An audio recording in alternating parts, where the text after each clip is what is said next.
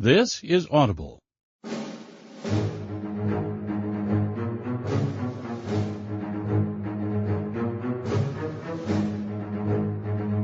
Audio Renaissance presents Kill Zone by Jack Coughlin with Donald Davis. Read for you by Scott Sowers.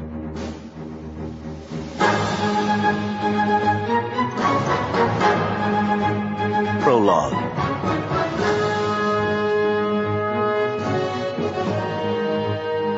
A dusty haze hung over the little cluster of mud and brick huts just before dawn, and the smell of cooking fires filtered back to the snipers. A boy with a stick herded a few goats across stony ground to the east, trying to find something on which the animals could graze. The land was barren and bleak, like the lives of the few people who lived here. A single guard with an AK-47 walked about, trying to stay awake. It had taken Gunnery Sgt. Kyle Swanson and his spotter, Corporal Eric Martinez, 72 hours since being dropped by helicopter to reach the hidden overlook position. They had humped through valleys and steep ridges, following faint trails that led them to a rough road running through the no-name village. They'd moved only during darkness, for although they wore the same sort of clothing as the locals, they obviously were quite different. Swanson was a Massachusetts Irishman with reddish blonde hair, and Martinez was an olive-skinned Mexican. With such distinctive faces, plus being weaponed up, they could not take the chance of being examined too closely. They made scheduled radio checks every 2 hours. Swanson led the way in silence as they closed in on the road until they spotted the lights of the village in the distance. He looked at the map for a final time, smiled, folded it up, and put it into a pocket. It was still the darkest hours of the night when they discovered the deep cave on the ridge above the village. It had an exit at the far end which allowed them to crawl in undetected. They gathered weeds and bushes from the rear side of the ridge and stuffed them into the folds of their loose clothing to create crude ghillie suits, and became invisible in the night. They took their positions, set up the rifle and the spotting scope, and lay motionless 15 yards back in the gloom of the small cavern. The target was in one of those huts below them on the road that led from Afghanistan into Pakistan. At 5 a.m., Martinez reported on the radio that the hunter-killer team was on station and expected the target to move soon. Swanson gave him some map coordinates and a routine confirmation was returned. Without contradictory instructions at that final radio check, the mission was to proceed, so the snipers went black. The radio was turned off to save the battery, and the backup satellite phone was also shut down. They would have preferred to conduct the entire operation at night to help with their escape, but the world isn't perfect in combat. They ran laser ranges on every hut and worked out firing solutions on all of them, including the front door of the target hut, its single window, and the old pickup truck parked out front. There was a scramble of junk in the bed of the pickup to make it appear to be just another vehicle carrying scavenged items for resale at some bazaar. Kyle Swanson smoothly glassed the area, the huts, and truck. The images jumped in magnification, seeming close enough to reach out and touch. He looked at the guard wandering aimlessly about. Still good. A light came on in the window, the yellow flicker of a lantern. "We have movement," whispered Martinez. A big man came through the door. The snipers examined him closely through their scopes to get positive identification. The bearded face of Ali bin Assam was unmistakable in the brightening morning light. "It's him," said Martinez. Ali was a top military operative of Al-Qaeda, one of the operational guys who planned the dirty work, then had others carry out the attacks. Swanson and Martinez were assigned to hunt down and kill him. Now Swanson laid the crosshairs of his rifle on the dark figure. "I see the target," said Martinez. He quickly glanced at the logbook. 411 meters to the doorway. "Wind?" Swanson asked softly. Martinez looked at the smoke drifting over the hut. 2 minutes left. Swanson fine-tuned until Ali bin Assam filled the scope. "I'm holding center mass." "Roger. On scope." The terrorist looked up at the brightening sky and seemed pleased with the coming of morning. He raised his big arms and stretched, his back bending. "On target," said Swanson as he took up the slack on the trigger. "Fire when ready." Swanson exhaled and gently pulled straight back on the trigger, and the long rifle fired. The 7.62 millimeter bullet tore through Ali just left of center, ripped through vital organs and arteries, and took out a chunk of the heart. He staggered back and collapsed against a dirty wall as blood poured out of him. The guard stared down in surprise at his fallen leader, and Swanson turned the rifle on him, jacked in a new round, and hammered the gunman with a chest shot. The body crumpled to the ground, where it quivered briefly like a piece of jello. 2 hits, Martinez confirmed. 2 targets down. To make sure, Kyle Swanson put another round into Ali's head. The shots echoed across the little valley, but no other fighters emerged from the huts, and no return fire came searching for the snipers. Martinez backed out of the rear entrance of the cave and ran down to the fallen targets while Swanson covered him. He opened a kit containing test tubes, snipped a hair sample from Ali, and shoved a long cotton swab to the back of the dead man's tongue for a saliva sample. He bottled them both and locked them in the small box. The DNA would be used later for positive identification. When he was clear, they started to hump back to a flat area about 800 meters away, where the daylight extraction could be done by a Black Hawk helicopter accompanied by a pair of Apache gunships. There was no need for secrecy now, just speed. The jig was up and the snipers had to get out of there. Martinez turned the radio back on and gave the map coordinates to call in the birds, but a raspy and angry voice broke into his transmission. "Where have you been?" the voice demanded. "We've been trying to get you for the last 30 minutes. Abort the mission. Say again, abort the mission." Martinez stared in shock, but Swanson winked at him and grabbed the receiver. "Too damn late. Mission accomplished." "Fuck!" There was panic in the disembodied voice. "You gave us the wrong coordinates on that village. You were on the wrong side of the border. Fuck! Choppers are inbound. We'll deal with this when you get back." The transmission was terminated. Swanson handed the receiver back to Martinez. "Let's go home." They set out down the ravine toward the landing zone. "Gunny, we in trouble?" "Eric, you just remember we took out a real bad motherfucker today. He was a worthless piece of shit who had a lot of American and Iraqi blood on his hands. Anyway, we can't unshoot him, can we? I'll take any blame, but my guess is they will just bury it. The CIA never admits mistakes. Did you know we were on the wrong side of the border?" They heard the buzz of the approaching choppers, and Swanson popped a smoke grenade to signal their location. "I was always lousy at map reading," Swanson grinned. "That bastard needed killing, and now he's dead. That was the job. Fuck the border." The boatman stood waiting in the cold fog, a ragged apparition resting against a long oar that disappeared into the black water. He smelled of death, and his robe pulsed in the stiff wind. "Do you have another one?" "No, not this time." Kyle Swanson recognized the 5 silent passengers seated in the low craft, for he had brought them all here one by one. They stared at nothing, with empty and lifeless eyes, and did not know him.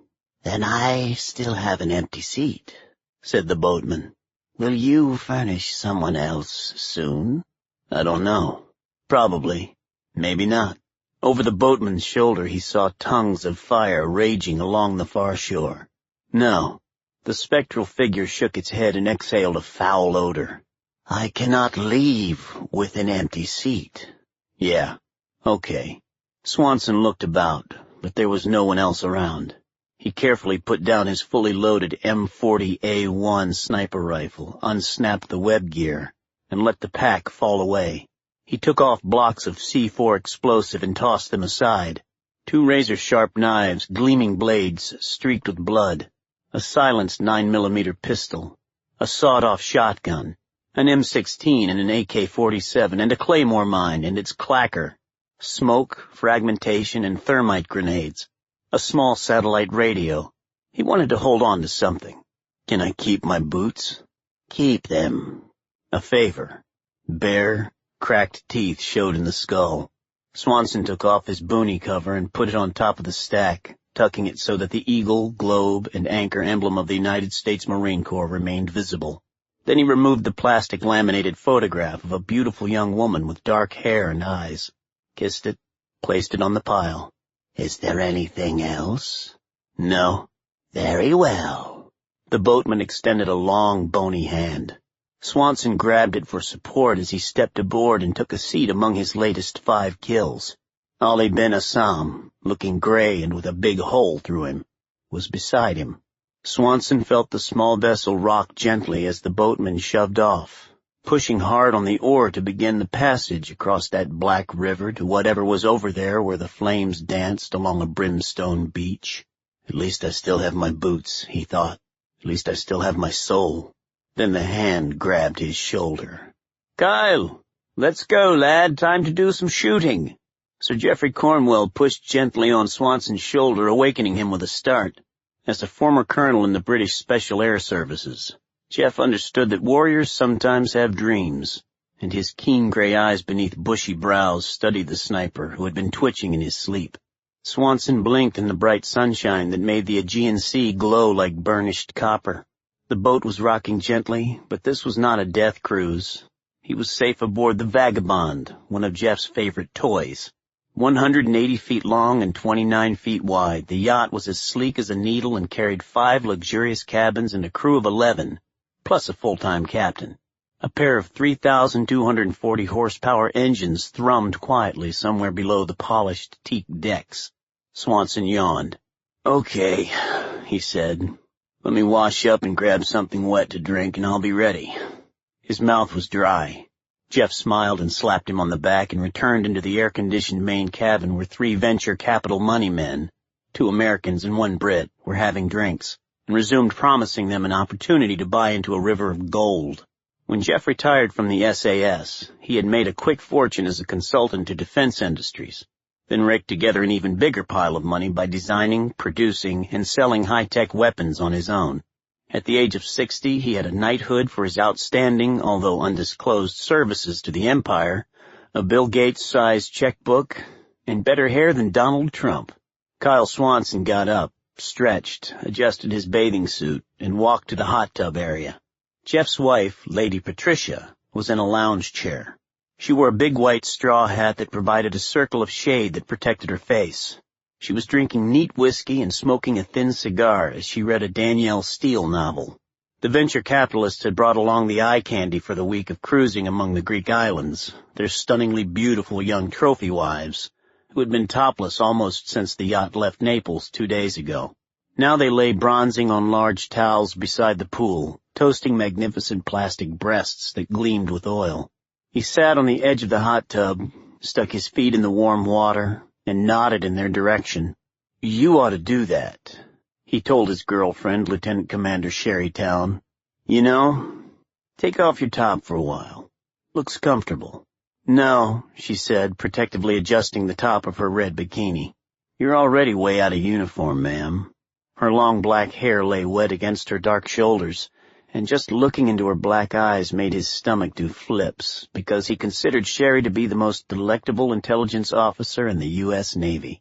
She'd been born in Jordan to an American father and a Jordanian mother, both of whom worked for their respective governments. Sherry was only 6 years old when her father, a young diplomat based in Amman with the State Department, was killed in a plane crash. Her mother was a public relations and tourism specialist and worked at embassy postings in Cairo, Paris, and Tokyo before her current assignment as head of the public relations department for the Jordanian embassy in Washington. Sherry was fluent in several languages by the time she entered George Washington University and accepted a U.S. Navy commission upon graduation. It did not take long for her to land in naval intelligence where, after compiling a sterling record, she was snapped up to be an analyst for the National Security Council. Her office was only a desk in a basement cubicle, but the address was still the best in town. 1600 Pennsylvania Avenue. The White House. "Go away," Sherry told Kyle, closing her eyes and leaning against the high-pressure jets that churned the water into frothy bubbles around her. "Hey," Swanson argued, "your boobs are real. We ought to show them off." "We? You don't get a vote on that. You want tits, go over there and ogle the desperate housewives." She added in Arabic, "Screw you." "Screw me? Now there's a thought." Kyle replied in the same language. His smooth line wasn't working, but the evening held promise. Swanson splashed water on his face, wiped it with a soft towel, and stole a few sips from the glass of iced tea at Sherry's side. On the deck above, Jeff herded the potential investors to the railing and explained what was going to happen. Kyle glanced at them. "I gotta go to work now," he said. "Blow up some shit for Jeff's pals." "So go," Sherry ordered. She opened her eyes and gave him a smile. Lady Pat lowered her steamy novel, peered at him above her sunglasses for a moment, and also got in a barb. "And Kyle, dear, please remember that those ladies and gentlemen are Sir Geoffrey's dear friends, important guests and investors. So do be a good boy and try not to kill anyone. At least until after dinner, would you please? Does that include smart-ass broads? M'lady? They were far out in open water, the horizon an unbroken straight line all around. Swanson made his way to the broad lower aft deck, where he found a tall, thin man working beside 3 55-gallon drums. "Hey, Tim," he said, and opened the protective cushioned box in which a pristine big rifle lay like a jewel. "You ready?" Timothy Gladden had been a captain with the elite British parachute regiment for more than a decade, leaving the paras only because a broken right leg did not heal properly and doctors would not allow him to continue jumping out of airplanes. He resigned his commission and launched a vigorous new hobby as a triathlete, principally to prove the British Army diagnosis wrong. There was nothing wrong with his leg, nor with his Oxford-trained brain, and Sir Jeff had hired him into the corporate side of his growing weapons development business. Tim was now deputy chairman. "Of course, old boy," he said. "I'll toss in the blue barrel first, then the red and the yellow at 15-second intervals, steadily increasing the visibility problem. The blue one is going to present you with a very difficult shot." He thumped one barrel, which gave back a hollow, clanging echo. It contained only 10 gallons of gasoline, so the remaining space was packed with explosive fumes. "The captain is making a steady 20 knots and will hold her course straight whenever you are ready. Make all 3 shots from prone, if you will." A section of the aft railing had been removed, and Swanson slid into the familiar position flat on his stomach and dug the toes of his deck shoes into the rubberized mat. One problem with designing a new generation of sniper rifle was that he had not been allowed to actually shoot an enemy soldier with it in a combat situation, which made all the difference. This field test was designed to duplicate those sorts of unexpected movements, as the floating colored barrels would rise, fall, spin, and bounce unpredictably in the waves. Jeff came down the ladder, his eyes bright with excitement. "The lads upstairs are primed and hungry for adventure, so don't get nervous on me, Kyle," he said in a tight voice. Kyle pushed the cool fiberglass stock of Excalibur, the best sniper rifle in the world, hard into his shoulder. It had been molded to fit him like a custom-made Armani suit. "Be quiet, Jeff," he said. The aristocratic British voice repeated, "Really, there is no pressure, Kyle. Just take your time, lad, and do it right." He brought his eye to the scope and clicked a button with his thumb. That activated a BA-229 lithium battery and engaged the heads-up display, and the scope came alive with numbers that paraded in a steady, changing readout. The weapon was doing the algorithms that he normally would have had to do in his head. "We will be videotaping this test," Jeff said, rubbing his hands in anticipation. It had taken a while for Kyle to become familiar with the moving avalanche of numbers, but with practice they had become part of the background and did not distract from his concentration. He took a deep breath and steadied Excalibur in his left palm, exhaling slightly and tightening his finger on the trigger. He did not want to move in any way that might change his position. "I got it, Jeff. No pressure. Videotape. Now will you please be quiet?" "I can't believe I'm putting the future of my entire corporation in the hands of a bloody Marine," Jeff complained. "The SAS eats shit for breakfast," Swanson growled. "Now shut the fuck up, get this tub steady, and drop the barrels." He wiped the world from his mind and concentrated on the scope, settling into his personal cone of silence. Things slowed down, his senses increased, and background noises became whispers. He was becoming one with his rifle. Tim Gladden said, "Trust the numbers, Kyle. Trust the numbers." He felt the big yacht, which handled like a sports car, settle into a smooth glide. Kyle had gotten to know Jeff Cornwell while running Joint Special Operations, and their friendship had grown tight over the years. When Cornwell had set his engineers and scientists to work designing a state-of-the-art weapon for a long-range precision firing, he asked the Pentagon to loan him Kyle Swanson as a consultant periodically when he was not on other assignments, and the generals had agreed. Swanson had loved the weapon from the moment he saw the raw diagrams, and Jeff knew how to speak sniper talk. Together with the engineers in a span of 3 years, they built a sniper's wet dream. It was a very smart weapon, and fired a handcrafted 50-caliber round that increased the power of a punch over longer distances. Developing experimental material, with Kyle and Jeff insisting on a lightweight weapon that would be easy to carry in the field, the engineers had developed a super epoxy for the stock and a special alloy for the trigger assembly. The rifle was surprisingly light, only 19.9 pounds with a full magazine, a critical factor for the man who would have to lug it around all day in combat.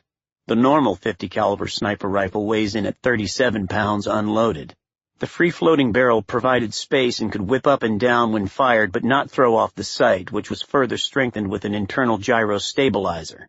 The gyro-stabilized infrared laser worked with a small geopositioning satellite transmitter and receiver in the stock to triangulate the precise distance between the rifle and the target.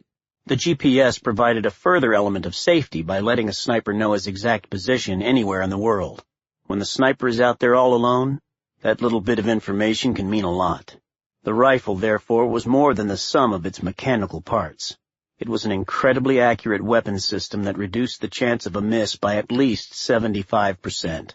In many tests, Kyle put a shot group within a half minute of angle, an 8-inch circle, at up to 1,600 meters in daylight and 1,000 meters at night. The average human head measures 10 to 12 inches. If he could see an enemy a mile away, he could kill him with a shot right to the head. They named it Excalibur, after King Arthur's magical sword, and it was more than strong enough to end any bad guy's day. Jeff counted down from 5 and whispered, "Go." Tim pushed the blue barrel overboard and it hit the water with a loud splash. Kyle could not fire until all 3 were in the water. He heard the red one go over, watched it through the scope as it wiggled into the distance, and the final 15 seconds seemed like an eternity before the yellow one splashed overboard. "You may fire in 5 seconds, Jeff said, and did another countdown. He looked for the yellow barrel, but already the water had snapped it out of the frame of the scope. It was just too close, and he lowered the magnification by fine-tuning the focus ring. As he brought it back into the picture, he punched the laser button once to lock onto the target and a second time to get the range. Exactly 547 meters. It was all right there in the scope, and the rifle was making its own adjustments. The laser locked on and talked to the GPS system, which had a brief chat with the gyro stabilizer. And it didn't matter what the barrel did now as long as Kyle kept it in view. Excalibur automatically computed any changes and adjusted the firing solution. The barrel squirmed in the water and the rifle tracked it, numbers whirling in the scope. "You may commence firing," said Jeff. The scope gave a microsecond flash of a bright blue stripe down one edge that meant everything was ready. Kyle gently squeezed the trigger straight back, for to press it even slightly sideways could screw up a shot. Excalibur barked a sharp, keening sound, and the bullet smashed hot and hard into the yellow barrel, detonating the collected gasoline fumes inside like a small bomb. The container disintegrated in a loud explosion, and pieces of shrapnel showered down, some almost reaching the vagabond. Lady Pat was not going to be pleased about that. Swanson was already looking for the red barrel that was somewhere on the other side of the ball of orange fire and gray smoke. This time he didn't wait for the blue stripe, but just locked on the laser and squeezed the trigger. Another explosion shook the water to prove the hit, followed by a ball of fire and more smoke as he jacked in a fresh round. Jeff was dancing a little jig off to the side. He had stolen a look at the money men and their wives at the rail, and they were pointing and talking excitedly. "They're wetting their knickers up there," he said. Tim Gladden held a pair of big binoculars to his eyes. But when the smoke cleared, Kyle couldn't see anything but water. The damned barrel seemed to have vanished, but he did not dare remove his eye from the scope. "I don't see it, Kyle," Gladden said. Swanson slowly glassed the wake directly behind the boat and let the laser scan the surface, looking for something solid. The laser blinked momentarily when it found the steel surface of the bobbing barrel, and Kyle saw a little blue dot that was not much different than the color of the water ducking and weaving behind low waves. "There," said Gladden. "About 1,000 meters or so off to the port side, 10 degrees. The laser measured and the computer did its thing. Exactly 966 meters. Tricky-ass shot. Follow the bouncing ball and trust the numbers." Swanson exhaled and took up slack on the trigger, and the blue stripe flashed in the scope. "Squeeze." Excalibur barked in triumph, and he could see the disturbed air trailing the bullet, which ate up the distance in an instant. This time everyone saw the fireball detonate before the sound of the explosion reached the boat. "My, what a fine shot." It was as high a compliment as could be expected from another warrior. "Beautiful," said a relieved Jeff. "You got them all." Swanson lowered the rifle to a little stand beside the mat and realized that he was drenched in sweat. "Boys," he pronounced, "this puppy works." His part of the demonstration was done. Now he and Sherry could totally relax for the next 10 days. The two of them planned to spend a few days alone in Venice, walk over the Bridge of Sighs, visit the Doge's palace, slip through the canals in one of those big canoes called gondolas, and dance in the moonlight on the wet stones of St. Mark's Square. Time for fun. Two mercenaries rested their elbows in pockets of loose sand and held large binoculars steady as they watched the oncoming Thursday morning traffic. Only their hands and heads, covered by desert-brown camouflage, were visible above a small hill crowned by scrub brush about 10 meters from the highway between Riyadh and Dhahran in Saudi Arabia. AK-47 assault rifles were strapped across their backs, and rocket-propelled grenade launchers were at their sides. Between them, a radio transmitter lay sealed in a plastic bag that protected it from sand. Everything was in place for the snatch-and-pull ambush. They'd worked through the night digging into the gravel beside the highway. By dawn, passing vehicles had whipped up enough dirt and debris to erase almost all traces of their work. The only evidence that a bomb had been planted was a needle-thin wire antenna that stuck up 6 inches above the dirt. "Getting hot, Vic," observed former U.S. Army Ranger Jim Collins. He stood 6 feet tall but was the smaller of the two. "No shit, Jimbo. Hot in Saudi Arabia? You're fucking brilliant." Victor Logan's rumbling voice was more like a low growl. The former chief petty officer in the U.S. Navy SEALs never let Collins forget who was in charge of this shark team. Vic Logan and Jimbo Collins were part of an elite group of hand-picked former special ops warriors who were used only for high-risk, off-the-books jobs by a multinational private security company. Logan grinned. "If we're sharks, then I'm a great white and this dumbass is a fucking hammerhead." The big American was pissed at everyone, including himself. He had been less than 6 months from retirement, with 20 years in the Navy, when his career went down the toilet. The body of a badly beaten young prostitute was discovered in an alley in Naples, and the shore patrol found him passed out a block away, drunk as a skunk. Since the only witness was dead and no evidence tied him to the girl, the cops had to cut him free. But Vic Logan was through as a SEAL. The ADSEP ruled Logan to be morally unfit for service, which was the Navy's chicken shit way to get rid of him. It took everything: rank, loss of pay, benefits, and retirement, and he was told to consider himself lucky that there was no jail time and no federal conviction. Fuck the Navy, the SEALs, and the whores, including the ones they never found. In his view, the ADSEP was trumped-up bullshit. If he killed enemies of his country, he got medals. Stop a couple of whores trying to rip him off, and he was framed. Within 6 months, he hired on as a merc. This was payback. In the lead car, Staff Sergeant Norman Burroughs was glad the trip was almost done. He felt naked in the unarmored, civilian-style Hummer.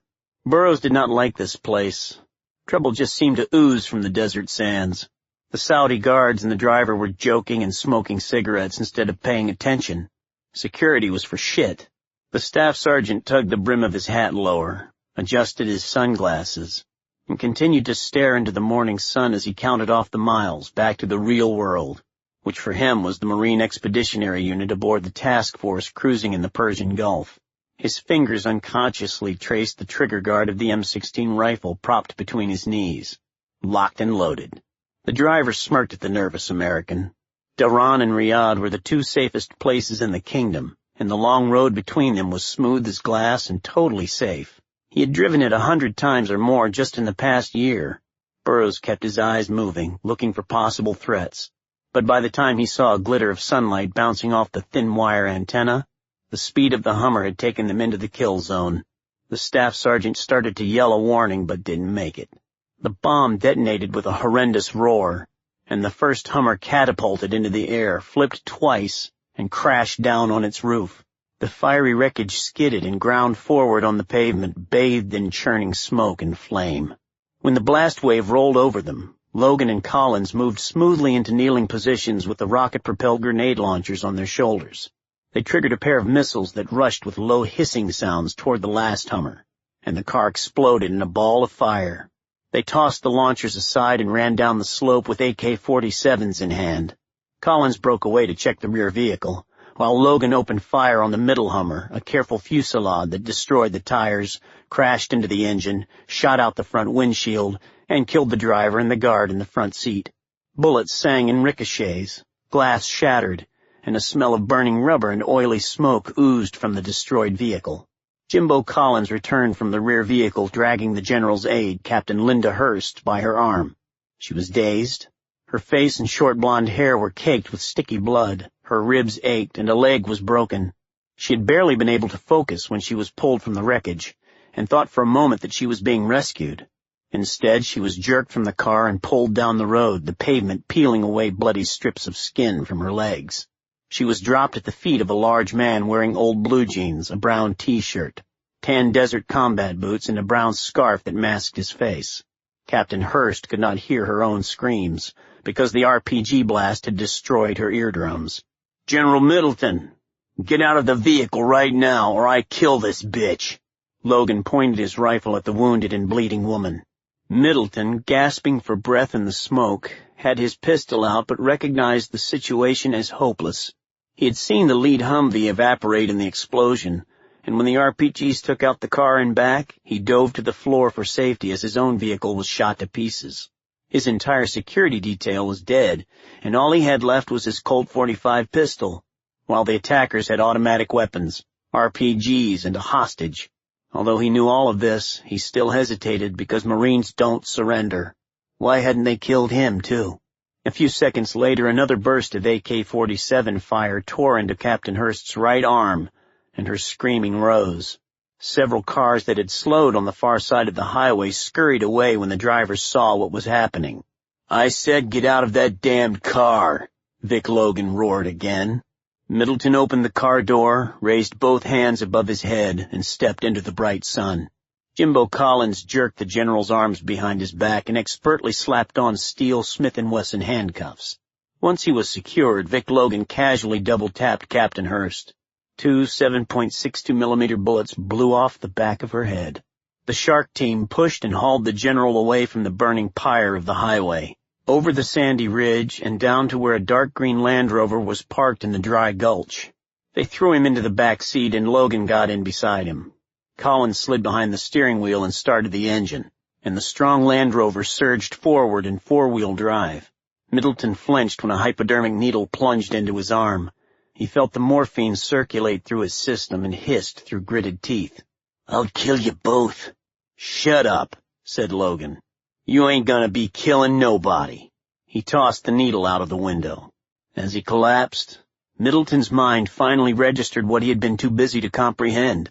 The general's last thought before the morphine swept him into blackness was, "My God, these are Americans." "You are a very troubled person," said the sniper to the knight, pointing at a beautifully presented hearts of palm salad that was the first course of a fantastic lunch aboard the Vagabond. It was an old Special Forces thing. In desert survival training, with no food, you could chop down a palm tree to get to the tasty, edible centers. Anyone who endured the experience would have done it so many times that they would swear never to eat another hearts of palm salad as long as they lived. "You ungrateful American. My chef will be crushed," said Jeff with an easy laugh as he pushed away his own salad. "Perhaps you would prefer a peanut butter and jelly sandwich." Tim Gladden also passed on the salad. The others at the table had no idea what the three military men were talking about, so Jeff steered the conversation into areas in which his business guests could glitter and glow. It was easy to get those guys to talk about themselves. They did not include or need anyone else in their conversation about finances and the venture capital world. The ladies switched to serious relationship chatter about the breakups and marriages of supermarket tabloid celebrities. And when Lady Pat and Sherry tuned into the gossip, Jeff hauled Tim Gladden and Kyle Swanson out on the deck. They toasted with cold green bottles of Heineken beer and lit fresh cigars. Kyle said, "You know, I swear that little blonde was giving her husband a hand job beneath the tablecloth." His eyes were crossing. "God, how does one control newlyweds?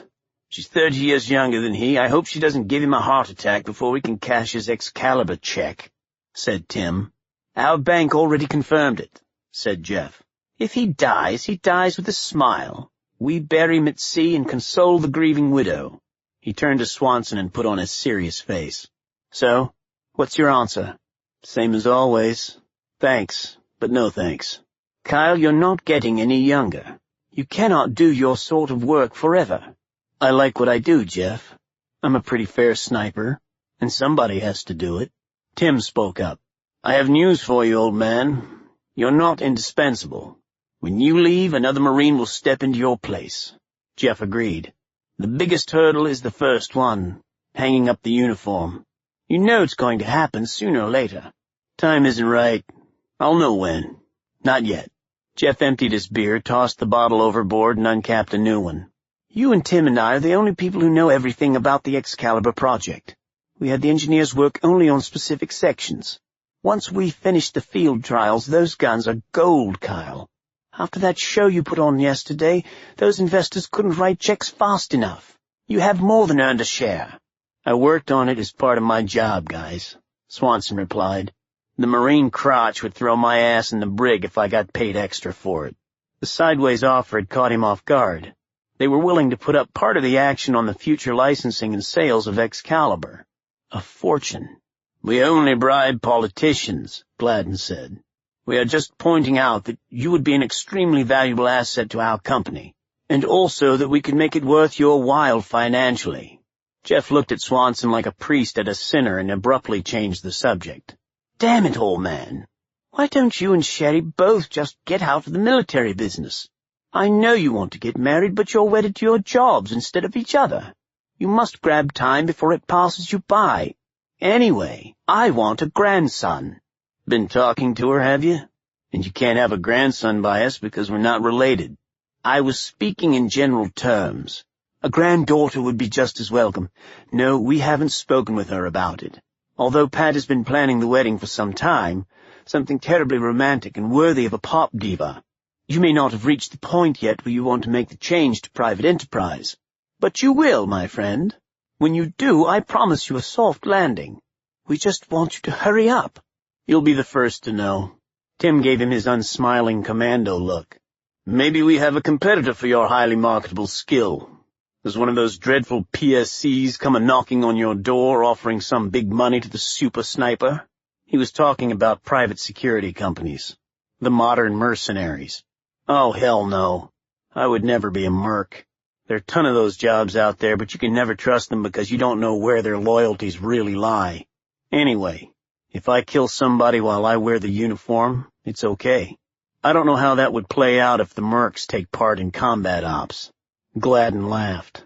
"They're already running combat missions. Have been for years.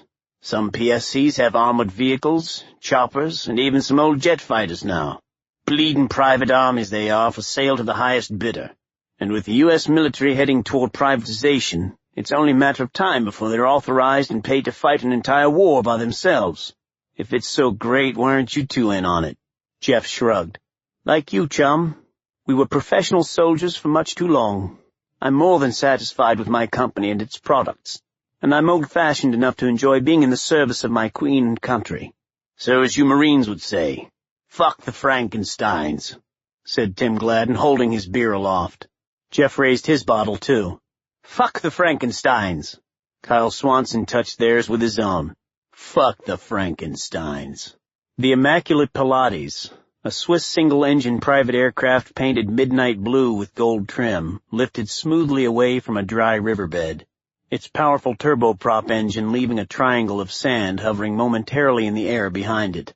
By the time the dust settled back onto the desert, the beautiful plane was gone, building to a cruising speed of 200 knots while skimming no more than 200 feet above the sand to avoid radar. In the 2.5 hours since taking off from a crude airstrip, it had flown northeast from Dhahran and then dashed out of Saudi Arabia into Jordanian airspace without being spotted by the air defense commands of either country. Even if it had been seen, no one would have questioned it nor paid it any mind. The color scheme was recognized as that of a powerful Iraqi, Ali Shal al-Rassad, the rebel sheik of Basra, and it was best not to be too curious about him. A dirty truck was waiting when the Pilates landed on a macadam road outside a village, and the unconscious General Bradley Middleton was carried off the plane by his 2 American captors and stuffed into the rear seat of a waiting car for a 10-minute drive to a specific address. Vic Logan pulled another hypodermic needle from his kit and injected Middleton to start bringing him up from the blackness. Dull colors, garbled words, and a sense of awkward, jerking motions blended in Middleton's drug-muddled mind. The only thing he felt was a pounding headache. Pain got through. Strong hands held his arms and propelled him forward. His feet would not respond. His legs were rubbery. The dragging stopped, and he was forced to sit in a chair. More words he did not understand, and a sensation of something wet cooling his face. Scrubbing hard. Words. He shook his head to clear the cobwebs of scrambled thought, with no result. Laughter. Hands worked with his clothing, tucking in his khaki shirt, smoothing his collar, straightening his tie, and adjusting the shining single star on each collar point, half-inch and centered. Pinpoint flashes of shifting light danced at the edge of his consciousness, blinking like a field of fireflies. Then they were gone. The fireflies had flown. A smell of something rotten rose in his nostrils. Camels or goats close by. A soothing female voice spoke English words with a lilting accent, and a gentle hand tilted his chin back. "Here, General. Drink this. All is well. Just drink this." A cool stream of water went across his tongue and down his throat. He gulped it in relief. Thirst. "That's enough for right now, because we don't want to make you sick. You can drink more in a few minutes." His arms were tied around the back of a small chair to keep him from falling. He sensed other people. He began to breathe fast, and unreasoning panic set in, bringing a childhood nightmare of a monster frothing at the mouth that chased him. He struggled momentarily and then settled. When he was calm, a soft command was given and a video camera began to record the image of the Marine general bound to the chair, the shining single star of his rank leaving no doubt as to his identity. A man's voice read a statement in Arabic. The camera caught it all the first time, but the statement was repeated just in case. The lights went out. Middleton felt a tiny prick in his arm as another needle went in to return him to the dark world. Then strong hands lifted him. A fist slammed into his stomach, doubling him over. He gasped for air, then vomited. Another blow, and he was on his knees, being kicked to the floor. Laughter fading. Blackness. Pain still got through. The cameraman reviewed the scene to be sure his Panasonic PVGS-250 had done its job, and nodded in approval. The low-light problem had been solved by stealing a rack of huge bulbs that a road crew had been using for night work. He plugged a USB cord between the camera and a Dell computer and downloaded the images and soundtrack onto a small disc, which he slid into a protective hard plastic case and handed to the woman. She folded a written copy of the statement and dropped it and the video disc into a common brown envelope that she taped closed. Licking it would have left traces of her DNA. In an hour, she was in Amman, Jordan, where she handed the package to the front desk clerk of the hotel that was the residence of the local correspondent for the Al Jazeera television network. She walked 2 blocks, paused beneath a tree, and called the correspondent on a cell phone. "This is the Foreign Ministry's press office, sir. We have delivered a news release to your hotel," she said in French, cut the connection, and tossed the phone into a trash bin. The correspondent recognized her voice and knew this had nothing to do with the Jordanian Foreign Ministry. A confidential contact had resurfaced, one who had never given him a bad story. He hurried downstairs, retrieved the envelope, returned to his room, and dumped the contents onto his desk. After reading the statement, he watched the video. Unbelievable. He pulled a bottle of Jack Daniels bourbon from a suitcase, and only after 2 stiff shots of whiskey did he call the busy Al Jazeera newsroom in Doha, Qatar. It was 2 o'clock, plenty of time for the evening newscast, but he knew they would not hold the story until then. It was too important.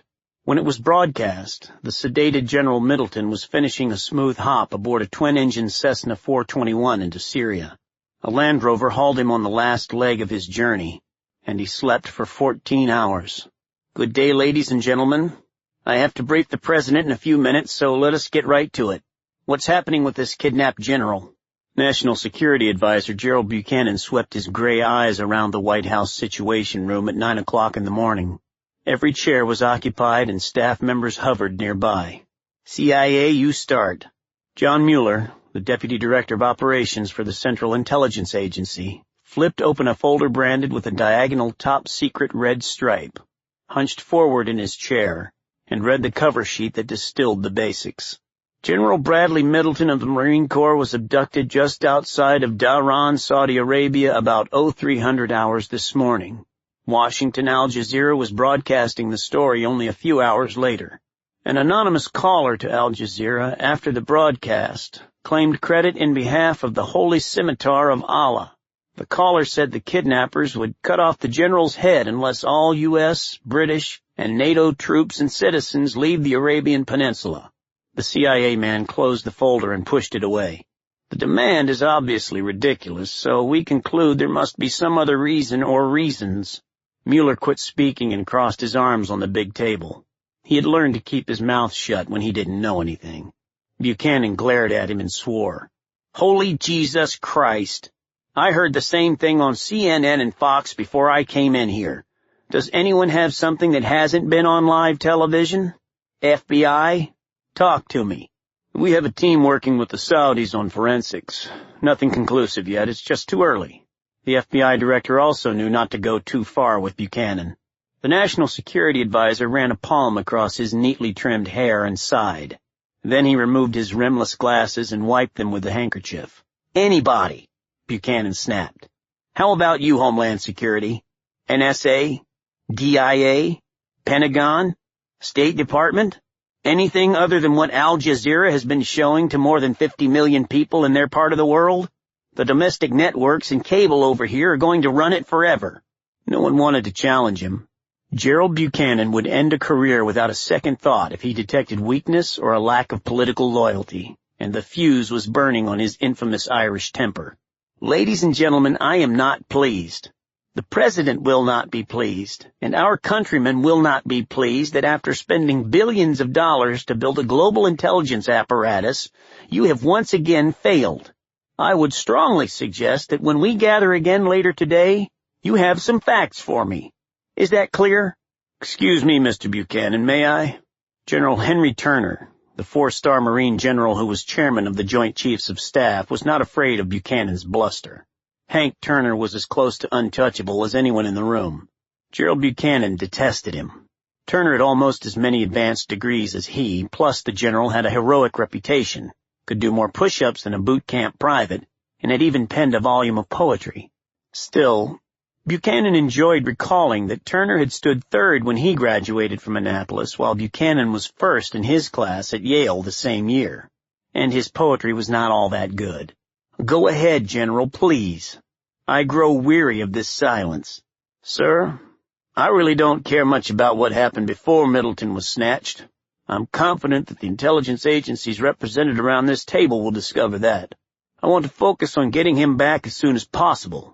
To Buchanan, the military mindset had always seemed very limiting. Good to have the uniforms around to carry out policy, but original thought was not their strong point. All those badges and ribbons meant little in the halls of real power. And how is that going to happen? Do you have a plan? "With all respect, sir, as soon as we find out where Middleton is being held, we will pull out something suitable and adjust it according to present conditions. And when we receive the authority of our civilian leadership, we will execute it." "So you don't have a plan?" "Not a detailed one, no. Of course not. But preparations are in motion. The Air Force has offered its assets, the Navy SEAL teams are on alert, the Army is spooling up Delta, and the Joint Special Operations Command is on board. We all want the same thing." "Well, at least that's something that I can take into the Oval Office," said Buchanan. "Thank you, General." But Turner was not quite through. "Only this, sir. General Middleton is a Marine. He's one of us. We welcome the support of all branches of service, but we will be the ones to bring him home. I have issued an alert to MARCOM, the Marine Forces Special Operations Command at Camp Lejeune in North Carolina. They are passing the word to the Marine Expeditionary Units in both the Arabian Sea and the Mediterranean. The MEUs are always on a short leash, ready to go." "You really believe you'll be able to do it?" Buchanan raised an eyebrow. "Pull him out of hostile territory?" "We don't just believe it. We know we can." The chairman did not wilt before Buchanan's stare. "Very well, then. We meet again at noon." Buchanan rose and left the room, annoyed with the arrogance of the Marine. Once back in his office, he dialed the number of Samuel Schaefer, his deputy, whose office was across the street in the old executive office building, and asked if everyone in their shop was present for this emergency. There must be no holes in his own operation that some rival might exploit. He was told that 5 staff members were absent for reasons ranging from maternity leave to scheduled days off, but the only one who was really needed was their top Middle East analyst, Lieutenant Commander Sherry Town. "Then get her in here," Buchanan ordered. Senator Thomas Graham Miller, chairman of the Senate Armed Services Committee, pushed away the remains of a seafood dinner, stood, and gave a crisp salute to the 300 cheering veterans who had paid $1,000 each to be with him tonight, paratroopers all. He was proud to be one of them, for when he was young, he too had worn the distinctive shoulder patch of the 82nd Airborne Division. This was his band of brothers. Miller had used his military benefits to get his college education, then a law degree, and became an aggressive prosecutor. He wrote a record of achievement, impeccable behavior, and honesty to a seat in the House of Representatives for 6 years before he was 50 years old, then vaulted to the Senate, where he was in the middle of his third term. He still had the build of an airborne trooper, ran every morning, and was a bachelor. His wife and infant daughter had died when the birth went horribly 20 years ago, and he never remarried. The image of such a strong and handsome man also being a broken-hearted husband and father made the ladies wilt. Instead of family, Miller devoted himself to the men and women of the armed forces of the United States, even the damned 101st. He had begun this long day in Washington, and after lunch he went down to Fort Campbell to view an afternoon jump, some 500 troopers pouring out of the fat bellies of transport planes from 5,000 feet. After the drop, Miller had scheduled 3 political events across the state, which meant he was grazing for campaign money, and was ending the day at this fine dinner in Louisville. The senator squinted into the bright lights and made a slightly off-color soldier's joke to put everyone at ease. The lapel bar of a silver star flashed in the light, and the slight limp in his right leg silently proved that he also had been awarded a Purple Heart. He did not need notes, for he knew this speech cold. The armed forces of the United States are the finest the world has ever seen, just as they were when you and I wore the uniform, he declared and leaned close to the microphone and gave the guttural fighting call of the Klan. Hooah!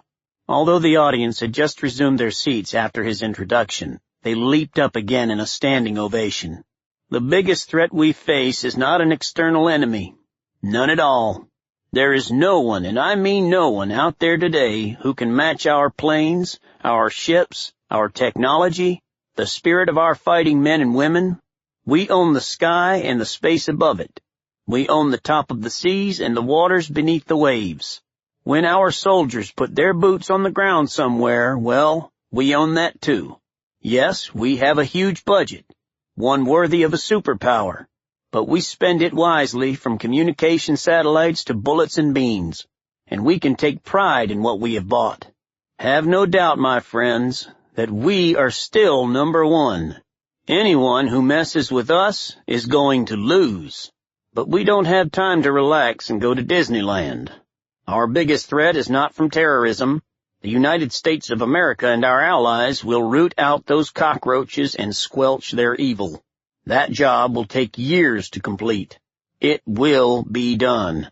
No, my brothers, we face a much more serious threat today, and it comes from inside the Beltway. That's right, in Washington, D.C. There is a crisis facing our military that could be the equivalent of another tsunami, or 9/11, or Hurricane Katrina in the danger it poses. Private security companies threaten our base of funding. In fiscal 2003 alone, the United States spent $20 billion on contracts with PSCs, which back then we called PMCs, or private military companies. They changed the name from military to security companies to polish their image, but no matter what name they are called for public relations purposes, they are still mercenaries, soldiers of fortune, and professional adventurers. That is our money, dollars that should be going to support and protect our troops. They started small, just supplying minor logistical support, and we let them take over the preparation and serving of meals in mess halls. They said they could do it cheaper and free up soldiers for more duties. Step by step, as our money flowed their way, they expanded into everything from transportation to ferrying aircraft to providing personal security to VIPs in hot zones. Now, my friends, the PSCs are taking the next step. They are back to their basic tricks of being the gunslingers who fight for hire and give short-term loyalty to whoever pays them. Some argue that these men are also professional soldiers, trained former members of the SEALs and Marines and Rangers and other elite units, such as our own 82nd Airborne, and that they are volunteering for hazardous duty. The wage and benefit packages are attractive to a soldier on active duty. If we surrender in this fight, they will grow stronger while our uniformed services would grow weaker, because all of that money comes out of the same budget. And when the crunch comes, my friends, we won't have soldiers like you out there defending America. Instead, there will be a line of mercs who look tough on film but answer to the call of their paymaster, not to any flag, not even the Stars and Stripes. Some PSCs already hire foreign soldiers whose own armies no longer exist. To whom are they loyal? Would a merc from South Africa or Ukraine or Libya really lay down his life for the USA? Are you willing to bet the lives of your family on them? Now he gripped the podium so tightly that his knuckles whitened. The friendly, famous smile was replaced by a grim face that had seen battle. In 2 weeks, my committee will vote on the first important set of these privatization proposals, and rich lobbyists are swarming around us like sharks. I want you to pull every string you can, call your congressman, wave the flag, write letters to the editors, call up talk shows, chat with your neighbors. I am traveling the country to alert Americans to this new and unique danger, and I need your help. I am counting on it. We must not allow that bill to pass. He leaned forward again. Stand up and hook up, troopers. Stand in the door. Your country needs you to make one more jump. Tom Miller was exhausted. He closed the door, clicked the television set to CNN, and neatly hung his coat and tie in the closet. He undid his collar and washed his face in the bathroom, letting the cold water rinse away the fatigue. Long days like this made him feel his age. He groaned when there was a knock on the door. This was supposed to be alone time. "Who is it?" "Trish Campbell, Senator. I'm the night concierge, and the hotel manager asked me to be sure you had everything you need for tonight and tomorrow morning." The voice was pleasant. The senator peered through the viewing glass in the door. A pretty young woman was smiling, knowing she was being inspected. She held a clipboard against her chest. "I'm fine, Miss Campbell. Just a moment." He opened the door.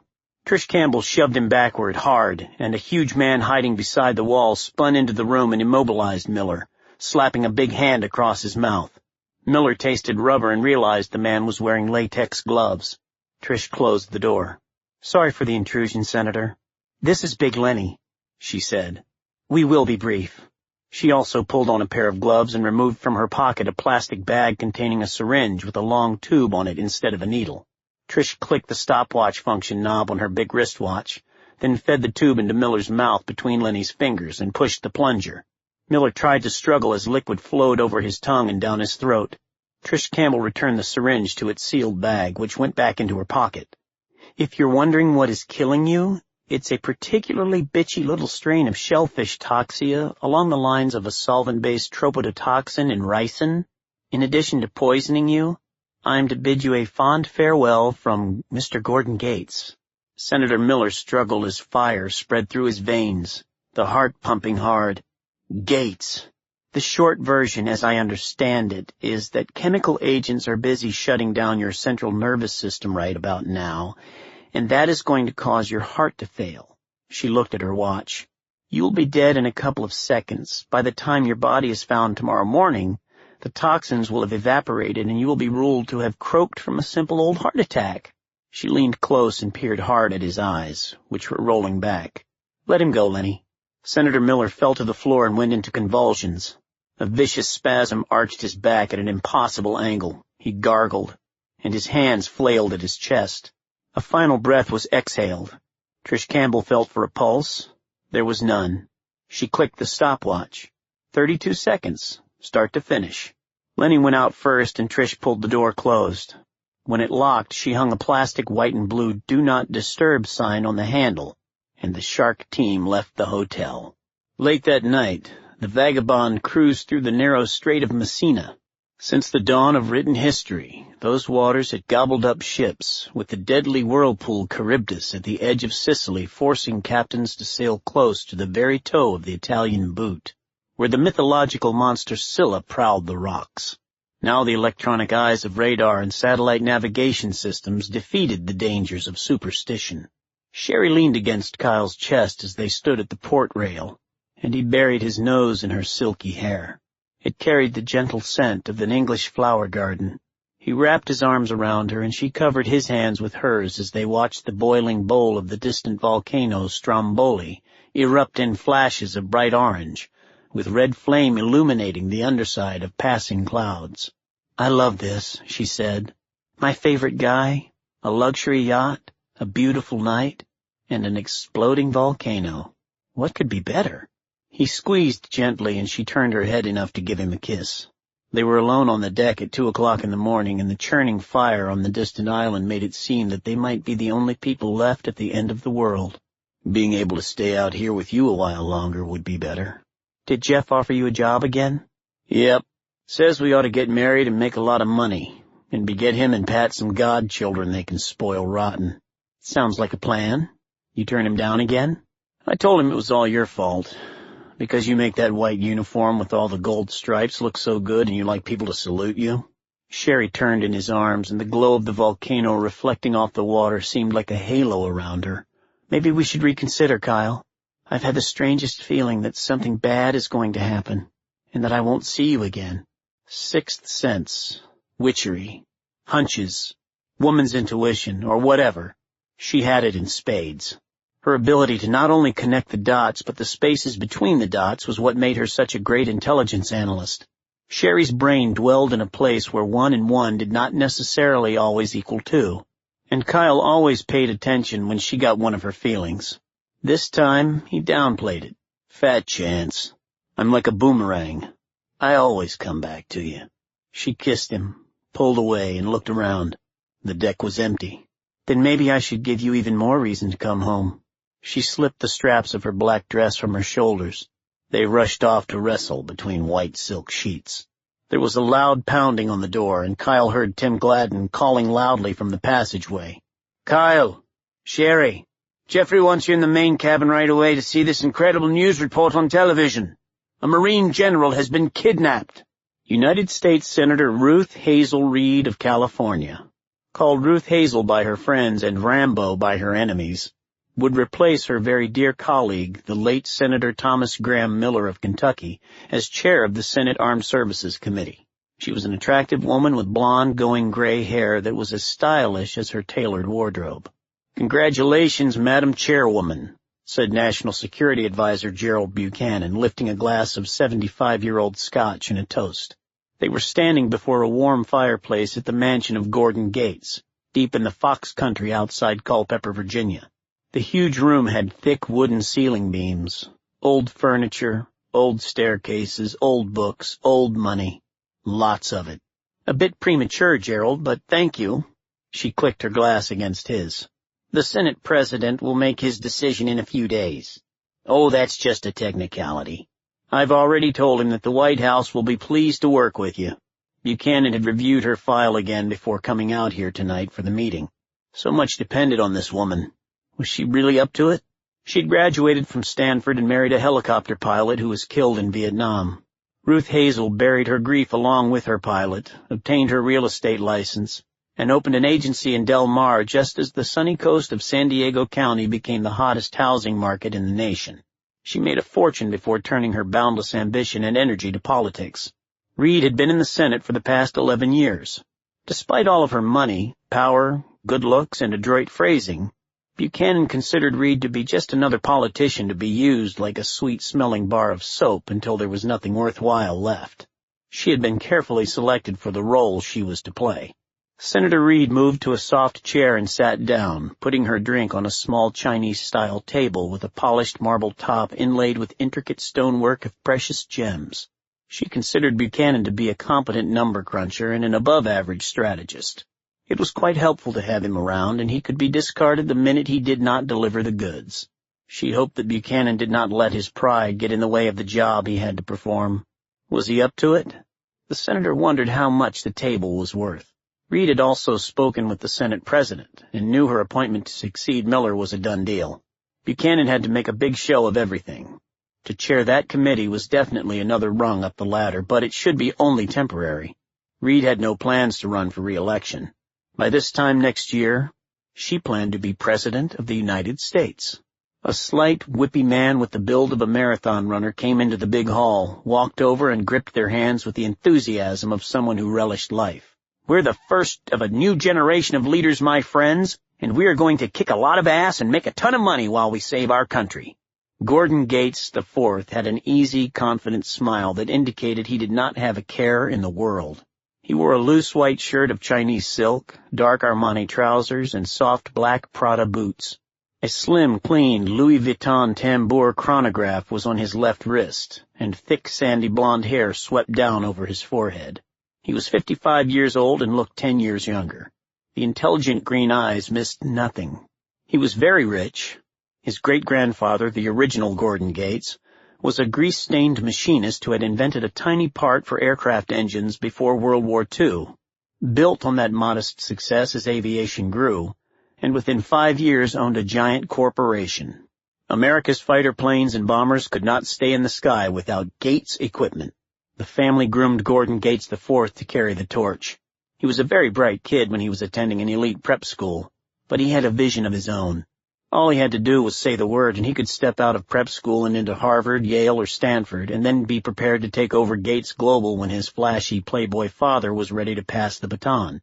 But with the added bonus of aggravating his old man, young Gordon joined the U.S. Army as a private, determined to start at the bottom and get the kind of on-the-ground experience that would help him know what the hell he was talking about when he finally joined the family business.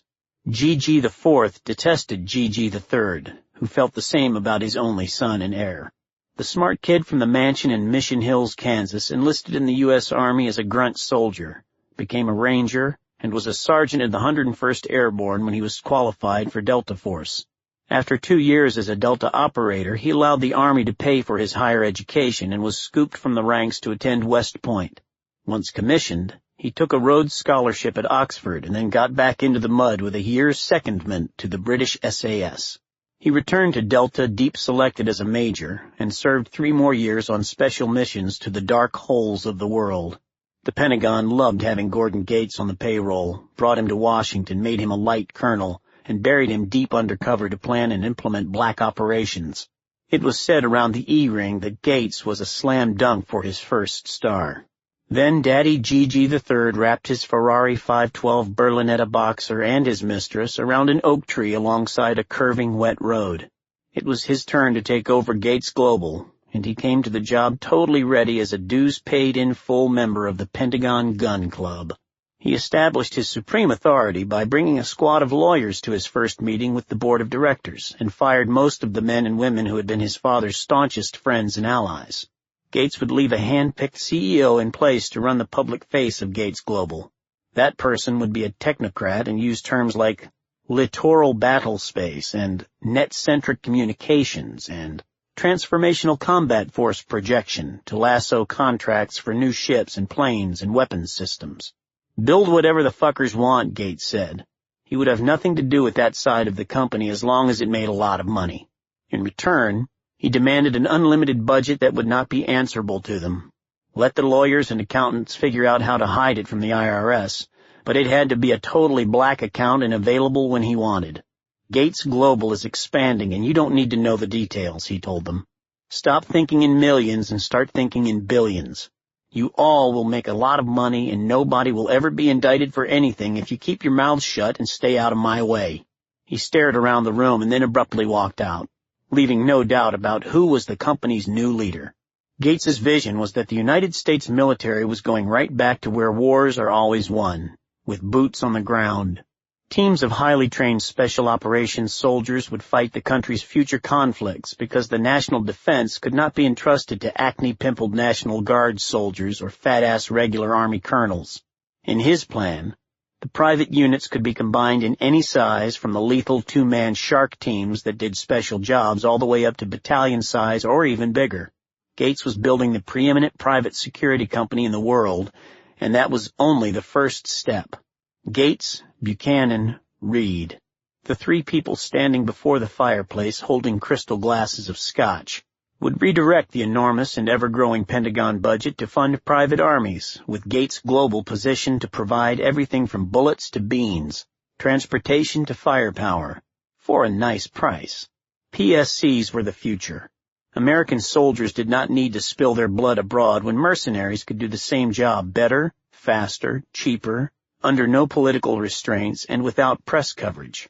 He would draw upon the Pentagon's resources as needed for the big stuff like close air support and satellites and aircraft carriers. But all of that eventually would come under his umbrella too. Just a little tinkering was needed to get the plan past the Democrat and Republican politicians and the media howlers. That should be simple enough when America endured the worst siege of terrorist attacks in its history and thousands of U.S. citizens were slaughtered in shopping malls and hospitals and homes. Enraged and frightened citizens would demand that they be kept safe. Civilian police were not up to the task. American troops would be needed to protect American shores and borders and cities and towns when martial law was imposed. To fill the vacuum abroad, Gates Global would be given the grateful appreciation of the nation to fight Washington's foreign battles. After a few years, the door would open wider for stateside operations as well. Martial law would morph into a new, firmer way of running the country under a banner of national security. It was time to implement Operation Premier while Senator Reed had the legislative clout and Buchanan could deliver the executive branch. So, Ruth Hazel, now that Senator Miller is out of the way, where does it leave our privatization bill? Gates brought those harsh eyes to her. I will bring the American Defense Act before the subcommittee next week and fast-track it through the full committee, both in closed sessions. When Operation Premier creates a significant domestic terrorist strike just before the vote, the House of Representatives will respond with a similar bill and a conference committee will rubber stamp it. It will be political suicide for any of them to oppose defending America while the blood of innocents is in the streets. Gerald should see the bill come down to the White House in no more than 30 days. Buchanan nodded. I will brief the president and endorse the act. That crap in the Middle East has tortured him enough. The media is always bitching about it, and he's anxious to get out of there. There are a lot of fronts in the war on terror, and something decisive hitting in the American heartland will give him the political cover to readjust his sights and bring our troops home. You're sure that he will sign the privatization bill? Absolutely. Buchanan lifted his own eyes and looked at his comrades. If we wrap up the one remaining loose end.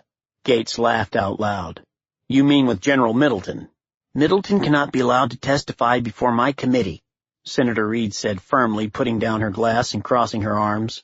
He's only a one-star, but he is influential as hell with his books and lectures about the value of a professional military that answers to elected civilian officials. Together, he and Miller would have stopped us cold. Which is exactly why they are not in Washington today, said Gates. We've gotten rid of Miller with the heart attack, and the general has been kidnapped and will not survive the adventure. Neither can be traced to us. Buchanan shuffled a toe of his tasseled loafer into the thick carpet. I have been riding the Pentagon and the intel services hard. When your people reveal the location, the Marines will launch a rescue operation just as you predicted, Gordon. I will let them do it, of course, reporting the plans directly to me. Gates nodded. The Sharks and some of the rebel Sheik's militia boys will be ready when force recon guys arrive in Syria. Cameras will record the destruction of most of the assault force, but a few Marines will be allowed to fight their way into the house where Middleton is being held. And they will be killed together in the shootout on video, Reed said. Another military debacle. Gordon Gates smiled. I want to add one last piece to the scenario, Gerald. Just imagine that in the middle of the shootout, a U.S. Marine is actually shown to be the one who kills General Middleton. How could we possibly arrange that? Simple. You, my friend, take one of the best snipers on the CIA roster and order it done. Remove him from the chain of command. When the rescue fails, the sniper is to make certain that the general's vast knowledge of Homeland Security information does not fall into enemy hands. How does he survive that initial ambush? Buchanan scratched his ear. Gates knew the capabilities of a good operator and waved away the question. The firing will not be very heavy, and if he is any good at his job, he won't have much trouble being among those getting to the right house. Would he actually do it? Shoot the general? Asked Senator Reed. Only if it was a direct order from his commander-in-chief in the White House, said Buchanan. When the last members of the rescue team are being wiped out, the sniper becomes both our insurance policy and a fall guy for any blame. Then he is also taken out. End of a tragic fiasco.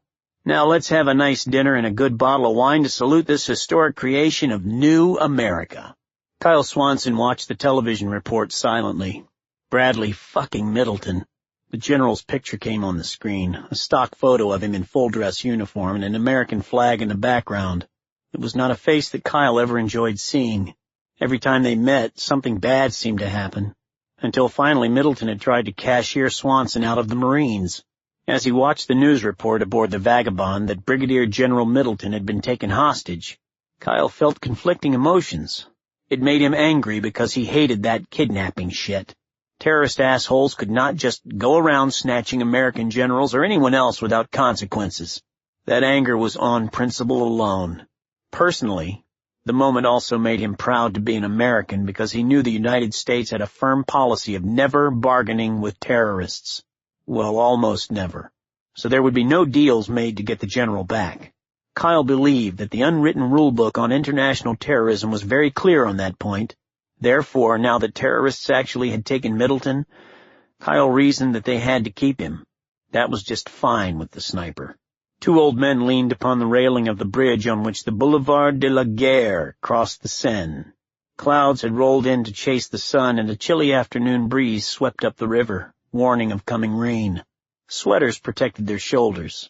Automobiles swarmed behind them on the roadway, and trains clattered into and out of the Gare de Lyon and the Gare d'Austerlitz stations on either side of the river.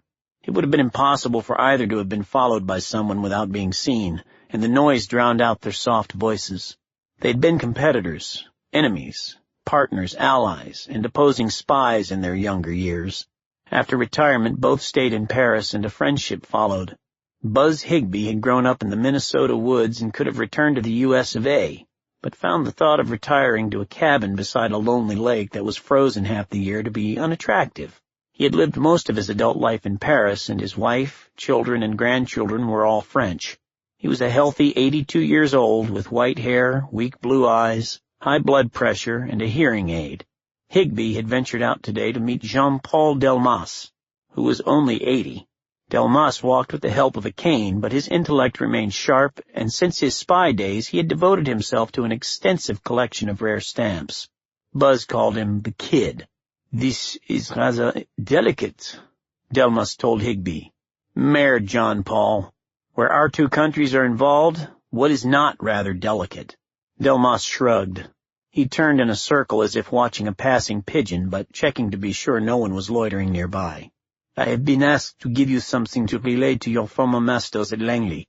My people wanted to keep this affair as back-channel as possible, and nothing can possibly be any more back-channel than you and me."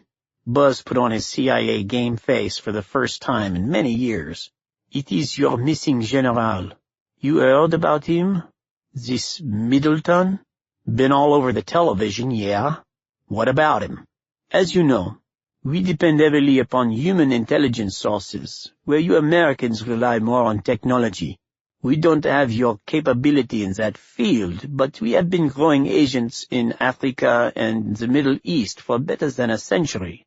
Tell me about it. If somebody was about to fuck a sheep in Algiers, you knew about it before the sheep did." They both laughed.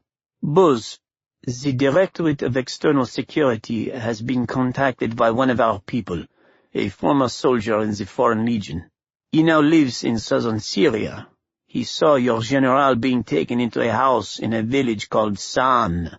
The general appeared unconscious, but our man recognized that distinctive marine uniform."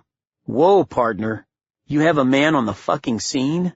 John Paul reached into the pocket of his sweater and pulled out an envelope. "Oui. Here is his name, photograph, and the location of the village and the house he maintains there. I am authorized to tell you that the Directorate persuaded him to stay where he is, to help guide any rescue effort, and to point out the house where the general is being held. You'll have to pay him some money, of course. Probably a lot of money. He wants $1 million US. Damn. Just $1 million? He'll have to buy a couple of new camels to carry all the gold they will give him to get Middleton back safe." Buzz Higbee put the envelope in a deep sweater pocket. "How does Washington contact this asset if they want to do something?" "Get a quiet message to our military attaché in Washington. Paris will pass it on through a coded microburst transmission to the asset." "Sounds almost too good to be true, John Paul. Which means it probably isn't." What's the catch?" "I considered that and asked about it. There is nothing that we know of," the Frenchman said. "Nobody wants to see still another flare-up in that region.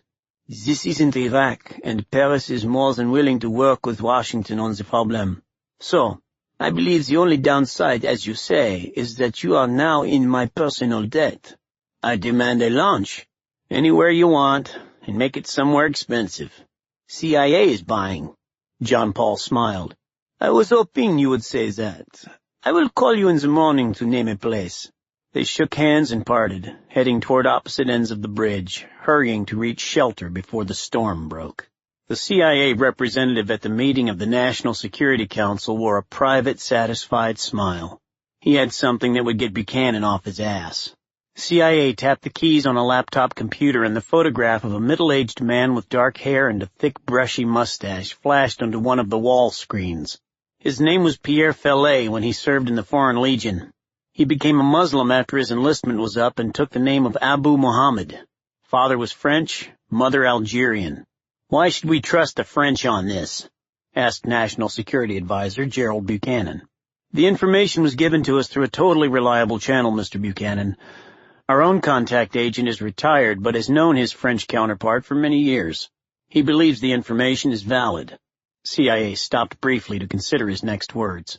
"Paris has done an extremely rare, timely, and thorough breakout on this guy for us. So this Abu Muhammad actually saw General Middleton and knows precisely where he is being held? We consider the information to be accurate as of this moment. It could change at any time." CIA replaced the large photograph with a map, satellite imagery of a small town just to the east of the rugged Mount Druz. It was only a couple of streets and blocky buildings. "This is where the informant claims Middleton is being held, right here." He tapped a key and a red circle blinked around one of the small buildings near the edge of town. Buchanan tapped his fingers against his pursed lips. "Anyone care to comment?" The table remained silent for a few moments as he watched them all carefully. Finally, the woman from State gathered her nerve. "I'm uncomfortable with it." "Why? What troubles you?" "It all seems too easy, too convenient," State said, keeping her voice quiet and level. Buchanan was trying to move too fast, she thought, and nobody was willing to buck him. "Any time there's a major incident, we start getting walk-ins to embassies. Our intel communities see their switchboards light up, and the FBI has to beat informants away with a stick. These potential informants all smell money and want to swap information for cash." "So you think they're lying?" "Let her dig her own grave."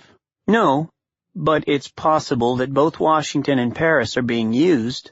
I've been in government service more than 20 years, Mr. Buchanan, and it has never been this easy. Problems of this magnitude do not just resolve themselves." "Your concern is duly noted," Buchanan said, knowing her comments were true. The contact in Syria was working with the Shark team there, and the information was intentionally being fed in from the field. He had to sidetrack her.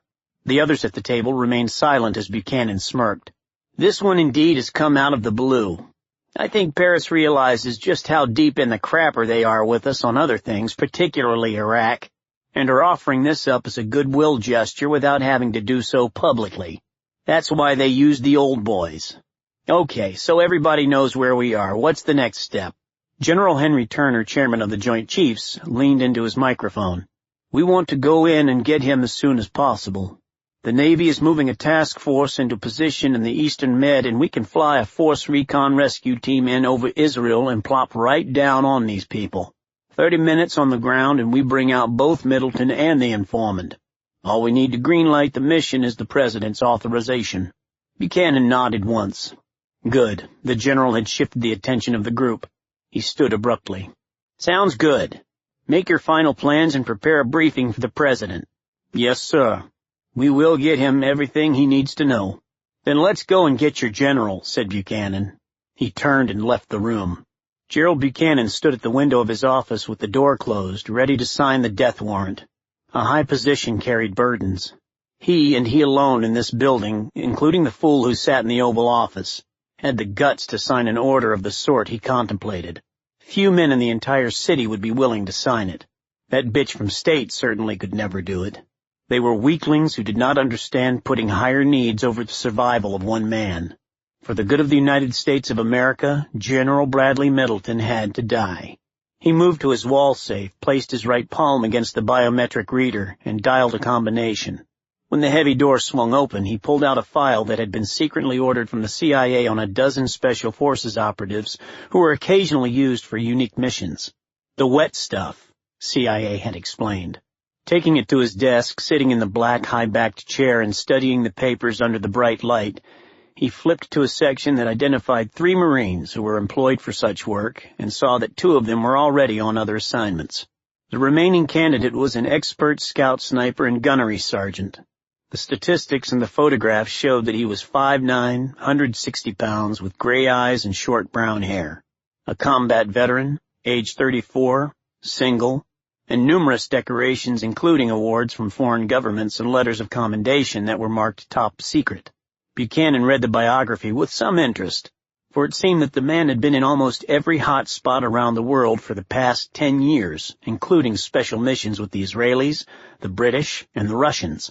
He was officially credited with 81 confirmed kills, but the real figure was much higher, for the number included only his victims who had been confirmed, and not any killed in special secret operations.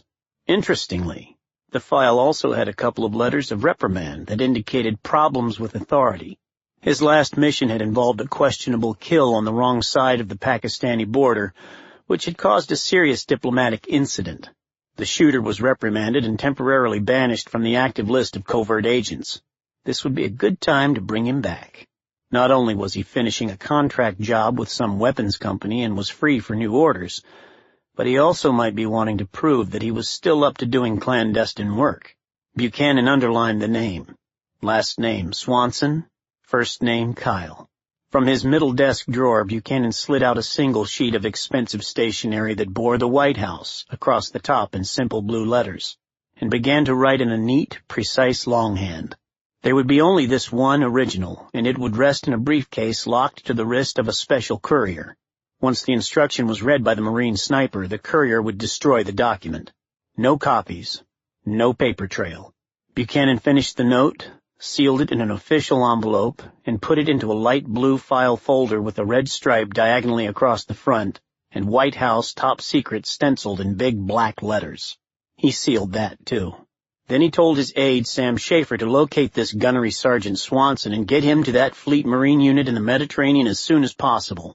Schaefer would also fly out to the task force, carrying the letter in a burnished aluminum briefcase handcuffed to his wrist, to personally deliver it. By using his private staff and a CIA cover, Buchanan would bypass General Turner and the others in their fancy uniforms. As he worked, Buchanan once again had to grudgingly approve of Gordon Gates's enterprising and far-sighted ideas. Sending in a bloodthirsty robot like Swanson was indeed a good insurance policy. Ali Shalal Rassad knew that sometimes just a little shove was all that was needed to force friends and enemies alike to do something they would later regret. Rassad was known as the rebel sheik not so much for being a great fighter, although he was, but because he refused to be consumed by any higher political power. His streak of stubborn independence made him an ally of convenience from Baghdad to Tehran to Washington. He worked with all, trusted none, and worked only for himself. He was being paid well to lend some of his militiamen to the mission involving the American general, then to hold a single brief meeting with the Pentagon correspondent from a major American television network. The reporter had been in Iraq many times and had great credibility within the United States. His story would be accepted as fact. Rassad sipped a cup of strong tea as he scanned the International Herald Tribune and other newspapers and magazines that were brought daily to his office in Basra. A staff that monitored the Internet furnished its hourly report. The blogs were busy, but had nothing significant. Just braying opinions of people who didn't really know anything. 3 television sets ran CNN, Al Jazeera, and Sky News, and stories about the disappearance of General Middleton and the peculiar demands made by the Holy Scimitar of Allah dominated the news. There was nothing in the papers or on television to match the fresh information on a decoded message that was also on his desk. Task Force 32A of the U.S. Navy's 7th Fleet was moving into position in the western Mediterranean. Israel had granted flyover permission for the Americans. The Marines were coming. Rassad pushed aside the papers, finished the tea, and snapped his fingers for an assistant to clear the desk and incinerate all of the papers. Rassad kept his most important information in his head. Everything else was consigned to ashes. He returned to his living suite, where a barber waited to trim his beard, eyebrows, nose, and ears. The valet had laid out clothing chosen for the interview: a dark gray suit from London, an off-white dress shirt with a muted silk tie, and highly polished Italian shoes.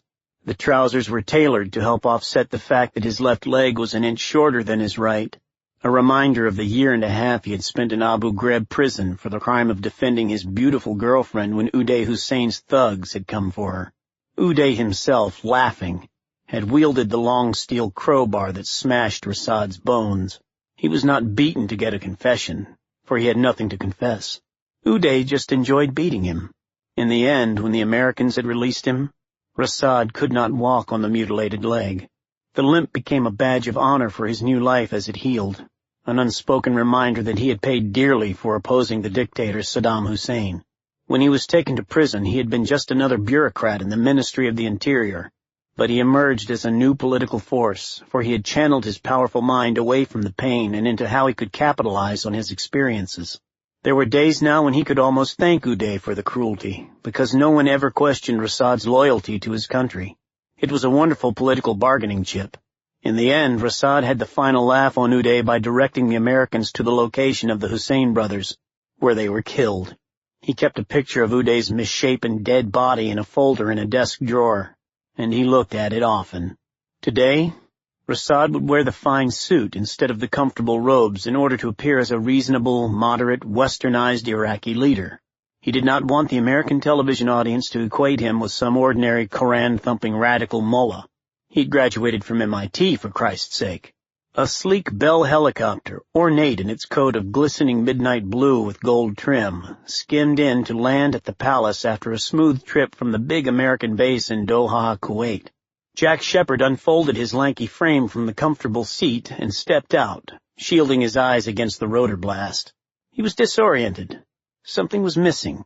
Something was wrong, a sense of incompleteness. It wasn't until an escort shook his hand and helped his television crew load their gear into an air-conditioned limo that Shepherd could put his finger on what was different. It was quiet.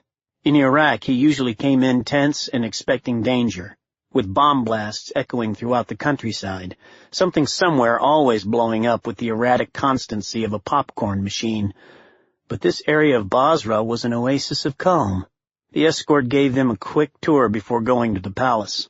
Shops were open, private cars jammed the clean streets, children played soccer on neat green fields, and women walked freely in the street markets, some with heads uncovered, with bags of goods on their arms. Foreign investment was flowing in. The new buildings being erected were not slapdash brick-and-mortar jobs, but well-engineered concrete and steel. Military units stayed outside Basra, and some of the rebel sheiks' feared private militia had been transformed into civilian police. This area of the city had been good last year when he visited and was better today. Whatever the sheik was doing was working. "Jack Shepherd, it is good to see you again." Ali Shalal Rassad stepped from the shade of an arbor of trees beside a fountain in the courtyard of the palace and extended his hand. "Thank you for coming on such short notice." "Thank you for the invitation," Shepherd replied. "This is a big story and I appreciate getting your comment." Rassad nodded and led the correspondent into the coolness of the palace. "Indeed. Please have your crew set up right away. I fear that time is not on our side." They took their places and were mic'd up, and lights were arranged and tested, and the camera was prepared. Shepherd got a nod from his cameraman. "Okay, we're ready to roll if you are." Rassad's manner changed dramatically. The facial expression eased, and he became a quiet diplomat. "I will make a brief statement. Then you can ask questions." The cameraman pointed and Rassad began. "The people of Iraq have been greatly shocked by the news that Brigadier General Bradley Middleton of the United States Marine Corps has been kidnapped. We also have been shamed by the outrageous claim that this crime was committed by the Holy Scimitar of Allah. As a humble representative of the Holy Scimitar, I want to denounce that falsehood in the strongest way possible. We were not involved with the kidnapping of General Middleton, and we reject those who have tarnished our good name. They are thugs and beyond the protection of the Koran's teachings." The sheik paused and stared into the camera. "We had no hand in this." Shepherd had a hard time keeping his face straight and professional. "Great stuff. and the sheik had adroitly danced around the holy scimitar's violent history. Do you know who did it? Unfortunately, no, we do not. But our security people have uncovered something which we feel we must convey publicly to your government. We did not contact them directly because, while we wish the general no harm, we do not work for the Americans. I contacted you, Mr. Shepard, because I consider you to be an honest broker of this information. What is the message? Evil men are planning to execute General Middleton before a television camera at noon on Tuesday. He is to be stoned to death in symbolic retribution for the destruction American forces have wrought. The true villain in this horrible episode is Al-Qaeda. Shepard was shocked. Can you prove that, Sheikh Rassad? Yes. He removed a white envelope from the inside pocket of his jacket. After we finish speaking, the Holy Scimitar will turn over to a Swiss diplomat this written message that was delivered from an Al-Qaeda messenger only a few hours ago. It claims to contain details known only to someone who participated in the kidnapping. Beyond that, it gives only the time of the execution and says there will be no negotiations. Rassad eased back into his chair as Shepard said something inane to close the interview. As the lights went off, both men unclipped their mics and Rassad took him by the elbow, steering him away. Now you must go to our press center and file your report, John. Please hurry, for I consider this to be extremely important and perhaps you can save the life of General Middleton. When Washington calls, as I am sure they will, you can tell them from me personally that we are digging hard for any information that could be helpful and will pass along anything we find immediately. Now go. Go. When you are done, we will have lunch. I want to talk about the coming football season. Sheikh Ali Shalal Rassad was satisfied. This was Arab politics at its best, built on shifting sands, bargaining in which something could be nothing or anything. Gordon Gates had paid him $100,000 for assisting in the capture of General Middleton and meeting with the reporter. Buying Rassad's help was not the same as getting his allegiance. Gates was a comrade of convenience. Rassad was now moving to convince Washington that the danger to the general was great, but that he wasn't involved at all. They were always ready to believe that Al-Qaeda was at fault, which meant that those radical fools who were trying to weaken his hold on Basra would be hit hard again by the Americans. Ali Shalal Rassad walked down a cool, tiled hallway toward his living quarters, pulling at the confining necktie. He had time for a nap before the reporter finished filing and joined him for a late lunch. Prepare for landing. The anonymous voice on the public address system woke him up, and Swanson tightened the belts holding him in the uncomfortable seat. He was aboard a twin-engine Grumman C-1A, technically called a Carrier Onboard Delivery System, but familiarly known to all as a COD. Many of the 28 passenger seats were occupied by young sailors and Marines returning to the huge CVN-71 after spending a shore leave as drunk as skunks. A hangover combined with a COD ride is just too much for most human stomachs to handle at dawn on Sunday morning. The pilot lowered his flaps and gunned the twin Allison engines, and the COD fell out of the sky, the tailhook catching the 3-wire across the deck of the USS Theodore Roosevelt. Swanson was jerked hard against the seat belts as the plane went from 120 knots to flat zero in only 60 feet. It took a few minutes for the COD to be released from the wire and taxied to a parking place on the broad deck. Then the side door opened and sea air poured inside. The awkward-looking CODs ran regular missions out to the carriers to deliver personnel and supplies, and Swanson was just part of the day's cargo being hauled from the U.S. Air Force Base at Incirlik, Turkey, out to the carrier battle group steaming in the western Mediterranean Sea. Sherry had received her summons to return to Washington 2 hours before a duty officer called on Kyle on his cell phone, ordering him to return to the fleet as soon as possible. All leaves were canceled. He waited until everyone else was off the COD before waddling down the aisle, carrying Excalibur in a gun case in one hand and a Valpak suitcase in the other. Swanson stepped out through the hatch and down the small metal stairway. Wind howled across the flight deck, which was busier than a Walmart at Christmas and smelled like jet fuel and oil. "Are you on Gunnery Sgt. Kyle Swanson?" The question was yelled in a deep voice that pierced the chaos of the flight deck by a Marine top sergeant whose head was scraped clean of hair. "Who the fuck is asking?" "I am God Almighty as far as you are concerned, you piece of pond scum." "Fear me. Beer. Right. Here, 00, catch. He tossed him the Val pack. The other Marine grabbed it with one big paw, laughed, and clapped Kyle on the shoulder. Come on. We ain't waiting around on this barge. They sent me over from the Wasp to fetch you, and our chariot awaits over yonder.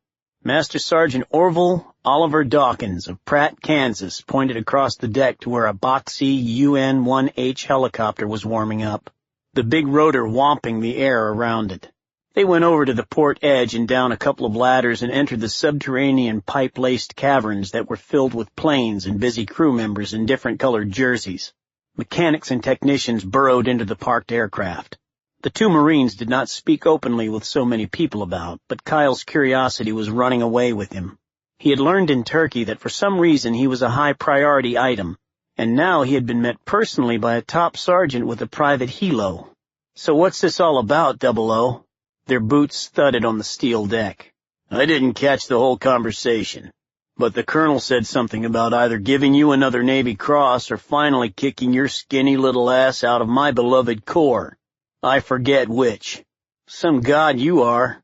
A top doesn't know what's going on? What is our world coming to? Swanson said. I know all. The beasts of the field and fishies in the ocean do not move without my knowing. They stepped out of the way of a little yellow tractor that crawled toward them, pulling a wings-folded F-14 Tomcat. So you really have no idea what's going on, do you? Not a clue, Kyle. Just bet your ass something big league is coming down involving your old pal General Middleton. Why else would you get a private whirlybird ride? Dawkins looked back over his shoulder long enough to give him a smile that contained no warmth whatsoever. And a special guest is waiting for you. They started up the stairs and ladders to the main deck. Shit. A spook? CIA dude straight from Langley. Got here last night. By the time they reached the deck, the Huey was ready to go. On the way over to the Wasp, Kyle considered the unexpected appearance of the special guest. Last he had heard from the CIA, he was standing at attention in front of some civilian and a bird colonel and being told that he had fucked up the border mission, that he was more trouble than he was worth, and that he would never get to play with them again. What? He had asked the spooks. Did that asshole Ali Ben Assam come back to life or something? You wanted him dead. He's dead. He was then chewed on for a while for constantly violating accepted doctrine in the field, and told that the agency had no room for renegades. Kyle shrugged it off. He had heard it all before, just the usual complaints made by the office weenies when they had given him their unspoken blessing before the black mission began to do whatever was required. They were just covering their asses for the files. And he knew those loud threats to absolutely positively never ever use him again would last only until the next time he was needed. Now it seemed that time had arrived. Kyle reached between his boots and gave the gun case an affectionate pat, quite happy that Sir Jeff and Tim insisted that he take Excalibur along and give it a real field test. Somebody shot at him. He was going to shoot back. Swanson knocked on the hatch and heard a sharp command from within the VIP cabin. Enter. His boots made impressions on the soft carpet covering the steel deck of the well-decorated room. A civilian with an astonishing helmet of black hair slicked straight back stood to meet him. He wore a moderately expensive dark suit with a white shirt so starched that he probably stood it up in a corner at night. The guy reeked of ego. Gunny Swanson? I'm John Smith, he said with an easy smile that showed a lot of even teeth. Please feel free to call me John. How original, Swanson thought. I'm not working for the CIA anymore, Mr. Smith. I've been back with the MEU for about a year after a, dispute about my last mission. Smith sat down on the large sofa and crossed his legs carefully. I flew all the way out here from Washington to personally hand you some new orders. You stay with the Marines on paper, but there will be a temporary and simultaneous mission for the CIA. Swanson went silent, considering the situation. The squeaks and thumps of an aircraft carrier underway filtered into the quiet. Who knows about this? Sam Schaefer lied. Myself and my boss, the National Security Advisor, Gerald Buchanan, the Commandant of the Marine Corps, and the President of the United States. Actually, Schaefer did not know, but admitting that would lower his sense of importance. Neither did the President or the Commandant know, because Buchanan was running this on his own. What about my MEU commander? This is a need-to-know situation, Gunny, not a want-to-know. That sort of complicates the hell out of things right out of the box, Mr. Jones. Smith. Jones. Who the fuck cares? It's not your real name anyway. So this is a black job that even my commanding officer will not know about? That sucks big time. How can it work if he doesn't know what I'm doing? Clearly the mission had been dreamed up by people who had never served in a combat role. That made Kyle suspicious about whether the Marine Commandant was really in the loop. As far as your commanding officer is concerned, you are going along on the mission to rescue General Middleton as a sniper for extra firepower. If everything goes smoothly, this other order is to be disregarded. So what's the job? Sam Schaefer walked to a small desk on which lay his aluminum briefcase and dialed the combination to open it. He handed Kyle a sealed white envelope. Swanson took it over to the porthole and read it in the bright light. The first thing he noticed was small blue printing across the top. The White House. The order took his breath away. He read it a second time. Same result. Shit, he said. You're out of your fucking mind. I assure you, Gunny Swanson, this is as serious as a dozen heart attacks. Schaefer was bluffing, but he knew Buchanan was not playing a game. The instructions, whatever they were, meant what they said. And if I refuse to carry out this order, then you will be held in isolation in the brig aboard this ship and we get somebody else to do the job. You are forbidden to discuss it with anyone. After the mission is over, you would be thrown out of the Marine Corps. And if I do it, not only do I probably still get run out of the Marines, but maybe I also face a firing squad for having done such good work for the CIA. Fuck this. Are you refusing the mission? Let's just say I have some big questions. For starters, I don't know you. You haven't shown me any identification, which leads me to believe you're not CIA at all. So let's start at the beginning, Mr. Smith. Who the hell are you? The civilian's brown eyes went cold as he reached for his wallet and pulled out a laminated government identification card. His real name was Samuel Schaefer, and he worked at the White House as assistant to the National Security Advisor. That clicked, for the mission order was signed by Gerald Buchanan. Schaefer was a messenger boy. Kyle handed the order back to him. Now I want you to tell me face to face, so there is no misunderstanding. What are my orders, Mr. Schaefer? Schaefer had a difficult time keeping a stone face and maintaining his glee. At last he got to see the order. When he read it, he was shocked too, but buried the reaction to pretend he knew what was going on. Just what it says, Gunny. If things go wrong on this mission to rescue the general, you are instructed by the White House to shoot him dead. And why would we want to do that? We don't want to do it at all. Schaefer was thinking on his feet. Middleton is too valuable to stay in enemy hands. He knows too much about certain highly classified projects that are time-sensitive. We cannot risk him being made to talk. Too much is at stake to take the chance that the torturers may pull the information out of him. He knows that too. They wouldn't get anything from Middleton, Kyle said. I hate his guts, but he's a tough bird. He would die before giving up a secret. Drugs and torture could leave him no choice. He would be interrogated in a hospital somewhere with an IV drip in his arm and his mouth running like a motor. If we can't bring him back, they cannot have him either. Simple as that. Schaefer handed the letter back to Swanson. Gunny, this is obviously a difficult assignment, but we have to put our country's security first. It is a national security emergency. Swanson studied the authorization letter again. If that's so, why is the order signed by this guy Buchanan and not the president himself? You said he knows about it. Are you being intentionally naive? Deniability.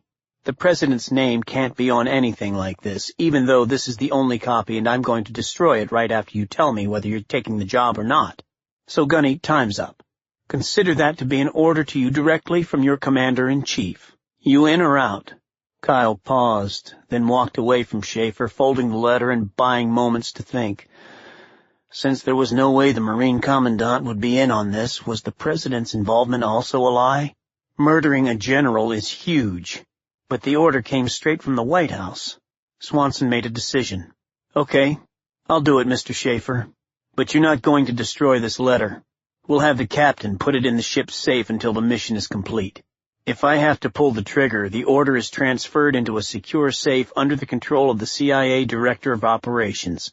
I won't be left hanging out to dry with no way to prove I was following orders. Schaefer reared. Out of the question.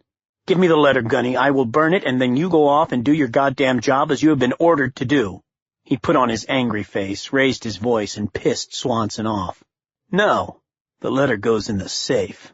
They stared at each other for 15 silent seconds, and Schaefer spun on the heel of a highly polished shoe. I'm going to get a secure radio link back to the White House, and you will be ordered directly by senior civilian authority to surrender the letter to me. Take it from me, Gunny Swanson. You do not want to have that kind of conversation with Gerald Buchanan. Kyle moved to the desk and plopped into the seat. He shoved the telephone toward the visitor. I'll wait here for you, Mr. Smith. Patch the call to this extension. Schaefer went through the hatchway and stormed down the corridor. Swanson jumped up and found 00 waiting outside. Problem, 00. Catch up with that dude and lead him around for about 10 minutes. He's looking for the comm center, so steer him through the berthing areas or engineering spaces or whatever, then bring him back here. I'll explain later. The big guy took off after the angry civilian. Kyle went the other way, down a ladder, and made his way aft to the little shop where the ship's daily newsletter was printed. A yeoman was clicking the keyboard of a computer. You got a copying machine? Swanson waved the folded letter. The sailor didn't reply, just pointed to a big beige box in a corner, a Xerox that would have been at home in any civilian business office. Kyle peeled back the flexible lid, pressed the letter flat, lowered the lid, and hit the green copy button. After a brief hum and a flash of rolling light, the machine spit into a side tray a copy that was indistinguishable from the original. Thanks, he told the swabby, who had not looked up from his computer. Back in the VIP suite, Swanson found an envelope in the center drawer of the desk, put in the original letter, and sealed it. The envelope went back into the drawer. He folded the copy just as the original had been folded and laid it on the desk. Within 2 minutes, 00 delivered the exasperated Sam Schaefer back into the room, where Gunnery Sgt. Kyle Swanson was standing at a sharp parade rest position. Schaefer closed the door, his face red with anger. But before he could speak, Kyle did, very formally. Sir, I have reconsidered my position. I was confused about the chain of command, but if you were willing to get Mr. Buchanan on the horn, then this order is obviously valid. Therefore, I apologize and accept the mission, although with reluctance. Schaefer, having won the point, calmed down. He was back in control and oozed White House power. And the order? Swanson pointed to the paper. He did not want to allow Schaefer too much time to examine it. Right here, sir. Burn it and get it over with. It would be best for me that it is never seen again. Schaefer placed the paper in a large ashtray and took out a cigarette lighter, and a quick flame nibbled the corner. Then fire ate the entire page. Schaefer took the ashes into the bathroom and flushed them down the toilet. When will you be returning to Washington, sir? Kyle asked. As soon as they can launch me. I've been assigned a 2-seat F-16 for this trip, he said. Swanson gave him a sharp salute. Yes, sir. Have a good trip back, sir. And good luck to you, Gunny. I know this is a tough one. He extended his hand and Swanson shook it, then stepped outside as Schaefer left. 00 had been waiting, and after Kyle retrieved the letter, they went to get some coffee and find a quiet corner. You ain't gonna believe this shit, Swanson told his friend, and 00 didn't, until Kyle gave him the envelope for safekeeping. Now I have you as a witness, and the original letter, and Mr. Schaefer from the CIA or White House or wherever he works can go fuck himself and the F-16 he rode in on. In the middle of the night, Kyle Swanson stood in the well of a portside gun turret next to the flight deck and let his thoughts roam away from the mission at hand. He was aboard the USS Wasp, a small aircraft carrier designed for special operations, sailing in the Eastern Med beneath a massive umbrella of protection. It was part of an entire battle group that spread around the nuclear-powered carrier USS Theodore Roosevelt. About 100,000 tons of steel and one of the biggest ships ever to sail the seas. Needle-nosed destroyers, daunting cruisers, and big submarines also were slicing the waters, and there were enough missiles, planes, bullets, torpedoes, and sailors on hand to take care of anything that any enemy could throw at them at sea, and also to strike deep into hostile nations. So if this mighty task force, the best the squids had, was so tough, why was he standing here, dressed all in black, his face smeared with grease, and decked out with his personal firepower, getting ready to head out once again on a raid against some low-tech ragheads not all that far from the shores of Tripoli? The Marines seemed to keep coming back to this part of the world that was part of their hymn, as if there was some magnet for them in the desert sands. Swanson felt rested. He'd caught a couple of hours of sleep following a late operational briefing, and then test firing and cleaning his weapons for a final time. He rolled out of his rack at dark 30 and joined up with the force recon team that would be the assault force on the Trap, the initialized way of saying Tactical Recovery of Air Personnel. A longer acronym labeled them as part of the Marine Expeditionary Unit, Special Operations Capable, or MEU-SOC. The mission was a frequently practiced operation designed to rescue a pilot downed in enemy territory and had therefore been easily adapted to pull out a hostage. 2 helicopters would go in, and the first to land would have the mortar platoon aboard, which would spread out and secure for the landing zone. A Trap moved so fast that heavy mortar tubes were not part of the attack, so the Marines normally assigned to them were free for other jobs like protecting the LZ. The second helo carried the attack force. This package was built for speed, not total firepower. The mess table was crowded with young Marines packing in big, greasy breakfasts of eggs and sausage, biscuits and bacon, and bragging and shouting insults and curses to cover their pre-battle jitters. Kyle found a place on a bench and satisfied himself with cereal and hash browns to load up on carbohydrates, and some fruit. Juice instead of coffee to avoid the caffeine. Then he went to the war room on the second-level hangar deck of the Wasp, found a soft chair and fell asleep while the younger dudes, eager to rock and roll, continued their grab-ass. When the noise abruptly stopped, Swanson awoke and saw a cluster of officers filing in to conduct the confirmation briefing. In moments the room was totally silent and the briefing officers began flashing photo recon pictures on the screen and putting up transparent overlays of maps. Swanson perched on the edge of his seat, watching closely. Only a few hours ago, the mission had still been vague on many points, but now it had slammed together like the hatch of a tank. Kyle had been through many briefings, but never had heard such a rapid-fire discussion of precise targets, operations, and methodology for exactly who was to do precisely what. No significant opposition was expected, since surprise would be total and only 2 guards were with General Middleton. How the hell do they know that? The intel geeks claimed to have pinpointed the exact location where Middleton was being held, right down to the specific house, had downloaded satellite pictures and maps, and even had a photograph of a local guide, some French Arab who was a veteran of the Foreign Legion. Small pictures of the man were distributed with both of his names, Pierre Fallet and Abu Mohammed, printed on the back. Having an inside operator should certainly make the mission a lot easier. The briefer predicted a smooth snatch and grab with little action, if any. Kyle never liked planning for the easy scenario. There were always sudden twists and turns in combat, the enemy never reacted exactly as predicted, and really good intelligence was usually bad. To top it off, Murphy's Law always clicked in. If something can go wrong, it will, and at the worst possible time. He settled back into the chair. Sometimes it is best not to look a gift horse in the mouth and just accept what the man says. Occasionally the bullshit works. There was a stir among the senior combat seasoned guys in the room, and Kyle exchanged a quick glance with the major who would lead the assault force and received a nod of silent agreement. Here we go again. No enemy on the ground, don't worry about it. Yeah, right. In the Middle East, land of fairy tales and mirages. Judging by the briefers who were taking turns at the podium, every government and spy in the Middle East had been working to find General Bradley Middleton because his death would bring down the wrath of this big task force on somebody's head. For him to be executed in a television spectacular would make all Muslims appear to be savage maniacs before an unsympathetic world audience. Maybe some king or prince had dropped the dime on the bad guys, Kyle thought. Still, this was a hell of a lot of information to have been gathered in such a short time in a part of the world where hostages and kidnapped victims regularly were missing for weeks before any word surfaced about them. The briefing done, Kyle slung Excalibur over his shoulder in a zippered drag bag and wandered up to the gun turret to find some privacy.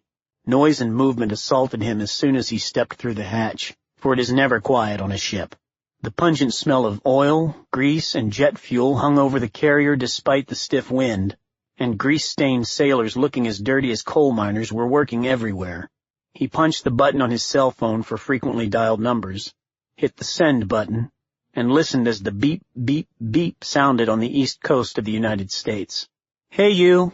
"Hey," Swanson said. His voice was soft, distant, concerned.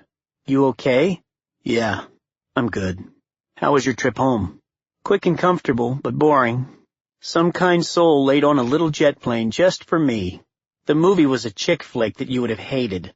Kyle paused, visualizing her sitting in her tiny office, surrounded by papers while intel reports pumped out of the computers.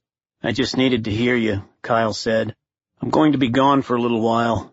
The conversation was a struggle. They wanted to be intimate, but professionalism and the need for security would not let them. Just hearing her voice was the best he could hope for. "I know." Her mood shifted, too. "You do?" Been working on it at this end. It's a strange one." "You don't know the half of it." "I don't? I'm supposed to know it all." "Well, you don't. Trust me." "Kyle, what's wrong?" Her voice was tinged with genuine concern. "Should I get involved here?" Swanson caught himself. He'd said too much, and telling her more might put her in jeopardy, since the letter containing what he considered an illegal order had come from her boss. No, absolutely not. Forget it. And please don't say anything to anyone about my bitching. It's just some Pentagon backseat driving and nothing I can't handle. That's why I get the big bucks." "But you're okay?" she asked. "Oh yeah. All dressed up for the prom and the limo is waiting." He ducked below the level of the flight deck as the launch crews moved an AV-8B Harrier II Plus attack jet into launch position, their purposeful ballet underscored by the plane's two screaming engines. Kyle told Sherry to wait a moment while the plane built to a thunderous roar and lifted straight up from the deck, its exhaust rolling out in an engulfing cloud of heat. The plane hovered and changed the position of its wings and engines, then thundered away. Two Harriers loaded with everything from iron bombs to cannons and missiles would orbit near the target zone as part of the trap package, ready to zoom in if things started going to hell. "I love you, girl," he shouted into the phone as a second Harrier was rolled into place. "I gotta go now." "I love you too. Call me when you get back. The very instant, you hear me? You understand?" "Yes, ma'am." "Yep. I'll call you in a while. Love you." He thumbed the off button and the connection was broken, leaving Kyle feeling empty and alone as the plane wound up its roar to launch. He came up the ramp and walked onto the deck after the second Harrier had cleared out. The hostage rescue raiders were gathering near a pair of giant CH-53E Super Stallion heavy transport helicopters that were waiting with the rear ramps down and the big rotors starting to turn. 24 Marines were split into two groups, with a lieutenant already leading his stick of men up the ramp of one chopper. Kyle checked in with the major leading the assault force as it also moved to load. 00 appeared at his elbow. "Fuck if I shouldn't be going on this job," he told Kyle. "You get all the fun." "Piece of cake, man. Don't you pay attention to the briefing?" Kyle had a small bag of personal items in his hand, including his watch, cell phone, and wallet. He handed it to the big master sergeant. "Instead of all of us, maybe they should send a taxi to pick him up, huh? Or maybe the briefers should go." He accepted the personal items, to hold until Kyle returned. "You still got the letter I gave you, right?" Dawkins tapped the chest pocket of his battle dress uniform and said, "I'll keep it right here until you get back." Kyle noticed that his friend had also put on a shoulder holster rig with the butt of a pistol in easy reach. Nobody was taking that letter. The last Marines were stepping onto the ramp, and it was his time to board. "Look, 00, I just talked to Sherry. If you need to show that note to someone later, bring her into the loop. Just remember, she works for the asshole who signed it." "You're going to disobey a direct order from Washington, aren't you?" "I'm not going to murder a Marine, even an asshole like Middleton," Kyle said. "I'm going to bring him back alive just to piss everyone off." He tapped fists with 00 and vanished into the dark cavern of the big helo. "Hey, Swanson!" Master Sergeant O.O. Dawkins bellowed his best parade ground voice cutting through the racket as the ramp began to close. "If you die, can I have your girl?" 5 minutes out. The pilot's scratchy voice came into Kyle Swanson's ears through the internal radio net as the two CH-53E helicopters lurched through the night sky. The interior of the birds was deafening because each had 3 powerful GE engines and little insulation. Everyone wore special flight helmets fitted with thick earmuffs that contained radio receivers. The team was all on a single frequency, but the assault leader and Swanson could also communicate with the aircrew. It was uncomfortable and cold in the narrow compartment where he sat scrunched among a dozen Marines. For although the huge helicopters were almost 100 feet long, the cabin was 30 feet long, less than 8 feet wide, and not even 7 feet high. Looking around, the scene of the young warriors with painted faces and weighted with gear reminded Swanson of the old pictures of American paratroopers jammed aboard ancient C-47s going into the D-Day invasion. The helicopters had flown an impeccable mission. It had gone feet dry over Israel right on schedule. From that point, they were wrapped in a protective embrace by Israeli jet fighters that just happened to be conducting a night exercise along the same path. Any hostile radar would have a hard time picking the two helicopters out of the clutter on their computer screens. The assault force members had gone silent, each man alone with his thoughts, when they flew out of Israel, moved into unguarded airspace over Jordan, and finally reached the edge of Syria. They spent the long passing minutes checking their equipment or leaning back against the vibrating bulkhead, eyes closed and lost in thought. The first CH-53E would land about 2 kilometers from the village, and the mortar platoon Marines would pour from it to form a protective cordon for the landing zone. The second one, which Swanson was aboard, would come in simultaneously, and the raiders would hustle off, conduct the rescue, and bring the general back to the safe LZ, and they would all be away. The choppers hurtled along at their cruising speed of 175 miles per hour, the pilots handling the huge machines as surely as if they were driving their own cars, with hardly a wiggle in the flight path. The change in the pitch of the rotors, the sinking feeling in Swanson's stomach, and the pressure in his ears confirmed the beginning of the approach run, and he unbuckled his seat belt. 4 minutes, came the warning call from the cockpit. There were 2 open hatches near the front of the cabin, and a crew member was at one, perched behind a .50 caliber machine gun.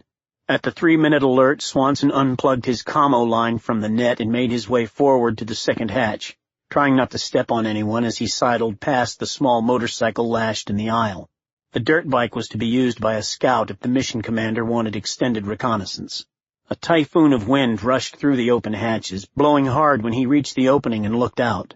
The darkness had a deep vastness, and a little slice of moon provided the only glimmer of light. He adjusted his night vision goggles and watched the green world pass below him. Swanson was to be the last man to leave the helicopter, remaining out of the way while the other Marines charged out. Positioned in the open hatch, he could provide extra firepower until it was time for him to join them. He plugged the commo line in at the new position in time to hear the pilot say, "1 minute." Swanson put his hands against the sides of the hatch and shifted his 50-pound pack and other equipment to be able to sit down. His stubby M4 assault rifle hung across his chest, and Excalibur crossed his back safe in its padded bag. With 30 seconds to go, the Major ordered, "Stand up! Lock and load!" And the other Marines unbuckled, exchanged their flight helmets for real ones, and formed rows in the narrow aisles. Kyle removed the night vision goggles, pulled the M4 into firing position, and put his eye to the scope, which could penetrate the darkness. He could engage with precision shots at up to 800 meters and switch to rapid fire if necessary, but he saw nothing of interest. He kept the sight moving, searching for threats as the 2 aircraft jockeyed for the final descent, sharply reducing their altitude and bleeding off speed. The rear ramp began to lower, and the wind through the chopper increased to gale force proportions. The tail dipped as the helicopter flared to almost a complete stop in the air, breaking its forward momentum less than 20 feet off the ground and barely moving forward. With the more stable platform, Swanson stood and continued parsing the LZ with his rifle and night scope. Nothing out there. A loud scream erupted over the crew net.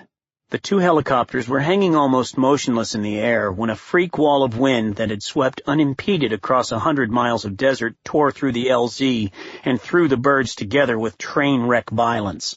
The churning 79-foot rotors chopped like longswords, and both aircraft were instantly out of control, tangling with each other. The standing Marines went flying and crashing about the spinning cabin like dolls, breaking necks and spines and limbs as the helicopter blades dug through the thin metal sides of the helicopters and went after the men like sharp knives. When his helicopter lurched onto its left side, Swanson was propelled straight out of the open hatch by the centrifugal force, like a piece of trash thrown from a car on a highway. The force of the ejection tore the helmet commo line free to prevent him from being lynched. The M4 assault rifle snapped from its strap and flew away. His last sensation as his body was pulled into the void was of the cold wind caressing his face. He tumbled toward the desert floor. Swanson slammed belly first onto the downward-sloping side of a small sand dune and skidded, rolled, and bounced over and over before his tumbling body came to a stop at the bottom of the wadi. An explosion that would be heard for miles detonated behind him, and pieces of the disintegrating helicopters whizzed overhead and whiplashed the sands. He lay motionless for about 30 seconds before coming out of his stupor, choking and gasping while his brain reeled and his face felt as if he had been punched. He pushed into a sitting position and used 2 fingers to dig gobs of sand out of his cheeks, then found his canteen and poured water over his face, sluicing it in his mouth and spitting it out. He doused his bandana with water and rubbed his aching eyes. Blood came away on the cloth, and he explored his face until he found the gash across the bridge of his nose where the helmet had cracked him. In times of dire emergency, he knew it was best to take a moment to gather his wits before doing anything at all. So he pressed the bandana against the cut, flopped back against the sand, and took deep breaths, repeating his personal mantra softly.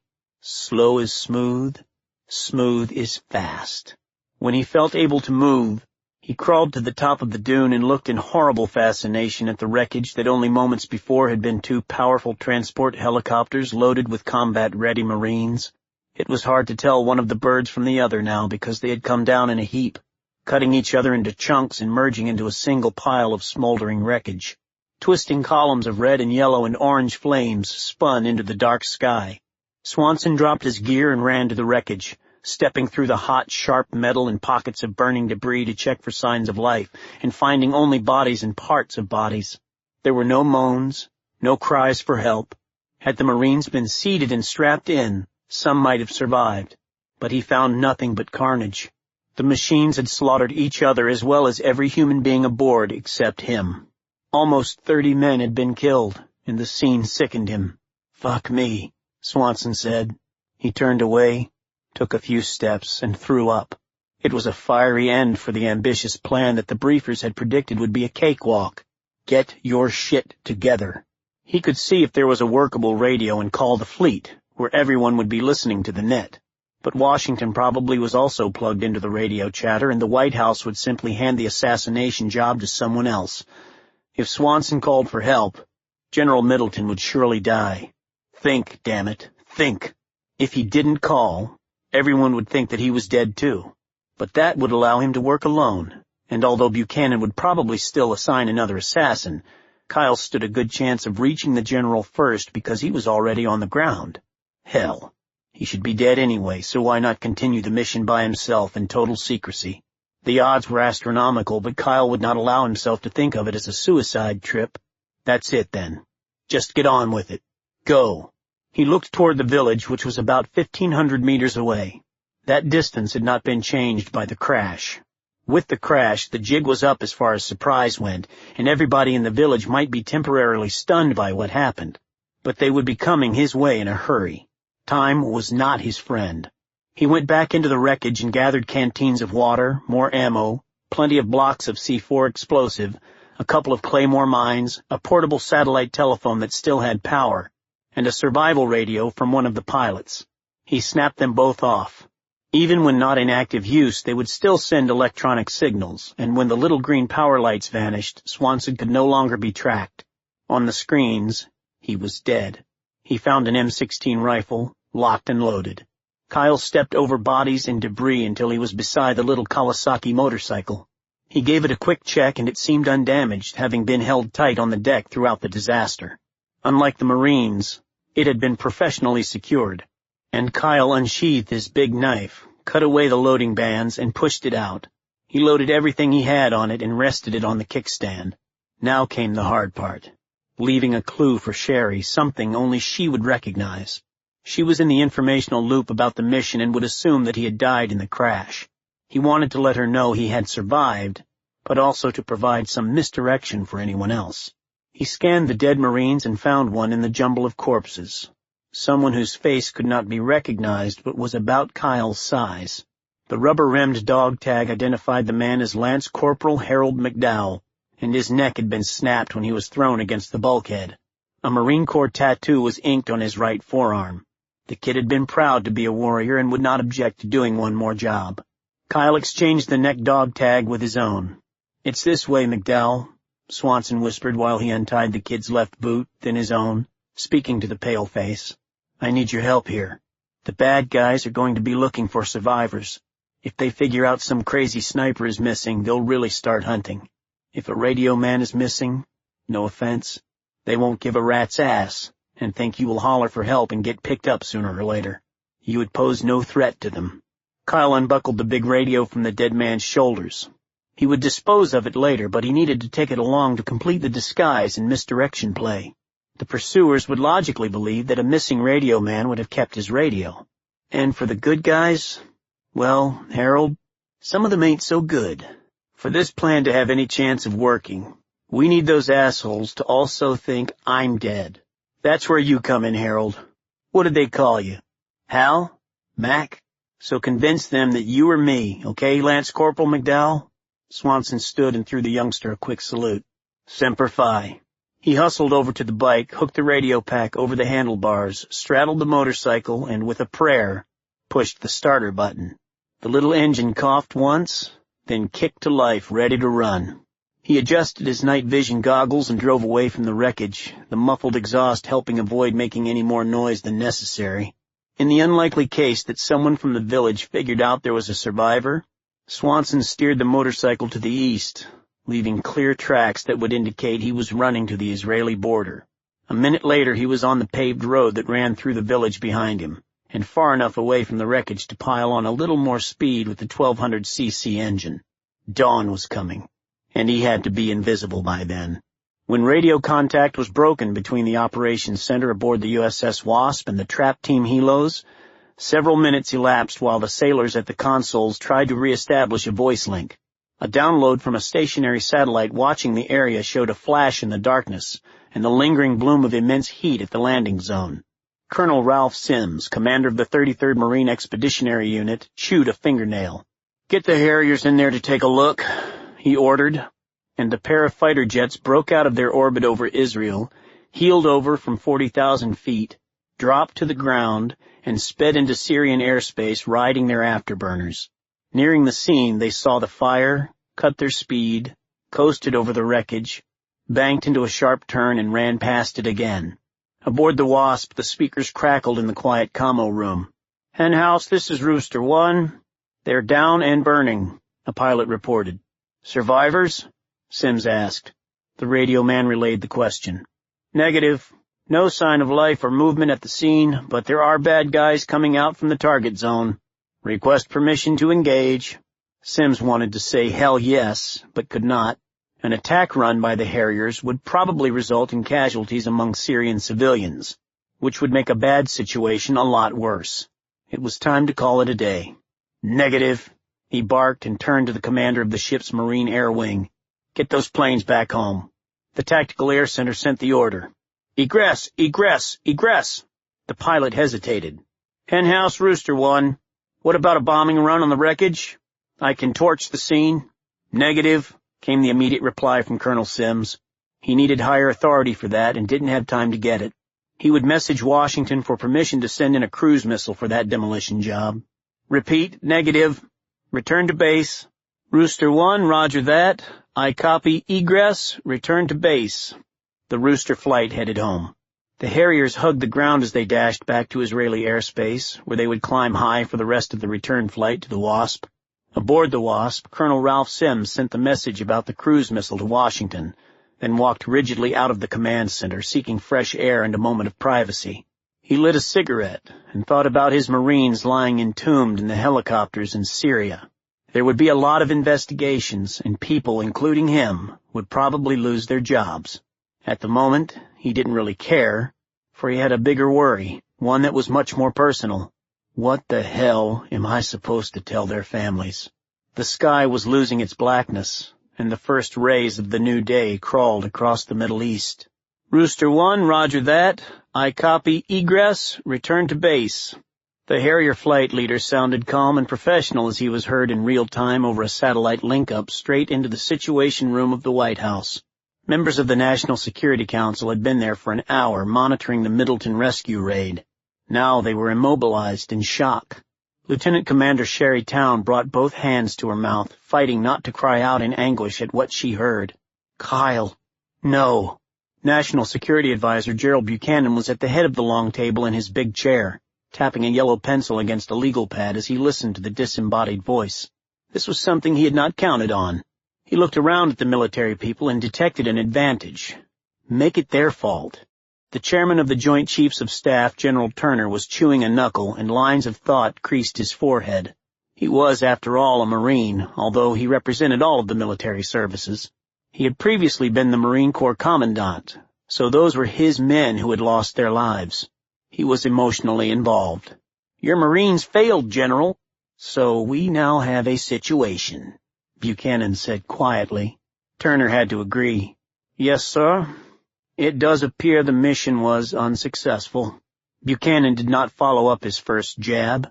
He stared at the satellite picture of a glowing hot spot in the Syrian desert. He could remain the consummate professional. "A tragedy, but we must move ahead. I need to hear options. Right now." An admiral joined the conversation. "It's too late for an emergency rescue extraction. A team of special forces would not be enough at this point, with the Syrian military obviously going on alert. I would expect the Syrians to be controlling the scene within hours. We would have to insert nothing less than an airborne battalion, and that probably would not be enough. They would soon be surrounded and chopped up without massive air cover, and that would really up the stakes." He paused, looked directly at General Turner, then Buchanan. "No further troop deployment is advisable." "You can't just leave them there," Sherry Town exclaimed, and all eyes in the room were drawn to her. "Stay out of this, Lieutenant Commander." The Admiral, her immediate boss, growled impatiently. "Yes, sir. I was referring to the protocol in the operations manual." Nice recovery, girl, the Admiral thought. He knew of her personal relationship with Kyle Swanson and that Swanson was on the mission, but he wanted her to shut up before she went too far. "What would that be, Lieutenant Commander?" asked Buchanan. Had he caught some distress in her voice? More than normal? Why? "Standard operating procedures instruct the incineration of wreckage, just as the pilot suggested." "And how would that be accomplished?" The Air Force General at the long table answered. "We can get some fast movers in there, either from the carrier in the Med or up out of Iraq, sterilize the area with napalm before the Syrians can plant ground-to-air missile batteries around it. We would have to move pronto." Buchanan kept tapping his pencil like a little metronome of menace, seconds ticking away in a crisis. "Why do we need to do that? What is the benefit?" he asked. "There's a lot of sophisticated equipment and material aboard those helicopters, sir. Everything from secret commo gear to night vision goggles, crypto, maps, weapons, even avionics. Maybe some classified papers," Hank Turner replied. "The Syrians will strip them bare, and we cannot take the chance of all that material falling into their hands." "So you people are telling me that now that rescuing General Middleton is beyond your reach, that disaster may be compounded by still yet a bigger disaster? Jesus Christ!" "That sort of criticism is beside the point, Mr. Buchanan," Turner responded. "Right now we have to decide between a missile and a bombing run, and there's not a minute to lose." Buchanan abruptly stood and buttoned his coat. "Very well. Then my decision is the third option, something that none of you suggested, I might add. We do nothing. We will not, repeat, not, strike the wreckage with either the bombers or a missile." He looked directly at Sherry. "What was the protocol term that you used, Lieutenant Commander Town? Incinerate? No, absolutely not. Sending a rescue attempt into Syria was one thing, but conducting an airstrike on a sovereign nation that has not attacked us could be considered an act of war. God knows whether it could be contained." He gave a little bow to the woman from the State Department. "We have to go the diplomatic route now, ladies and gentlemen, and hope that State can pull the Pentagon's nuts out of the fire." Sherry's last wall of reserve was cracking. Something was not right. Buchanan had driven the point home hard that the military efforts had failed, but he had hardly mentioned the deaths of American Marines. There was no anger or sorrow. Why? She put the thought aside as the Admiral stepped beside her and whispered, "Get out of here, Sherry. Take the rest of the day off. We'll let you know if we hear anything about Kyle." Buchanan walked back to his office mentally chalking up a most beneficial outcome. He had put those military morons in their places again, particularly the crew-cut, spit-and-polished General Turner. The raid had not gone as planned, but the unexpected crash of the helicopters had resulted in a total, dreadful, and irreversible failure that would be shown in the starkest light all over every news program in the world within a few hours. This could definitely help the Privatization Act. With his office door closed, Gerald Buchanan rocked back in his chair and propped his feet on his desk. There was a broad smile on his face as he picked up his secure telephone to brief Gordon and Ruth Hazel that he had sidetracked the bombing run or any further rescue attempt. Those bodies would be coming home in flag-draped coffins. It would make great television. Victor Logan pressed his face hard against the cheek pad of a Russian-made Dragunov SVD sniper rifle to steady the 4-power telescopic sight on the place where the helicopters had crashed. His partner, Jimbo Collins, scanned the rest of the area with night vision goggles, looking for infrared heat emitters. "Nothing but the wreckage," said Collins as he put the goggles away. "The fire and the hot metal just kills this heat-sensitive imagery. All I can pick up are those damn ragheads running around." Collins had a shoulder-fired Stinger ground-to-air missile beside him. Other Stingers lay scattered in the other trenches. "That's the SOP. Makes no sense to leave all that gear for the sand monkeys to pick over, but the Harriers seem to be getting out of here in a hurry." Vic Logan had been in too many emergencies in too many places too many times to let shit like this bother him. "Let's go see who's what. Big fuck-up, this." The American mercenaries moved from the sandbag trench and walked around a large ZSU-23-4 anti-aircraft weapon.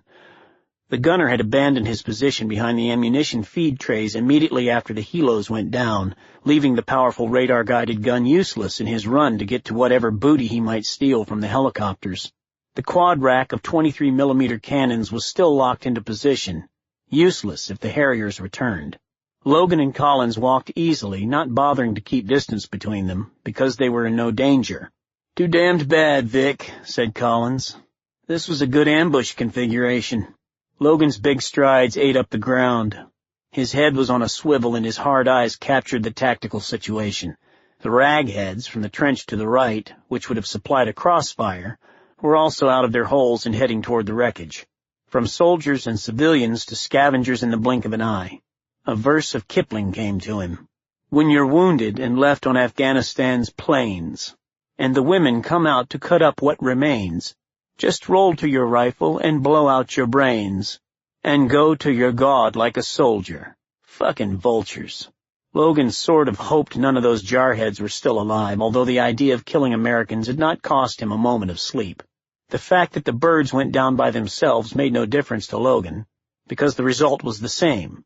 He got $50,000 for snatching the general, and now the rescue mission had failed, which meant still another $50 would flow into his bank account. He figured to retire when he topped $2 million. He clicked his AK-47 to full automatic and fired an entire clip into the air while shouting in Arabic for the ragheads to clear out until he and Collins were done searching the area. Reluctantly, the crowd pulled back away from their looting and stood in sullen groups while the 2 American mercenaries got to work. "Get the camera going," Logan said as they approached the twisted wreckage. "I'll look around the perimeter. You take pictures of every one of those Marines, get the dog tags, and read off the names loud enough to be recorded, clear enough to be understood. Any funny names, spell them out. I want a stone-cold positive ID on every one of those dudes." "Got it." Collins stepped into the wreckage.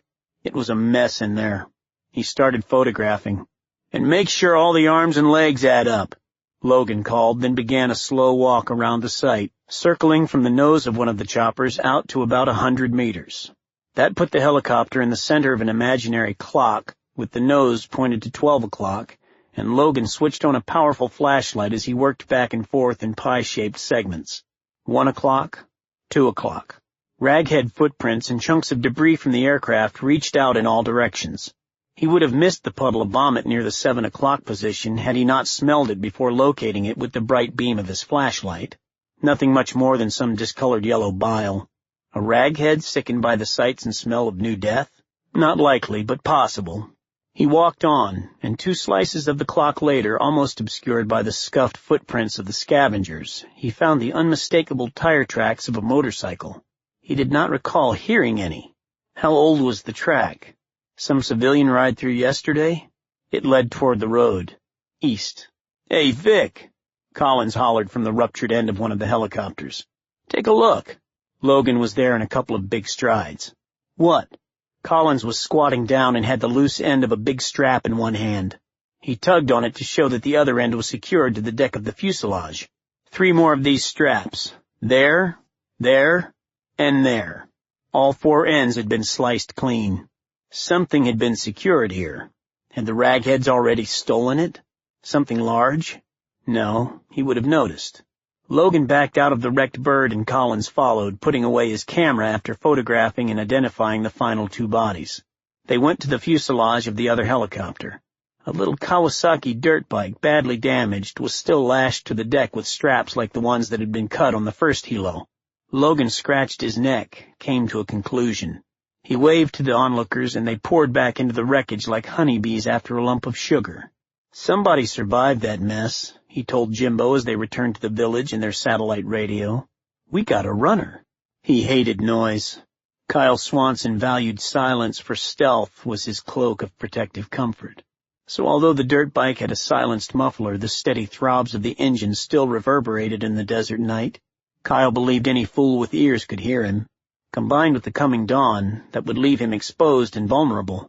He weaved slowly, deliberately along the pavement, steering through patches of loose gravel. A mistake could dump him in a heartbeat, but he wanted those tracks to be found. His mind was also busy on another level, thinking about possible places where he might hunker down for the day, when people would be everywhere. Being caught near a population center, even a small village like this one, was never good. Plus, people were probably going to be out searching for him when they figured out someone had lived through the crash. The flare of a match straight ahead snapped him back to reality. Someone had lit a cigarette. Swanson took his hand from the throttle and coasted the motorcycle to a halt. He turned off the engine and sat balanced on the dirt bike with a boot down on each side. Focusing his night vision goggles, he saw 2 men about 200 meters ahead, a pair of careless Syrian soldiers at a road checkpoint. Both were watching the area where the helicopters went down instead of paying attention to their jobs. Kyle laid the bike down along the hardball highway and carefully dropped his gear, except for the M16 and a couple of hand grenades. On his arms and knees, he low-crawled until he was within 20 feet of the guards. They were cooking something in the guard shack. Smelled like rice and lamb. Controlling his breathing, Kyle circled behind them, moved in close, rose to a sitting position against the wall, and pulled the pin on a hand grenade. He let the spoon flip away, held it for a count of 2, and then tossed it onto the roof and sprawled to the ground next to the structure. The explosion blew both of them from their perch, and Kyle quickly checked the bodies, which were riddled with shrapnel. Not good enough. The people back at the crash site were more than a mile away and probably would not have heard this small explosion, so he had to leave enough information to convince whoever eventually investigated the deaths that the work was sloppy enough to have been done by a rookie Marine. A young radio man would have done the easiest thing available and smashed right through the checkpoint using the basic weapons at hand in his haste to escape. Kyle wanted to leave this scene as American as possible. He clicked his M16 to full automatic and raked an entire magazine of bullets across the chests and stomachs of the dead men, and the bullets dug through the bodies into the hard-pan pavement beneath them. Shiny brass cartridges flipped and bounced wildly everywhere. He walked in the sand to leave boot prints. Window dressing. He could easily have taken them both out with Excalibur or up close with his knife, but this was a stage show. As a final touch, he ducked inside the small bunker and gobbled down some of the meal the men had been preparing. He was right. Spicy lamb and rice. He reassembled his gear, remounted the bike, and rode past the checkpoint, spiking a piece of cloth torn from his camouflage uniform on the barbed wire. The track of the dirt bike then continued west, again toward the border. 100 meters later, he made sure he was on clean pavement, stopped the bike, got off, picked up the bike, turned it around 180 degrees, then headed back toward the village. When he entered the vicinity of the crash, people were milling around the wrecked choppers. Kyle knew that meant they might see him too, but he knew human nature had them in a near frenzy. They were only looking for booty. Swanson went off-road and skirted about a kilometer to the right of the scene, keeping low in the waddies to avoid being spotted. Within a mile, the country flattened again. The village of Sa'an had the familiar, compact look of any other desert town he had ever seen. Houses and shops that had grown up over the centuries around a water source. Mount Druze dominated the land, and a carpet of desert stretched to all horizons. The homes all looked alike, squat and square with low walls that corralled the family's chickens and goats. Lights were on in a few windows of the private homes, brightening colorful small curtains of green and red, so people in those homes were already moving about. He had to hide. Kyle stopped the bike about 300 meters from the nearest building. He hid the motorcycle in a deep wadi and covered it with bushes, hoping that the obscure location, the crude disguise of weeds, and the camo paint job would keep it hidden. With the M16 locked and loaded and his finger resting on the trigger housing, Swanson moved closer to the village until he found a forlorn and bare hillside that overlooked the approach road.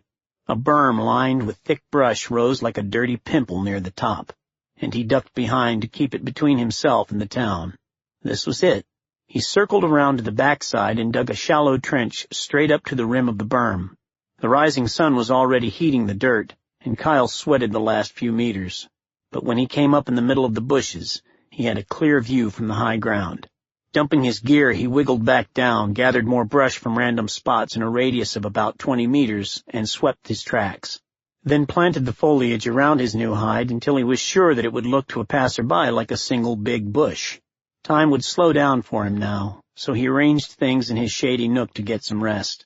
As the sun cleared the horizon and full daylight arrived, he drank some water and took out the binocs again for a last look at the village before settling down. The homes, the goats, the women and children moving about. Normal tempo. He stopped his sweep with his glasses abruptly when he got to the area where the major road entered the town. Sandbags were stacked along a trench line, and just to his side of the road was another deep trench. AK-47 rifles were laid carelessly over its sandbags, and missile tubes leaned against the sides. Sticking out of a protected hole where the trenches came together were the snouts of the 4 barrels of a ZSU-23-4. Well now, ain't this a bitch? He asked himself. A Zeus, fighting holes with AKs, and lots of guys. We were flying into a fucking ambush. Kyle put away the glasses, took another drink of water, and let the adrenaline and excitement leave his body. He shifted his shoulders to get comfortable, laid the M16 across his chest, and felt the heavy exhaustion from the past few hours pull hard on him. His last conscious thought before he passed out was, "They knew we were coming." Victor Logan sat at a small table pecking at a laptop computer to input the names of the Marines killed in the crash. His big, thick fingers were blunt instruments, meant for things much more coarse than dainty taps on a keyboard, and he found this work both laborious and somewhat insulting. He could tell the sun was up by the steady increase of the temperature in the room. He called up another list that had been downloaded from Washington several hours earlier, did a cut-and-paste job with the one he had just written, and compared the two. He highlighted one name in bright red, increased the font size to make it bold, then pushed away from the screen and studied it. "I was right, Collins. Somebody's missing. The Washington list has one name more than the dog tags on the kill list. You damn sure you got them all?" "All of them, Vic." He held up a plastic bag filled with dog tags and shook it with a definitive rattle of metal against metal. Collins was at his own computer, working with his camera to freeze-frame individual images of each of the dead Marines, inject them into a folder, and adjust the color and clarity. There was a knock and a shout at the door. "What?" called Collins. He went to the front wall and put his back to it. "Open up. Something else has happened." The English came in a familiar French accent. Collins held a mirror to the window and angled it to confirm who was there. "It's the frog. He's alone." Logan nodded and Collins opened the door. A small man, thin but muscular, came in.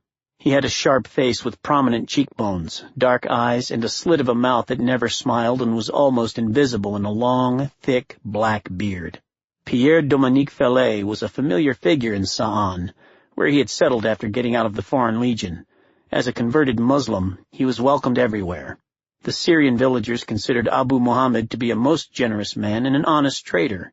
Success in the little trading enterprise and some carpentry meant nothing to him, for his real money came not from peddling items to stores and bazaars, but by selling his intelligence services to the governments of Syria, France, and Russia. For the time being, however, these two large American mercenary soldiers, who had deposited $5,000 into his bank account in Damascus, had his total cooperation. A similar amount would come in when the task was completed. "The fuck you want, Pierre?" snapped Logan, turning back to the name on the laptop screen. A radio man lived through that and escaped? The Frenchman stepped inside and closed the door. The place stank. 2 guards at that checkpoint a few clicks to the west have been killed. Bullet holes all over the bodies, and the villager described some open wounds that sound to me like they may have been made by grenades. I'm going out there. Sounds like our runner, Vic. Somebody had to have some firepower to do that, said Collins. Want me to check it out? Logan grunted and waved them both away, absorbed by his work. Okay, Pierre. Lead on. Vic Logan kept staring at the name in red and studying the kill list. McDowell, Harold, Lance Corporal, radio operator, 20 years old. He'd heard lots of stories about people walking away from a plane crash or an automobile pileup that killed everyone else. It was possible. So the kid grabs the bike and takes off for Israel and just surprised the lazy guys at the checkpoint. It was the logical play. Fucking Syrians can't even stop a damned radio operator, he grunted. The Marine would be picked up soon. He probably had a little spec ops training in escape and evasion, but it was a long way to the border, and most of it was either over open territory or on busy roads. He was good as caught and just didn't know it yet. Logan opened an encrypted file to transmit to Washington. Collins could send the pictures later. It took him only 15 more minutes at the keyboard to finish his report, and he saved the work, leaving space at the bottom to add whatever details Collins picked up at the roadblock. Collins called out, "Vic, you in there?" Logan walked into the main room. Well, the frog had it right. A grenade apparently was used first, and there was a bunch of brass all over the place. M16 cartridges. I found tracks of the motorcycle for about 100 meters on the other side of the checkpoint. The runner took those Syrian dudes out without hardly slowing down. Okay. Logan sat down and added the checkpoint incident to his report, then hit the transmit button. The names and the details of what happened before dawn near the little town of Sa'an zipped into the morning sky and were relayed by satellite to a computer that was waiting far, far away. Collins tossed his weapon aside and kicked off his boots. Say, Vic, it's going to take some time for me to finish the video. How about you let me have another piece of that kid you've got in there first? We'll probably be leaving soon anyway. Be my guest, Collins. Logan replied with a sweep of his arm toward the bedroom door and a dark laugh. And when you finish screwing that dead pussy, you can feed and water the general. She's dead? Logan grinned, his eyes almost sparkling.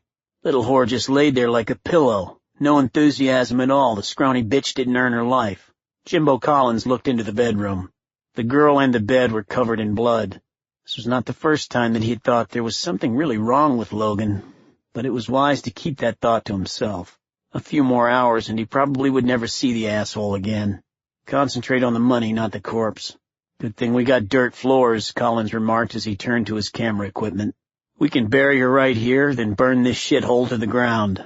The asshole of the world sounded like a pig going after slops, snorting in his pleasure, so she just let her mind drift that way.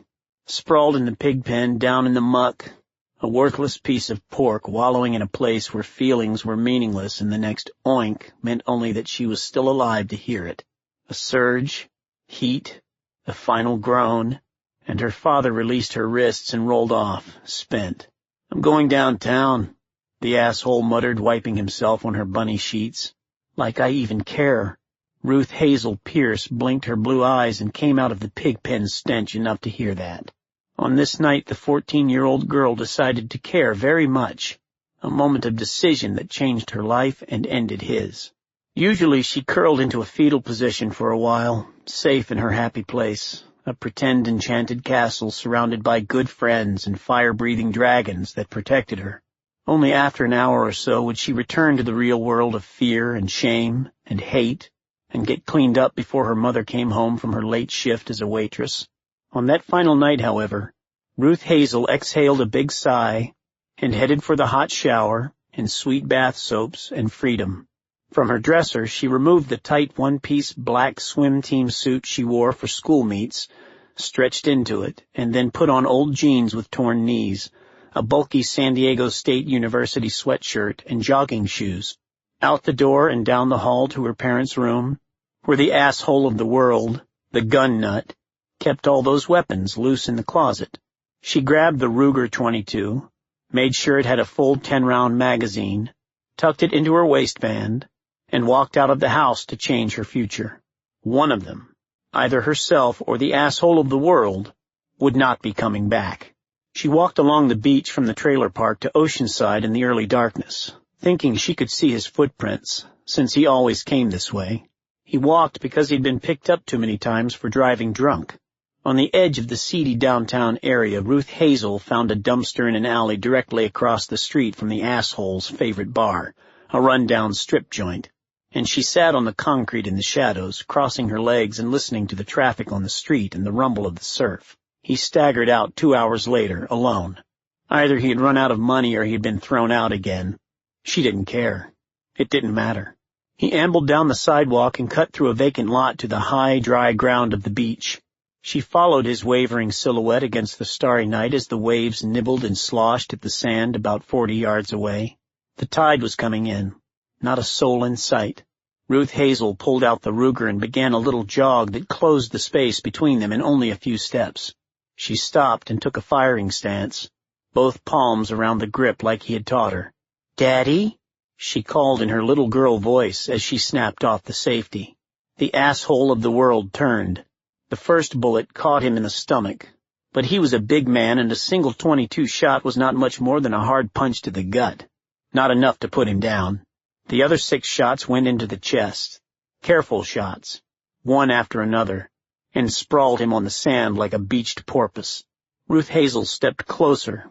She saw recognition in his eyes, then horror as she deliberately aimed the Ruger at his crotch and fired. He screamed. She put the last 2 bullets into his eyes. She rolled him onto his side and snatched the wallet from his back pocket, put the pistol back into her waistband, and jogged smoothly away down the beach. About a mile later, she shucked off her bloody clothes and swam through the surf, fighting stroke after stroke to get past the steep slant where the water went deep and the currents were crazy. Treading water, she pulled the pistol and the wallet from within her stretchy bathing suit and dropped them.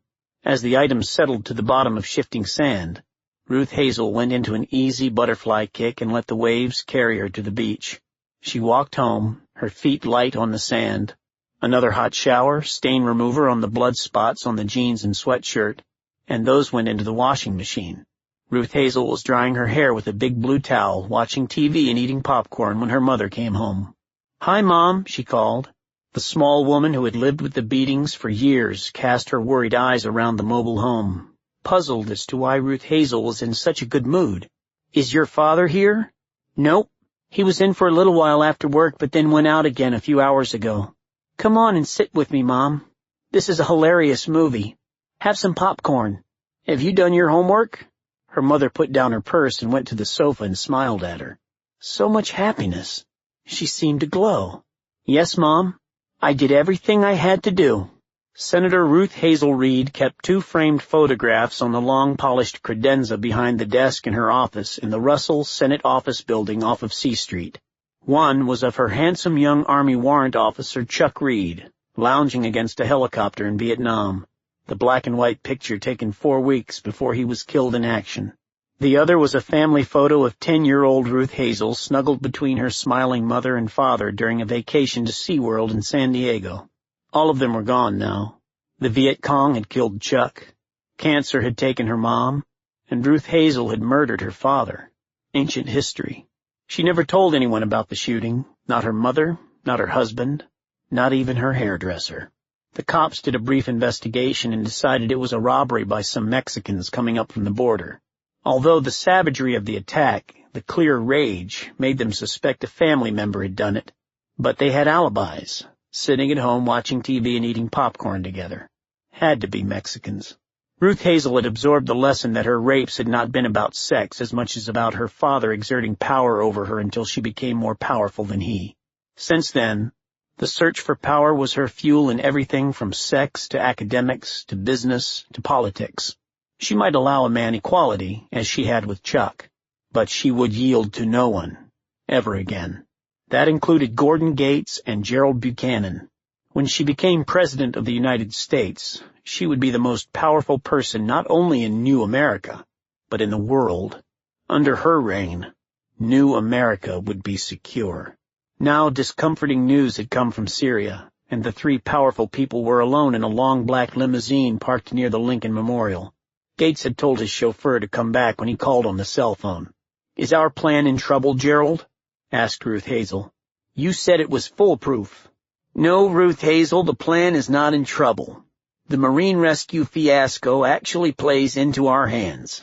Buchanan responded in a smooth tone, holding his tongue so as not to respond with an insult. "I've been riding the Pentagon and Intel services hard. There won't be another rescue attempt, and the Syrian government is in an uproar." "Middleton is still alive, Gerald. He was supposed to be killed in the rescue attempt. You even sent in that sniper as a backup. But they are all dead, and yet the general lives. Hardly a success so far." "Easy, Senator," said Gates. "I also think it may turn out to be fortunate for us that the Marines screwed up on their own and did not have to be ambushed." He took a folded piece of paper from his briefcase and handed it to Buchanan. "Look at this. My shark team over there just sent this list of all the Marines who were killed in the crash, verified by their dog tags. I expect to have pictures soon to help with the identifications." "So what am I missing here, Gordon?" Senator Reed asked. "Look, Ruth Hazel, we wanted to show your committee and anyone else we could get to listen that while the U.S. Marines created a disaster, 2 special operators from Gates Global had infiltrated the village so deeply that they were able to go in and get these identifications and even make contact with the French guide. We can now say that if the Pentagon had not intervened and screwed up, my people would already have brought General Middleton out of there safe and sound." "Not really." "Of course not. The only difference is that instead of the ideal of having the Marine sniper shoot him while we take pictures, or having our shark team finish the job, we let the jihadists kill him. I don't care who shoots him or if he steps on a scorpion, I just do not want him coming back to testify before my committee next week." She pushed back in the soft seat and folded her arms. Buchanan finished reading the list and handed it to the senator. It didn't add up. "Somebody got out?" "Apparently." Gates responded with a slight wave. "Some kid who was only a radio operator took off on a dirt bike that was on one of the helicopters. I know that country, and he won't get far. The Syrians will pick him up before he can reach the border, and I predict that we will be seeing him on television soon. We can exploit that when it happens. So the senator and I can use the identifications as additional proof of how efficient private contractors can be, and how we can accomplish missions better than rote memory military teams that court an international incident every time they get involved." Ruth Hazel read the list without changing her expression and handed it back to Gates. "I don't like it when plans fall apart, but I agree that this problem can be turned to our favor." Gates switched on his cold voice, totally unemotional. "Good. We're back on the same page. If you two approve, I'll fire off a signal to the Sheik in Basra to have his men execute the general in some interesting and public manner as soon as possible. And your team on the ground?" Buchanan raised an eyebrow.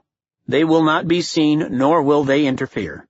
They will simply hand Middleton over to the Sheik's people and get out. So I expect Middleton will be dead within a few hours, and we can get on with Operation Premier." He awoke with a start. The tinny recorded voice of a muezzin was being broadcast from a loudspeaker attached to the minaret of the little town's mosque. The summons to morning prayer. Gritty crumbs of sand had fallen into his mouth, and every one of the over 200 bones in his body felt broken. He looked at his watch and cursed. He'd been out for almost an hour, much too long, and wondered what he had missed. There was no way to recover anything that might have happened during that time. Swanson fumbled for a packet of MRE crackers, popped all 8 out of the vacuum-packed seal, lumped peanut butter on them, and started chewing. He pulled out the powerful spotting scope that had been on his gear list, only to find it had broken in the crash and was useless. But the Steiner binos had survived, and their 10 by 32 viewing field would serve him almost as well. At 500 meters, objects would appear about 20 times their normal size. He removed the lens caps, gave the lenses a quick wipe, rolled onto his stomach, and slowly raised his eyes above the edge of the hide. He had no specific plan other than to observe for a while, and after that, play things by ear, with the big advantage of the enemy not knowing he was in their backyard. First he would conduct the basic recon to determine the security posted by the bad guys, what kind of patterns the guards had, and determine the weakest point and how to exploit it. After that, he would be able to make realistic, systematic decisions to set conditions of battle in his favor. What he saw through the binos made him smile. People were going about their business. It was the normal tempo of a village. The big four-barreled Zeus still sat brooding beside the road, but there was no gunner in the seat. The fighting holes and trench lines were empty, and the guys with the guns were gone, except for two lazy guards sitting on the ground in a patch of shade beside the Zeus. There was nothing Swanson could do until dark other than gather information, so he took out his logbook and started a detailed sketch of the village. He started with the building to his far left, where a woman swept her front stoop with an old broom, and slowly examined the small house with a left-to-right up-and-down grid. Then he checked the surrounding streets and pathways. He laid the M16 aside and unsheathed Excalibur. After giving the sniper rifle a quick once-over, he brought the scope to his eye and touched the button to turn on the laser rangefinder. The numbers stopped scrolling when he clicked on the doorway of the woman's house. Exactly 680 yards. He jotted the figure on one of the logbook's green range sheets as the woman finished her sweeping and propped her broom against a side wall. He shifted his attention to the next building. Someone cursed in Arabic and the two Zeus guards scrambled to their feet. A chubby little man in civilian clothes with an AK-47 slung across his back had emerged from a doorway and moved toward them, shouting that they were worthless pigs and gesturing at them to stand up. Kyle examined him closely. "Who are you, Pudgy?" No uniform, but obviously in some kind of command. Another man, tall and bearded, also with a rifle on his shoulder, came from the same house and stood idly while the sentries were chewed out. "Okay, you're Beanpole." They laughed at the young guards, then crossed the street to a cafe and disappeared inside through a front door shaded by a small cloth awning. 15 minutes later they came back out, carrying stacked boxes of food. Pudgy and Beanpole had not had time to have eaten at the little store, so they obviously were taking meals back to the house. Judging by the number of boxes, it was a hell of a lot more food than for just the two of them. Kyle's interest had perked up by the appearance of the Arab fighters, and he sketched their house, did the ranges to the door and windows, and marked it as a probable target. Beanpole came back out with a couple of the meal boxes and walked casually to another house nearby, where the door was closed and the curtains were drawn. He leaned toward the door and his lips moved as he spoke to somebody inside. More than a minute passed before the door opened quickly, and from the shadows 2 arms reached out, grabbed the food, and vanished back inside. The door was shut again. It had only been a momentary glance and at an awkward angle, but Swanson could have sworn that the skin of whoever took the food was light-colored, possibly even white. The noon call of the muezzin surprised him because he had been so busy that hours had slipped away. A group of armed men came from the house used by Pudgy and Beanpole. While most residents simply worshipped within their homes or workplaces, or went to the small mosque in the center of the village, these men wanted to make a public show of their fervent devotion. Each unrolled a small rug or straw mat in the street, knelt, and performed the rituals of prayer. Kyle got an accurate head count. 8 men, all with their weapons. Nobody had come from the other suspicious house where the door remained closed. Prayers done, 2 of the men repeated the breakfast run and went to the store for the group. The small, wiry man tagged along behind a large character with a square head and big shoulders. SpongeBob and Pee-wee. Back to their house with arms overflowing with boxes and bottles, and then SpongeBob made the delivery run of 3 boxes and 6 water bottles over to the second house.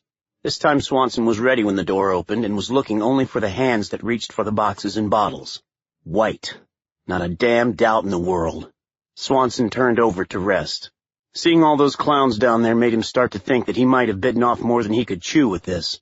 He was strongly tempted to break radio silence and call for help. He rubbed water over his face to cool it. This whole deal smelled as rotten as a month-old banana. Those people down there had known exactly when, where, and how the Force Recon choppers would arrive, and that meant there was a leak somewhere. The person responsible had to be high enough up the food chain to have been trusted with details of the plan. Who? Kyle dug out another bottle of water. Sweat was pouring from him, even lying motionless in the little bit of shade provided by the bushes roofing his hide. How high up the food chain was the leak? The mission had been put together in a hurry, but a lot of people knew about it, both civilian and military. But only one person had done something truly unusual. Gerald Buchanan. The man who wrote out in his own hand the order for Kyle to assassinate the general if things went haywire. Why even issue such an order unless he anticipated that something was going to go wrong? As far as the Marines were concerned, it was supposed to be a rather ordinary in-and-out mission with sufficient speed, troops, and firepower to get the job done. The Commandant of Marines would never have approved such a plan. The President of the United States knew, Impossible. The man was a decorated veteran himself. The guy who came to the carrier, Schaefer, was just the messenger boy. The circle led back to Buchanan. Boredom set in as the sun baked the town and the lone man watching it. But Swanson would not let himself fall asleep. He began arranging what he knew, planning his attack. He studied the little grocery, putting it on his mental list of places to visit after dark. About 4 o'clock, a dirty white Toyota pickup truck came down the shady side of the main street with a throaty rumble and stopped in front of the suspicious place Kyle now called the House of White Hands. Although he had a beard, the driver was not an Arab, but he moved with the loose gait of someone comfortable in the surroundings. He greeted a few men seated on stools in some nearby shade. Damn. Kyle kept his right hand on the binos while his left dug into a thigh pocket and grabbed a plastic envelope. It contained the small photograph of the Frenchman who was to be the contact for the Marine Raiders, and he looked at the picture, then back at the man. Pierre Fellet. The Frenchman knocked on the door, said something, and was allowed inside. 15 minutes later he was out again and his truck roared to life. Toyotas don't roar, Kyle noted, and they don't wear big desert tires. This was a custom job. He watched it drive to the gate in a low wall that surrounded another flat-roofed house 3 blocks down the main street, and then he lasered the hell out of the place. It was finally time to move. Swanson spent 2 hours backing out of his hide and working his way down the wadi to a new spot 100 meters to the right to get a better view. This time, when the door opened, he had a plain view of a big man wearing desert cami pants and an olive-drab tank top. Not only was he white, but he had a line of tattoos on his right arm from shoulder to wrist. He took the food and shut the door. Swanson was stunned. The white skin meant westernized, Eurotrash or Aussie or Kiwi or Canadian or Scottish or whatever. Maybe even American. The tattoos indicated a military background. That meant a spook of some sort or a mercenary, and so much food being delivered indicated more than one in the house. A couple of Frankensteins just happened to be in the neighborhood during a Marine raid? No chance that could be just a coincidence, and it sure as hell didn't help the odds against him. Kyle crawled back to his hide, ate some more crackers, and checked his water supply before taking a sip. He had taken 2 1-quart and 4 2-quart canteens from the other Marines so that he could be liberal in staying hydrated, because he planned to resupply after dark. Places to go and things to do, and Middleton was down there somewhere. The frog will tell me. Lots to do. He cut chunks of C4, rolled them into tiny balls, and put them in an arm pocket.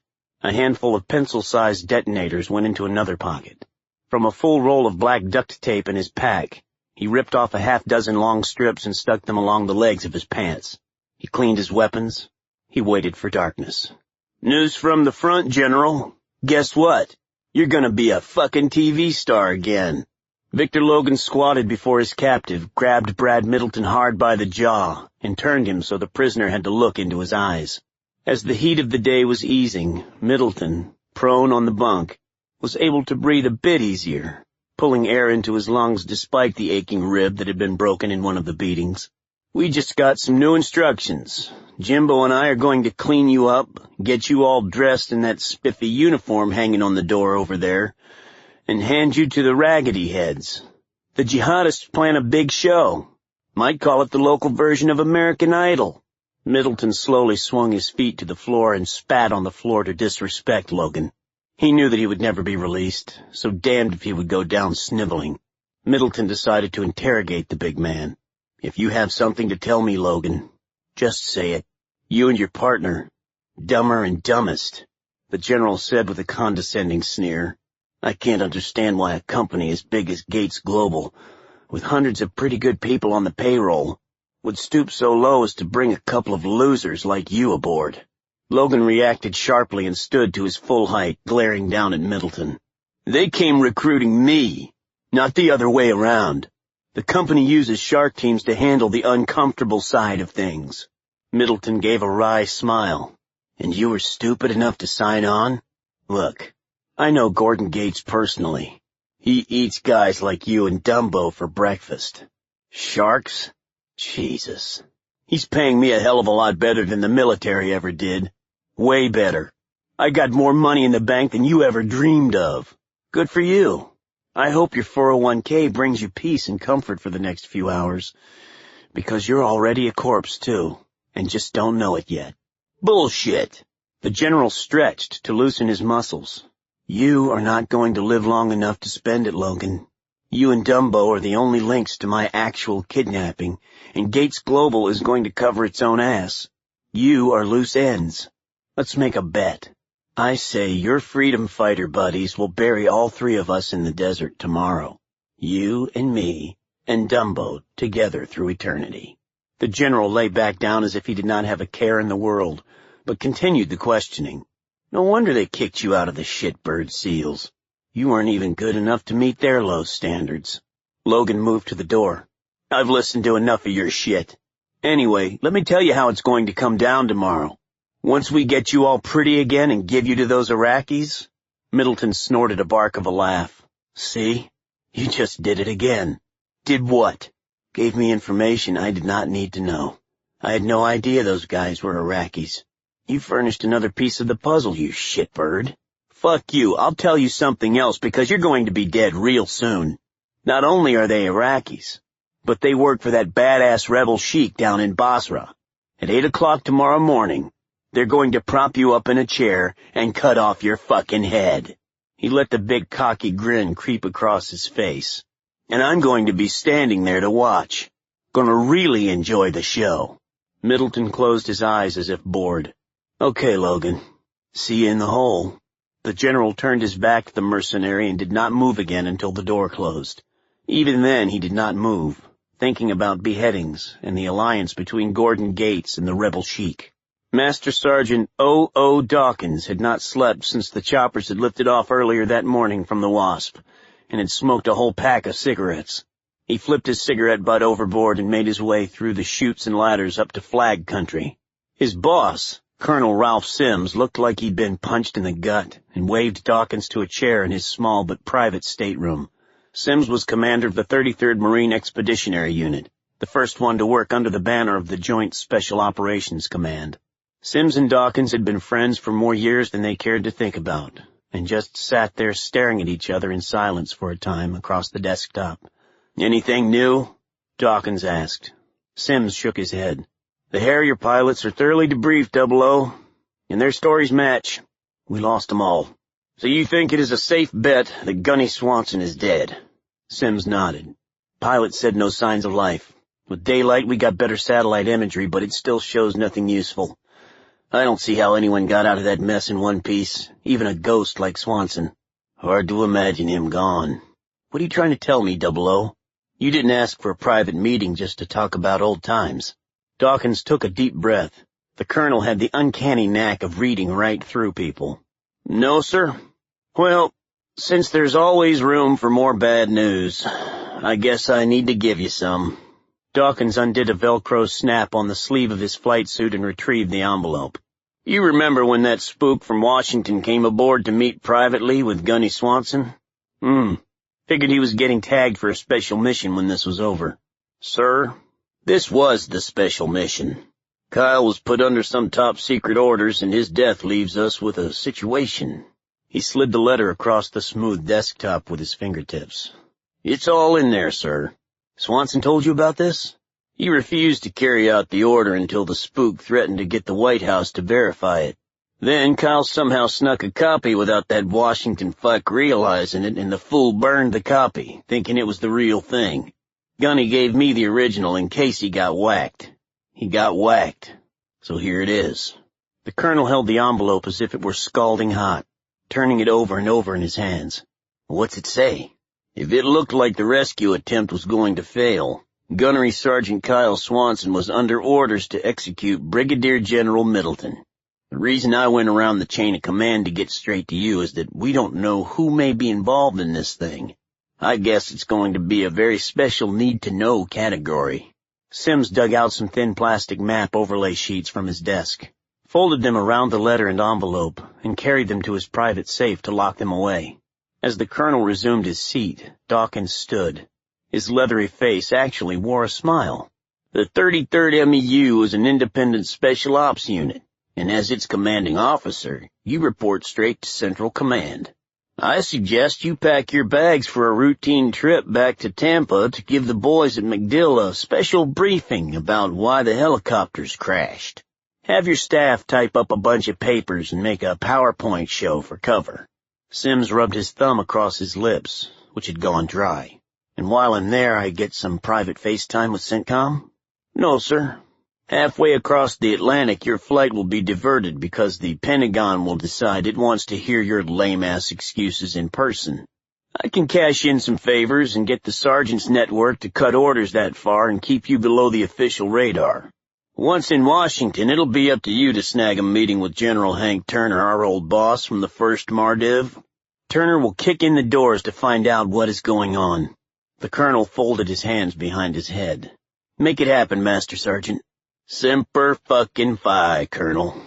Ali Shalal Rasad made his afternoon prayers in one of Basra's crowded mosques, in the midst of a crowd of kneeling, praying men. Afterward he smiled his way to the door, hugging fellow worshippers along the way and dispensing words of encouragement, a whispered promise of help, a handful of coins. Like so many Iraqis, Rasad had grown up in poverty, a product of the Baghdad slums. He caught the attention of his teachers at the religious madrasa schools because he possessed an intellectual curiosity and showed a natural leadership ability. No one was surprised when Rasad passed the exams to qualify for university study abroad as an engineer, nor that the government let him go to school in the United States. His family would remain in Baghdad as hostage until he returned to take a job with one of Hussein's ministries. Rasad studied electrical engineering at the Massachusetts Institute of Technology.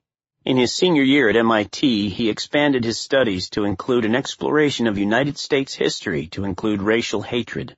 Signs in Texas restaurants once decreed, "No dogs or Mexicans allowed inside." Native Americans had been slaughtered for their land. Railroad builders hung Chinese workers over the sides of mountains in baskets to blow away chunks of rock with dynamite, and created the saying that an unfortunate person might not have a Chinaman's chance. Japanese citizens were thrown in huge camps during World War II, but German citizens were not. The South was still dealing with the aftermath of slavery. Mexican immigration was a burning issue. The color of a person's skin seemed very important in America. Rasad was fascinated by the political demagogues.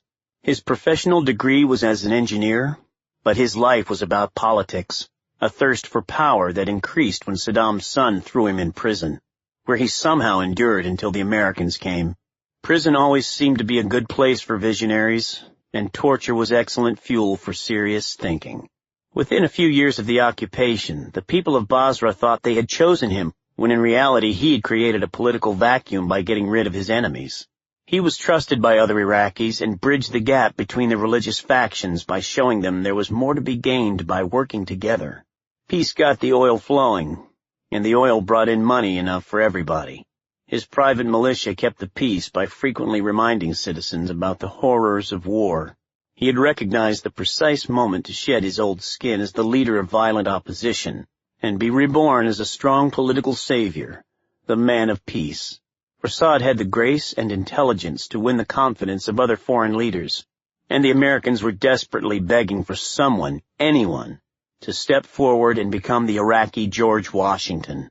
In the coolness of his air-conditioned office, Rasad again read the urgent coded message he had received from America. It was an instruction to kill the American General Middleton immediately, but gave no details. He let out a soft, tuneless whistle and smoothed the note on his desk as he let his mind roam free. This was tantamount to an order. Something had changed in his arrangement with Gordon Gates, and he had not been informed in advance for approval. It was irritating. Rasad asked his aide, "Have you acted on this instruction from the Americans to have our friends in Syria execute the Marine General?" "Yes. I made the contact within this past hour. They will gather the needed video equipment overnight and record his beheading tomorrow morning." He bowed slightly, expecting praise for a well-done job. The rebel sheik puffed out his cheeks, then ran a finger across his dry lips. "Send this new order. Do not kill him. Dispatch my plane to Syria at first light and fetch the general down here to me. Dispose of the 2 American mercenaries who deliver him. As you direct." The assistant bowed and left the office. The small U.S. Air Force C-20 executive jet sped across the Atlantic, bucking through pockets of rough air that were being pushed east by a storm front.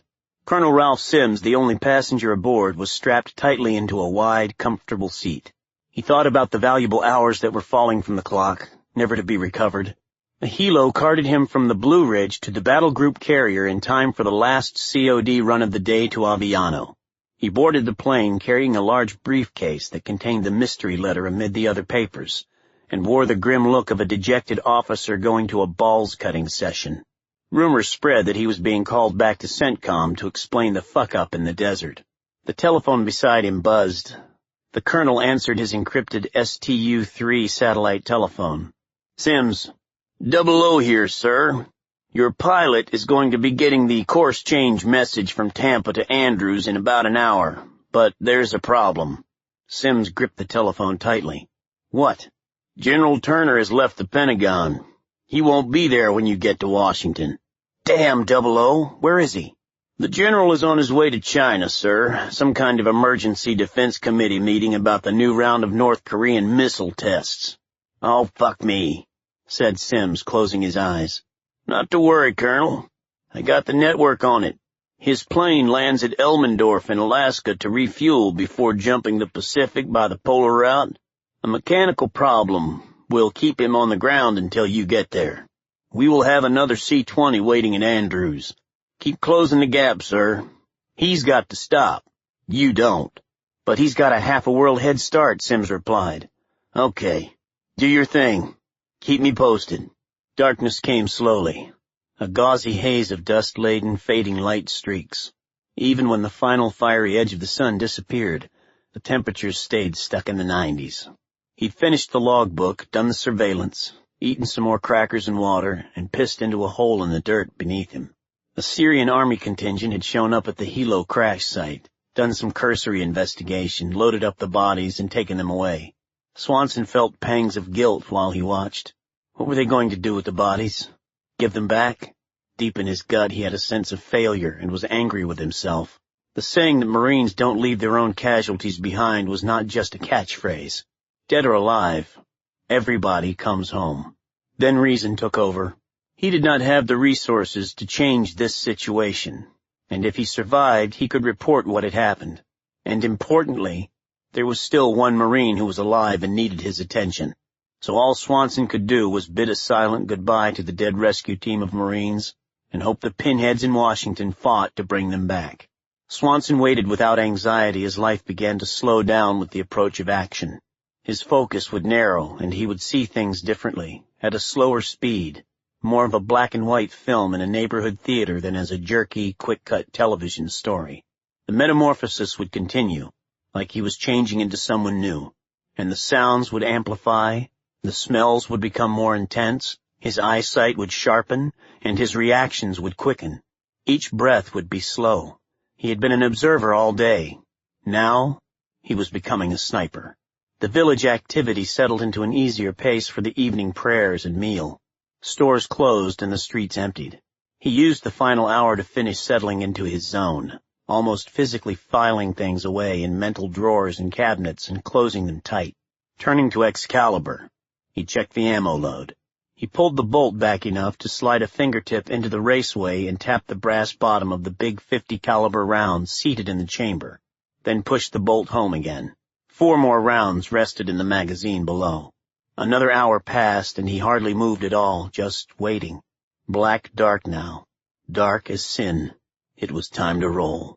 The first thing he planned to do was tweak the single guard on the Zeus, apparently the only person still awake in the entire village.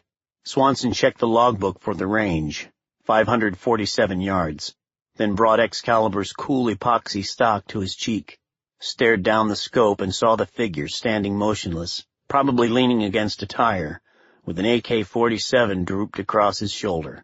The advanced night vision ability of Excalibur showed every possible detail, not just a green shape, and Swanson fine-tuned the focus ring. He clicked the button to lock onto the target, and again to confirm the range. The GPS, the gyro stabilizer, and the laser communicated, and numbers flashed in the scope as the built-in computer continued to enhance and clear the picture and figure out the range, windage, and barometric pressure. When all was ready, the azure stripe flashed on the edge of the scope. It could just as well have been a neon sign spelling out, "This dude is history." This was just target shooting and almost unfair. Almost. Adjusting to the final numbers, he dropped the sight to an inch above the center of the chest. Roy Rogers and John Wayne might shoot guns out of a bad guy's hand, but professionals went for center mass, the sure hit. Swanson slowed his breathing even more, and the heartbeat followed suit, and the crosshairs of Excalibur did not wiggle. Swanson exhaled a half-breath and started the easy trigger pull as his muscle memory kicked in. Time to work. Slow and smooth and straight and steady and squeeze. The rifle seemed to fire on its own, and although Kyle felt the recoil buck against his shoulder, there was no sound other than a quiet cough as the silencer killed the noise. In the scope, Swanson watched the big bullet slam into the guy's chest and explode inside him, ripping his muscles and guts to pieces. The location, speed, and power of the shot did not give the guard time to cry out or even look surprised. He crumbled to the dirt beside the big anti-aircraft gun, dead before he hit the ground. The front of his shirt was soaked in blood. Swanson used his thumb and 2 fingers to jack a fresh round into the chamber and swept the scope around the village. He heard a goat bawl and a dog bark twice, but nothing indicated anyone had heard his shot. He moved from the hide on his elbows and knees, the other voice talking now, whispering. Slow is smooth. Smooth is fast. He squelched the natural urge to get up and run to the downed soldier, and instead began crawling, fast but quietly, with the easy grace of a night predator. Search, evaluate, listen. The game had begun. Swanson had to cover about the length of 1.5 football fields, and while speed was important, doing it right was more important. He was out in the open for God and everybody to see, slithering forward, his heartbeat slow and his eyes constantly moving. Rocks slid beneath him as he crawled, and the weight of his pack pressed him down. The M16 was cradled in his arms, and Excalibur was in its drag bag, sliding along behind him, attached to a D-ring on his web gear. It took 12 minutes to cross the open space and reach the body, where he stopped to take a careful look around, checking likely places where danger might hide, points from which a threat might emerge. He had to be lucky every time he moved. The enemy only had to be lucky once to detect him. He was burning minutes, but not wasting them. The glazed eyes of the guard pointed up at the night sky, but Swanson checked the pulse anyway and found none. It was a boy, no more than 16, probably the product of the radical religious schools, who had joined the war for his true faith and paid with his short life. The end coming so fast that he had not even felt the shock. Tough shit, kid. Kyle jerked the corpse into a sitting position, stood, and pulled the guard upright against the side of the Zeus. Propping him up with one hand, he peeled off the long strips of duct tape pressed along his uniform and secured the body to the hooks, rails, and protrusions of the big weapon. A belt of tape went around the waist and was tied to a heavy ammunition box. With the tape taking the weight, he crossed the ankles and taped them in place, crossed the dangling arms and tied them at wrists. Swanson draped the AK-47 over the boy's shoulders. The head lolled forward, which was fine, and he made a few adjustments to the clothes so as to obscure the bloodstains. Swanson took 2 steps back. To any distant passer-by, the kid would appear to be dozing on the job, standing but sleeping. The sniper knelt on the ground, reached into his pack, and pulled out a claymore mine, then carefully broke it open to get at the small ball bearings packed inside. He gathered a handful and rolled them, one by one, down a barrel of the Zeus, repeating the procedure until all 4 barrels were packed with dozens of tiny steel balls. Then he inserted the little rolls of C4 explosive he had molded earlier. Each roll had a detonator. He opened the butt of his M16 and took out the 4-piece cleaning rod, which he twisted together into a single, long, thin shaft that he thrust into each barrel to compact the mixture. Time. Tick-tock. Keep going. The voice was insistent. Swanson's senses were honed to the rhythms of the sleeping village. He moved into the village, to the little store he had watched throughout the day. A low wall surrounded most of the 2-story building, with a roll-away gate locked across the front. Kyle went over the rear wall and dropped into a crouch, pausing long enough to drop his pack and rifles inside the yard. From a lightweight vinyl holster near his left shoulder, he pulled a silenced match-grade .45 caliber pistol with an infrared laser scope, a competition-class weapon that carried an expanded magazine of 15 rounds. The front door of the store was locked, but a side window stood open to catch the night coolness. Swanson looked inside with his night vision goggles to avoid kicking anything, and then went over the windowsill. The pungent smell of spices was overwhelming. He did a 360-degree check of the room, holding his pistol in a firing position. Shelves, crates, a table with 2 chairs, a cooler in the corner where an electric motor hummed. A stove was along the back wall beside a big cutting board on some cabinets. A carcass hung from a hook, waiting to be butchered. Cans were stacked in neat rows. A plate of small cakes sat in a bowl on the main counter, and Swanson wolfed some down. And it was the best food in the world, although he had no idea what it was. Taking a chance, he moved to the cooler and lifted the lid only a millimeter at a time to avoid making it creak, and a wave of chilly air rose into his face. Bottles of juice, water, and soft drinks were lined up like little soldiers, and he pulled one out. The cold water went down better than the cakes, and he drank until he was ready to puke. After hydrating himself, he topped off his canteens. With his thirst slaked, he checked the available food. He had a roll of Ziploc bags in a pocket and loaded them with things that were small, easy to carry, and required no preparation. Finally, he grabbed a few boxes of unscented baby wipe tissues, one of the best things going for desert hygiene. The luminous dial of his watch showed that 11 more minutes had elapsed, so he packed his goodies and went back out through the window. He gathered the rest of his gear and scaled the wall. "Slow," warned the voice, "but go."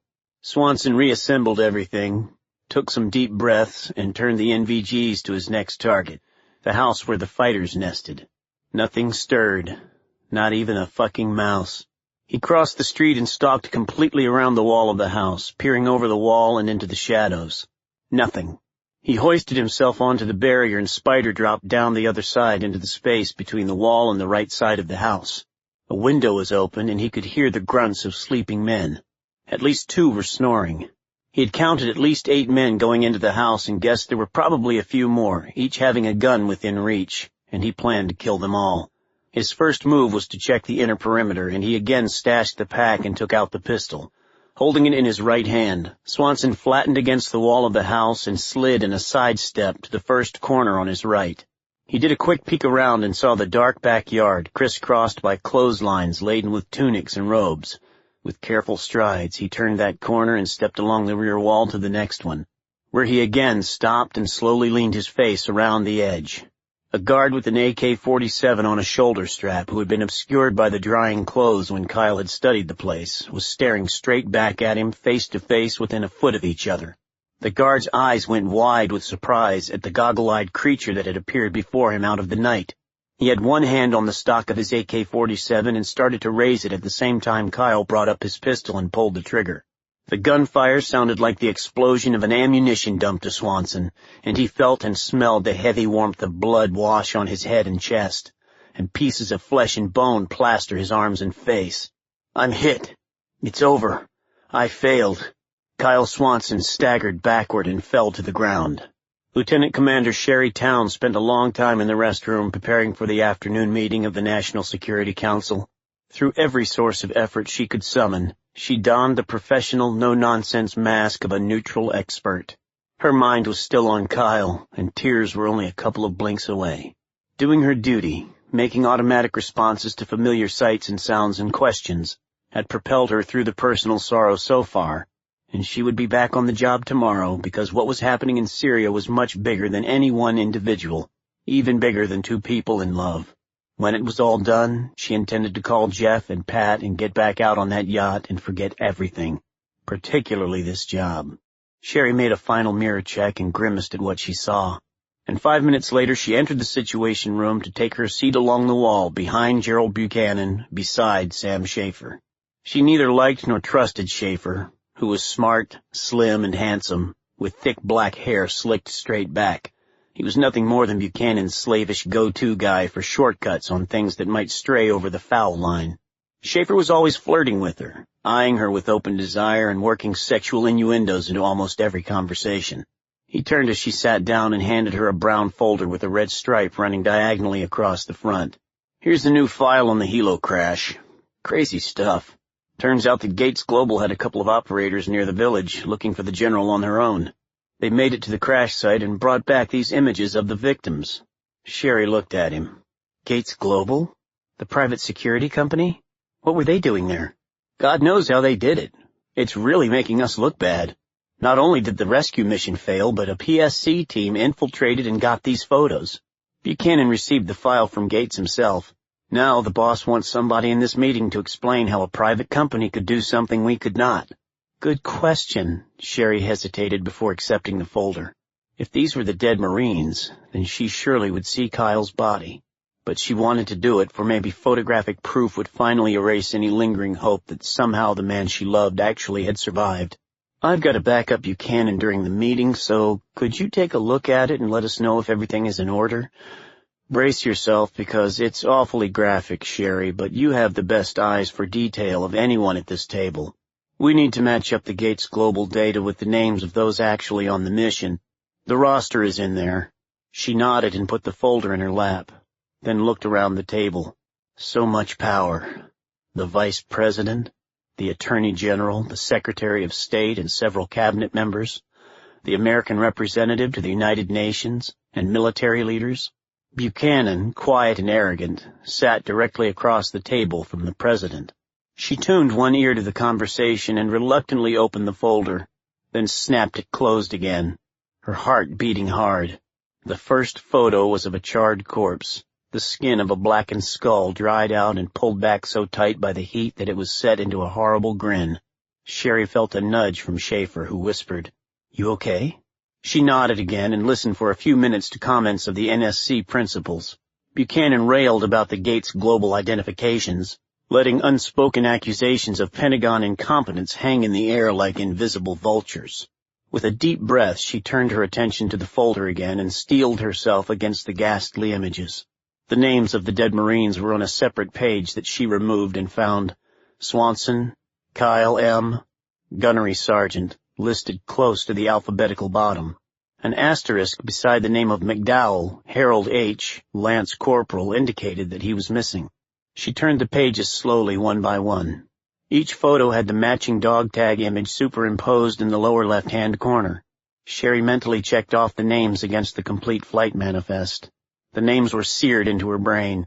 3/4 of the way through she paused, knowing the next photo in alphabetical order would be that of Kyle. She bit her lower lip and turned to the picture, keeping her mental defenses firm and letting her analyst training guide her eyes and thoughts. Her fingers grew white with a tight grip at the sight of the broken and burned body. No facial identification was possible because of the fire, but the size and shape of the torso seemed about right for Kyle's dimensions. She felt wetness at the edges of her eyes as she studied the picture, read the dog tag, and examined the photo in detail. Something isn't right. The dog tags were authentic and accurate, but an anomaly she could not pinpoint chewed at her. Instead of looking at the grisly picture as an entirety, she studied it a square inch at a time, left to right, top to bottom, shadows and light, pixels, uniform and flesh, a dead Marine, a destroyed human body. There. She stared in disbelief, trying to persuade herself that she was wrong while knowing she was not. "Oh my God," she whispered loud enough for Schaefer to hear. The folder spilled from her lap and onto the carpeted floor of the Situation Room as she grabbed the single picture with both hands and stared at it. Buchanan spun in his chair and gave her an angry stare as the most powerful people in the United States government turned to watch her gather the papers. "Sorry," she said, shuffling the papers and photos back into the folder. Using every ounce of her considerable willpower, she sat motionless through the rest of the meeting, letting her mind work the problem. A slight smile played over her lips and a new brightness shone in her eyes. Kyle snapped back into consciousness, flat on his back. He took a deep breath, surprised that he wasn't dead. The air he pulled into his lungs was fresh and cool and reviving, and he lay still as his brain stitched together wisps of memories about what the hell had just happened. Being right-handed saved his life. The brief, deadly confrontation was nothing but a quick-draw contest. The guard had been holding the stock of the AK-47, but not with his finger on the trigger, and hesitated for a heartbeat before trying to bring it to bear on Swanson. Professionals do not hesitate, and Kyle put the barrel of his pistol right against the man's eye and double-tapped him. 2 big bullets at point-blank range totally destroyed the head. Swanson roamed his hands across his own body and felt no pain, no wounds, The gore covering his face and chest was the blood, brains, and bone fragments of the other man, whose skull had exploded, and the unexpected concussion had scrambled Kyle's senses for a few seconds. He pushed onto his elbows and wiped his face. The guard lay dead at his feet. Where are the others? The whole village had to be awakened by those explosions. He grabbed the pistol that had fallen by his side while his befuddled mind realized the guard had not shouted, had not fired his rifle, and Kyle's own silenced pistol had spoken with only 2 burps, quick and quiet except for the weapon recycling. There had been no detonations at all, and the great sounds he imagined that had been heard by everyone were only his gun firing almost next to his ear. He and the guard had both fallen where they stood, but everyone else slept on. He wiped his eyes with his sleeve and poured water from a canteen over his face for a quick cleaning while he caught his breath. Enough of this recovering shit. Get back to work.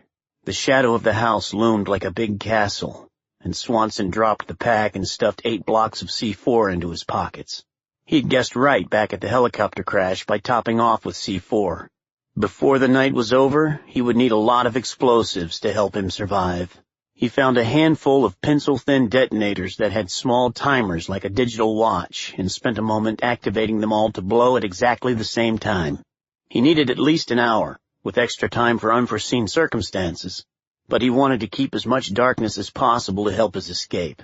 He set all of the timers to go off at exactly 0300. He attached the first of the 6-inch-long blocks of gummy explosive to the corner of the house where he had had the shootout, pushing the clay tight, like a kid playing with silly putty, and sticking in 2 of the detonators just to be sure. The detonators blinked silently, and Kyle was sweating hard by the time he was finished, drops of water falling into his eyes. He struggled back into his pack, gathered his weapons, and stole enough laundry from the clothesline to outfit himself and the general. This was going to be overkill. The simultaneous explosions would destroy the supports of the house and collapse it on the sleeping men.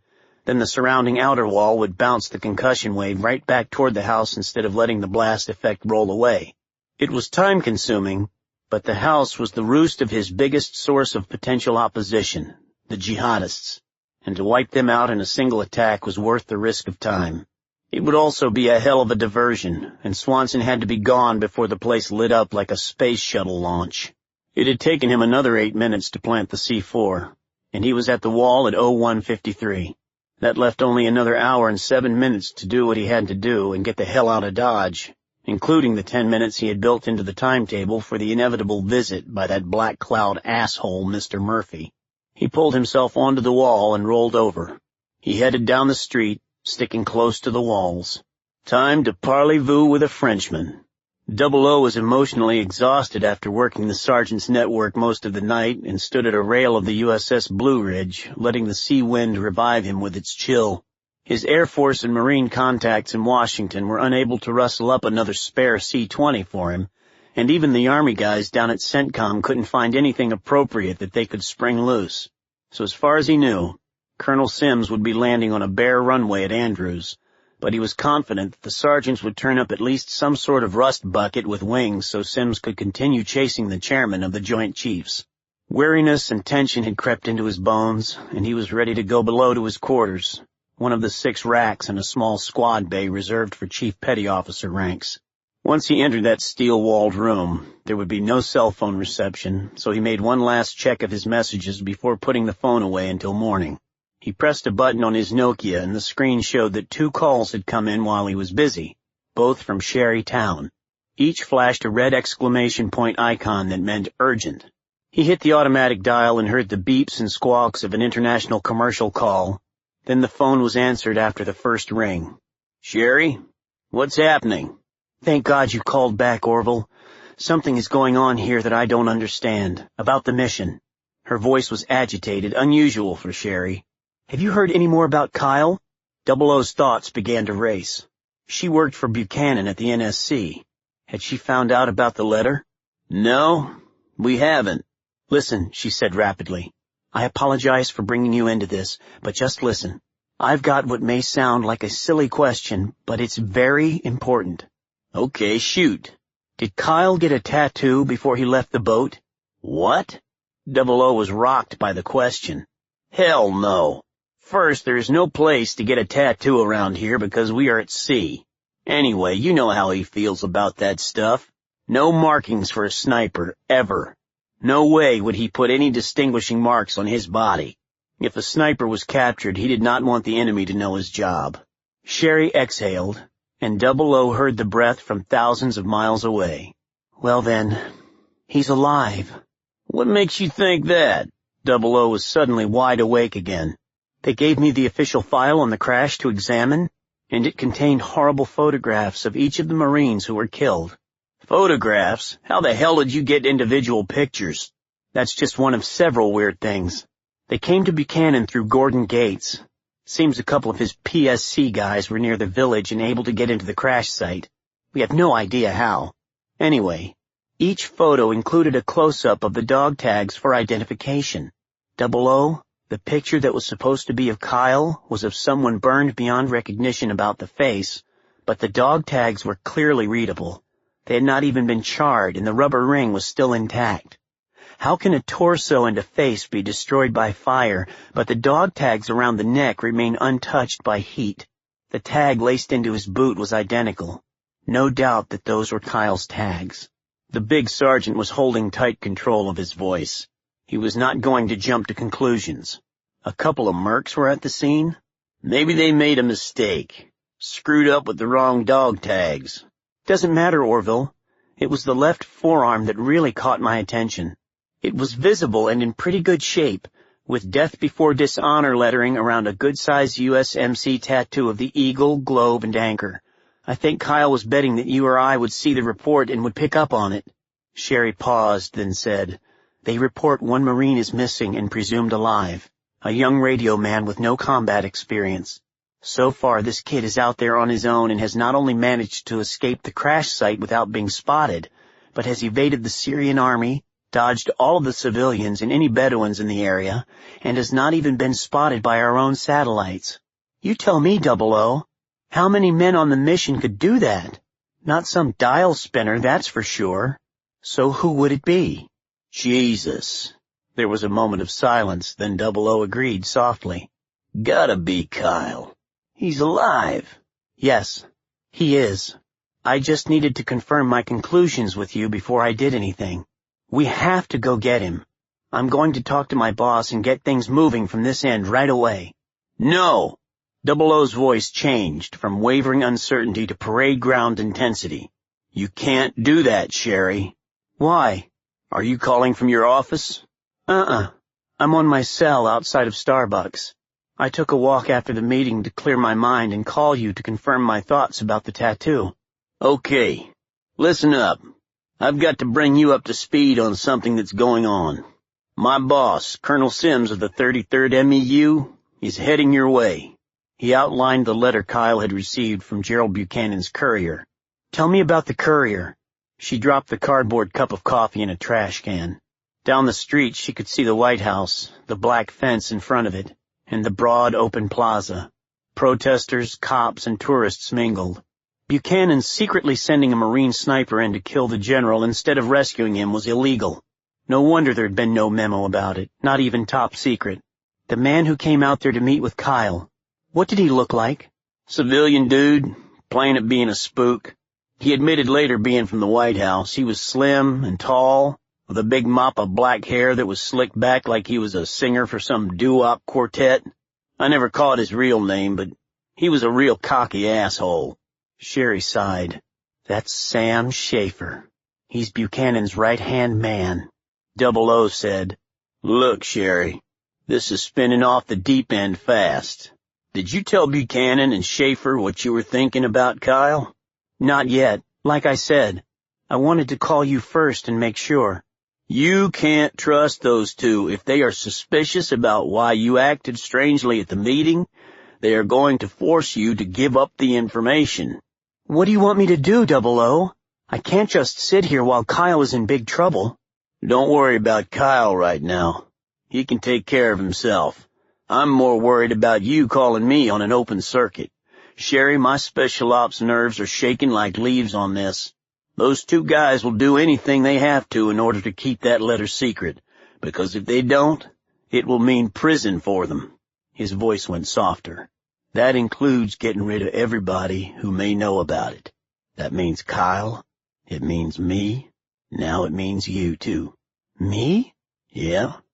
You can't go back to work until this thing is settled. And when you don't show up, they're going to pull out all stops to find you and get what you know. Guaranteed they will discover your relationship with Kyle. We have to assume that Buchanan, with all of his intel assets, will have the NSA recording this call. They won't bother me. I'm a serving naval officer. That will be no protection whatsoever. Trust me on that. You and I both have to disappear before Buchanan can get his hands on us, Sherry. Hang up this phone and dump it, then go to somewhere safe, not your apartment. Get out to Quantico right now and contact the duty NCO, and he will stash you in the VIP lodgings. Until I can contact you on an encrypted line. He emphasized the word. Sherry almost dropped the phone when she realized that Dawkins was right. The NSA would be listening to her call, particularly since it was being made within an invisible listening cone that surrounded the White House. Right. The duty NCO at Quantico will be expecting me. We'll talk soon. 00 broke the connection and threw his cell phone overboard, watching until it splashed into the Mediterranean Sea. There would be no sleep for him tonight. In Washington, Sherry Town moved quickly. She put her phone into the same trash can as her coffee, stepped to the curb, and hailed a taxi. By the time the cab drove away, a supercomputer at the National Security Agency had recorded the call and traced it from Lieutenant Commander Town to a number assigned to Marine Master Sergeant Orville Oliver Dawkins. Instead of racing down to Quantico, Sherry Town had the cab driver turn right and head toward the Hashemite Kingdom. Gerald Buchanan and the Secretary of State had a private meeting with the President following the NSC session, but as soon as he returned to his office, he called for Sam Schaefer. What the hell was that all about with Town? The world is coming apart and one of my staff members interrupts an important meeting by dropping her school books in front of the President of the United States, for God's sake. I think she saw something in that folder of the dead Marines, sir. I gave it to her to review while I took notes on the meeting. She was going through the meat shots when it happened. Whatever was in there made the stone-cold lieutenant commander lose her cool, for maybe the first time in her life, outside of an orgasm. Wait a minute, Sam. She didn't tell you what it was after the meeting? Buchanan leaned forward, elbows on the desk blotter. Get her ass in here, right now. Can't do it, sir. She grabbed her purse and left the building. Told the secretary she was going for a walk and hasn't come back. Schaefer glanced at his watch. 7 o'clock. She left about 30 minutes ago. I called her cell phone, no answer. The bitch is keeping a secret from me? Buchanan's anger flared so hard that he broke his pencil. It gets worse, sir. I had the White House operator call Town's secure beeper 10 minutes ago. All White House staff must answer such a page immediately without exception. For whatever reason, the commander is choosing not to communicate. Damn! We have to find her, Sam. Buchanan's mind churned. Meanwhile, put some of our other intel people on the file and see what they can get. And I want to know more about Ms. Town. Put the bitch under a microscope. The National Security Advisor leaned back in his chair. It had been proven too many times that White House walls have ears. Sam, as I recall, isn't Lieutenant Commander Town of Middle Eastern extraction? Her mother is Jordanian, father was an American diplomat. He died in a plane crash when she was a child. An Arab, then. So considering the seriousness of her withholding vital security information during an international crisis, I must direct that Lieutenant Commander Town be considered a terrorist mole who somehow infiltrated the White House. She may be aiding our enemies. Have Town in custody before dawn. Colonel Ralph Sims deplaned from the luxurious C-20 executive jet at Andrews Air Force Base in Maryland with some reluctance. Sims had expected to be deposited in front of a terminal with another C-20 waiting for him, but instead there was nothing around but darkness. It seemed that he had been dropped off in the middle of nowhere. Where the hell is everybody? He said into the emptiness. Right here, sir. One of the bushes stood up, a Marine in full ghillie suit with a long rifle in his hands. Staff Sergeant Gonzalez, USMC Scout Sniper, sir. May I see your identification, please? Sims was aware that several other bushes were also moving around behind him as he handed over his laminated military identification card. The staff sergeant checked it in the briefly seen red beam of a flashlight. "Right. Thank you, sir." He turned and called into the darkness. "Mr. Dillon, you may come forward." Footsteps in the darkness on the far side of the runway came closer, and Sims made out the shape of a small man who extended his hand. "Billy Dillon, Colonel, United States Air Force, retired. Glad to meet you." Sims's eyes had adjusted to the night surroundings, and he saw that Dillon was dressed in a ribbed and pressurized black flight suit. "What's going on, Staff Sergeant? Why is your team out here, and what is Mr. Dillon, a civilian, doing in a restricted area?" Dillon handed Sims a flight suit like the one he wore. "We will explain while you get dressed. You can't fly with me without it. The boys will tuck your uniform into the Valpack, and we'll carry it in a storage space. Hurry, please, Colonel. Time is of the essence." Staff Sergeant Gonzalez made some hand motions, and his men went prone again, facing outward. "We're a force recon team, Colonel, out of Camp Lejeune. We're just doing a routine drill here tonight," Gonzalez said with a grin of white teeth against his grease-darkened face. "I will say that a couple of unexpected telephone calls had something to do with this assignment. In fact, my top threatened to feed my ass to the buzzards if I didn't move fast enough to get here before you did." Sims stripped to his underwear and was struggling into the tight flight suit, which looked like the skin of some prehistoric alligator. "I got a call too," said Dillon. "Bit of personal history first. I was flying an Air Force F-16 several years ago somewhere that we weren't supposed to be, and the bad guys got lucky with a missile. My radar intercept officer was killed, but I got out with just some broken bones. A Marine Special Ops team came and fetched me home, along with the body of my RIO. He helped Sims zip up. After rehab, I couldn't fly military anymore, so I got another gig. I owe the Force Recon boys big time, and I always pay my debts." "Let's go," said Dillon, handing Sims a black flight helmet. He started walking, and Sims followed. Sims saw a ground crew dressed in black working on a shape beneath a big camouflage net. At a signal from Dillon, they pulled it away. "And just what the fuck is this, Mr. Dillon?" The plane was almost invisible, with flat black paint, no sharp surfaces, and standing high on a tripod of wheels. He touched the surface, which was as smooth as a mirror. "Call me Billy, please, Colonel." He led Sims around the strange aircraft and pointed to the small white acronym lettering the tail fin. "Meet the X-43D scramjet, the latest in the Hyper-X series. We're trying to make a reusable space vehicle. You're flying courtesy of NASA tonight, Colonel. I have to get this bird out to Edwards Air Force Base in California before dawn, so we arranged a little side trip to Alaska for you. It will get both of us where we need to be in plenty of time. Up you go into the rear seat." He patted a footstep in the hull. "You're going to make it from Washington to Alaska and back to Southern California in a couple of hours? Tonight, you and I are going to climb about 60 miles up, just under the edge of space, and you'll be able to see stars like you cannot believe. No shit. No shit. It will be the ride of your life. Now, let's buckle you in." The cockpit hummed down and locked into place. The instrument panel glowed green and red. There was the hiss of cool oxygen into the mask, and the radio came to life in his ears. "Hold on, then. We don't call her Greased Lightning for nothing." Kyle Swanson dropped his pack as softly as a mouse's footstep and moved to the side of the bed. He needed a few moments to set up, so the guy had to stay asleep. He ripped off a strip of duct tape and pasted it across the man's mouth. A broom leaning against a corner went behind the shoulders, and he secured the wrists to it with flexi cuffs and duct tape.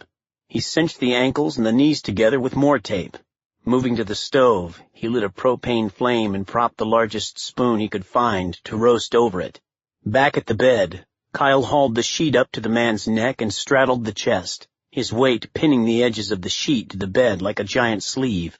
With one hand, he poured a cup of cold water on the man's face, while the other hand kept the pistol right between the eyes. Hell of a way to wake up. The eyes flew wide open in surprise. Kyle said nothing. He knew the value of silence to an interrogator and wanted to establish the parameters of the session before the man even started to think he might have a vote in what was happening to him.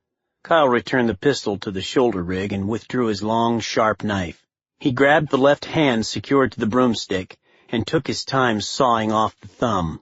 The victim yowled behind the tape as blood spurted out in a dark stream.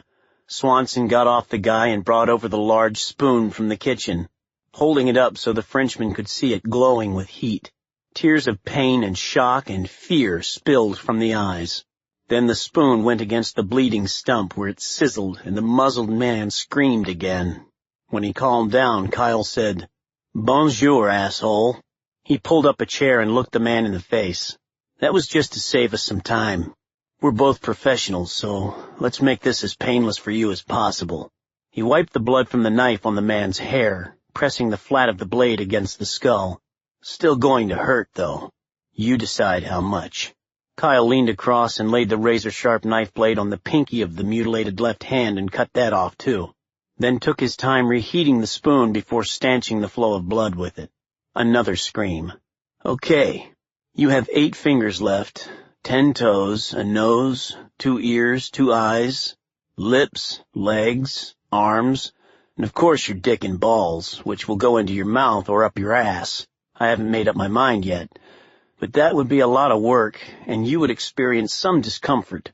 So you answer my questions, and I won't chop you up like frog legs. I'm going to remove the gag now, and if you try to shout, I will ram this big knife through your cheeks and knock out a few teeth. Then the questioning will resume. Understood?"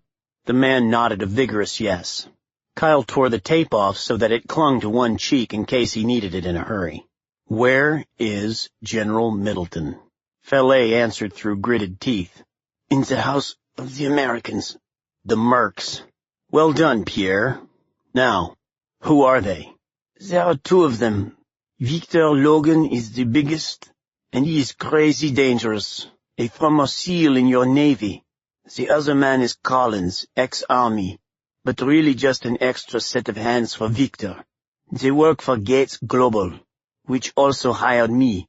"Where's the general kept in their house?" "A small room in the right rear corner, handcuffed to a bed. They have not harmed him greatly." The dark eyes studied Kyle's face, seeing if a deal was possible. "You will have to hurry because the jihadists are to behead your general in the morning." "What kind of security do the Americans keep?" "None. Everybody here is afraid of Victor, and they have plenty of guns. No one bothers them. Let me help." "How?" Pierre Fallet detected a faint opening. A chance. "I will take you over there and distract the Americans while you attack. We kill them, get the general, and I will guide you safely to Israel. People in the villages know me and will help. I'm the one person around here who can get you out." He was breathing heavily. "What do you want in return?" "You let me live," the Frenchman said. "Then I am sure the American government would be generous with a reward. We will not mention what you have done here." Kyle nodded. "Not bad. I guess you might have some value after all, Pierre. I promise not to fillet you anymore." He suddenly reached over with his knife and cut off the small finger of the other hand. "Do you think I'm a fool?" he hissed. "I told you I'm not playing around, and I am damn sure not going to let you walk me into an ambush. Tell me what else you know. Tell me everything, right now, or I cut you some more." The French spy broke and started to cry. "That's all I know. What else do you want? I won't ambush you. I'll tell you whatever you want. Just tell me what you need." Swanson stepped back, wiped off the knife, and put it away as he looked hard at the bleeding man strapped on the bed. The guy was not holding back now, and further mutilation would be counterproductive. The prisoner had reached the point where he would say whatever he would guess the interrogator wanted him to say. True or false didn't matter because he only wanted to stop the pain. "Okay, I believe you." He opened a little box from his medical kit. "I'm going to give you a shot of morphine now to take away the pain. While you sleep for another hour, I'll patch you up, and when you come around, we'll have something to eat and think this over." He injected the fluid into the Frenchman's left arm, and within a couple of heartbeats, Fallet's eyes fluttered and rolled back. When the Frenchman was unconscious, Kyle undressed, put on the Arab clothes he had stolen, and doused the light. He put on his night vision goggles again, checked outside, and quietly loaded his pack, web gear, and rifles into the bed of the pickup truck. Back in the house, he reduced the single burner of the little propane gas stove to low, blew out the flame, then placed a block of C4 beside the stove, armed with a ticking detonator that would go off 30 minutes after the other house exploded, causing still another diversion. The Frenchman would not feel a thing. Swanson had not wanted to torture him, but having done so, he would allow the man a quiet, easy death. Fillet was still asleep when Kyle injected him with 2 more full syrettes of morphine, and with each heartbeat the narcotic overwhelmed his system. The man would never awaken. When the detonator ignited the C4, the explosion would instantly set off the growing bubble of gas in the enclosed house, and the place would blow up, taking the body of Pierre Fillet with it. I don't make deals with terrorists, particularly terrorists who have killed Marines, he whispered to the dying man. Kyle Swanson turned off the bedside lamp, locked the door, went back over the wall, and was approaching the truck when he heard the grumble of heavy engines. He hit the ground and rolled under the Toyota just as a pair of BTR-80 armored personnel carriers of the Syrian army roared past, their headlights flashing along the walls, seeming to search for him. How did they get on my trail? Oh, fuck. Murphy's Law has screwed me again. The huge vehicles continued down the street for a few more blocks and stopped at the house of the Americans. Soldiers jumped from the vehicles and spread into a perimeter around it, facing outward like guards, not inward like attackers. Swanson wiggled from beneath the truck and rolled into the flatbed, unzipped the drag bag, rested Excalibur on the rear gate, and brought the scope to his eye. He recognized the telltale 4 big wheels on each side of the vehicles and the BPU-1 turret machine gun mounts. The Russians had been selling these relics all over the world for years, but the old dogs still had a lot of bite. Each carried a 14.5mm KPTV heavy machine gun with 500 rounds and a range of 2 kilometers, and a smaller 7.62mm PKT machine gun with 2,000 rounds that could reach 1.5 kilometers. Smoke grenade launchers were mounted on either side of the turret, and their beefy engines could shove them along at speeds of up to about 50 miles per hour. The lead vehicle bristled with the antennas that indicated a battalion commander might be leading the mission. Is a whole damned battalion on the way? An officer climbed from the command vehicle, walked directly to the front door, and pounded hard. Lights came on, the door was thrown open, and the hulking Victor Logan stood there, wearing only a T-shirt and boxer shorts but carrying a pistol in his right hand. The Syrian was about half Logan's size, but had an air of authority that made him immune from threat. They spoke for a few minutes, and Kyle saw Logan nod in agreement, go back into the house, and return moments later fully dressed. The officer waved his hand and sergeants barked orders. Logan climbed awkwardly into the front vehicle with the officer, and the other soldiers hustled back aboard. A single man was left behind as a sentry, and the BTRs pulled out, heading toward the crash site. The soldier stood at attention beside the front door of the house, his AK-47 at the ready, as the carriers growled off into the darkness. Swanson held his breath as they went past the Zeus and the apparently dozing guard taped to it, but they did not slow down. The lights in the house were turned off and the soldier by the door relaxed. He unslung the automatic rifle and rested it against the wall, then sat on a wooden crate, leaned back, and made himself comfortable, arms on knees. Through the scope, Kyle watched the man reach into a chest pocket and get a cigarette. A match flared. As the soldier inhaled the first puff deeply, Swanson lasered the range, and when the man exhaled, Kyle shot him beneath the left arm. The bullet tore out the heart. There was only a slight twitch of the body on impact. Then it toppled from the crate onto the dirt. Kyle put a second bullet right through the head to be sure he could not cry out a warning. Swanson had to move fast because those BTRs would be coming back. He returned Excalibur to its bag, climbed from the truck bed, and transferred his primary weapons to the passenger compartment. Then he slid behind the steering wheel and cranked the Toyota, which started with a reliable, deep rumble. Kyle stopped in front of the house and, mirroring the actions of the Syrian officer, marched directly to the front door and pounded on it with his left fist as he pulled out his pistol with his right hand. Inside, the lamp snapped on again. He heard Collins curse aloud. "Oh, what the fuck do they want now?" When the door opened, Kyle extended the big pistol and put one round right in Jimbo Collins's chest, knocking him backward, and fired another into his surprised face. He gave the collapsing body a hard shove so that it fell away from the door and did not block the exit. He stepped fast into the room with his pistol held straight out with both hands to scan for targets. There were none, and he closed the door. There were 2 more doors in the rear, and he chose the one on the left, stood with his back to the wall, and pushed it open with his left hand, the pistol pointing inward. No reaction, but there was a horrible stench, and enough light for him to see the defiled body of a young girl tied to a bed. Sick bastards. He did not have to feel for a pulse. Swanson spun and kicked in the second door. A man wearing only boxer shorts lay handcuffed to a filthy bunk. He was unshaven and the room stank. The man blinked in disbelief. All he saw was a silhouette until Kyle flipped a switch that turned on the bulb hanging from the ceiling. "Hello, General," Swanson said, moving around the room, searching for unseen dangers, the pistol out, ready to shoot. "What?" The voice was firm but raspy. Only moments ago, Bradley Middleton was thinking about having his head chopped off by lunatics. And now an escape was possible? "Who are you?" "Take it easy, sir. It's Gunny Swanson." "Swanson?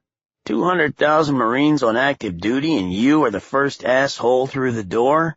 They sent you to rescue me?" The silenced pistol waved loosely between them. "Well, that's not exactly accurate, General," replied Kyle. "Actually, they sent me to kill you. Orders are orders, and a good Marine always follows orders. Foreign governments throw parties, receptions, or formal dinners every night in Washington to promote goodwill and develop Beltway contacts. Tonight, the embassy of the Hashemite Kingdom of Jordan was honoring a young filmmaker who was creating a stir in Hollywood with his latest effort, The Arab Street. Sherry Town found a guard at the front gate and asked him to page the head of the Public Relations Department. Within 5 minutes, a slim and elegant woman walked down a sculpted path toward the guard post. "Sherry? Darling!" the woman exclaimed in a burst of surprise, opening her arms and wrapping her in a hug. "I didn't expect you to come to our vapid little event tonight. Why didn't you call?" "Hi, Mom," Sherry responded and tightly hugged her mother. Layla Mahfouz Town whispered, "This little movie director is simply awful, but he signed a deal with Paramount which gives us an excuse to throw another 'We're not all terrorists' party." She detected the strain coursing through Sherry. "What?" "I'm in trouble," Sherry whispered back. "Can we go inside?" Layla lifted an eyebrow, then told the guard, "She's with me." He nodded, looked at Sherry's U.S. Navy uniform and identification card, and wrote out a pass. He thought they almost looked like twins. Very attractive twins. "What's going on, little one?"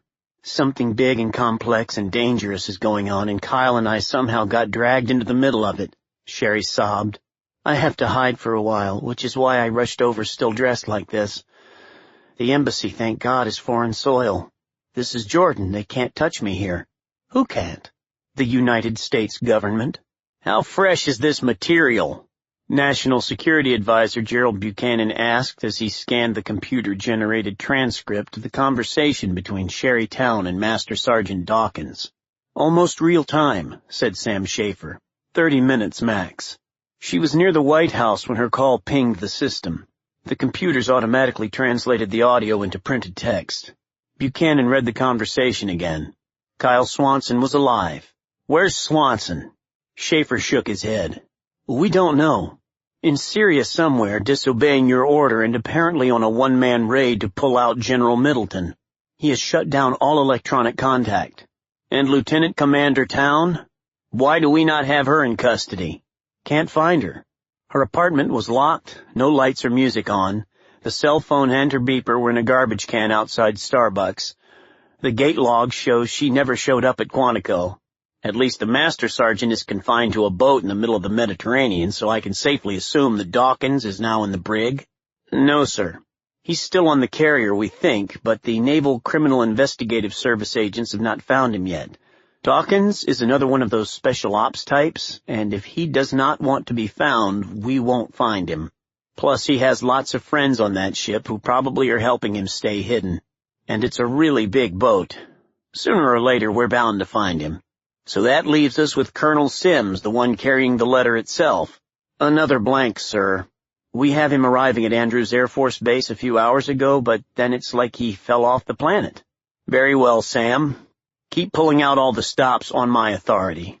All 4 of them are now to be treated as national security risks. I want that letter back before the circle expands." Buchanan waved his hand and Schaefer took the hint to leave. "Don't fail me, Sam. Understand?" "Yes, sir. I'll get them." Schaefer left the office feeling small saddlebags of sweat growing in his armpits. After his aide closed the door, Buchanan went to the wall safe and opened it.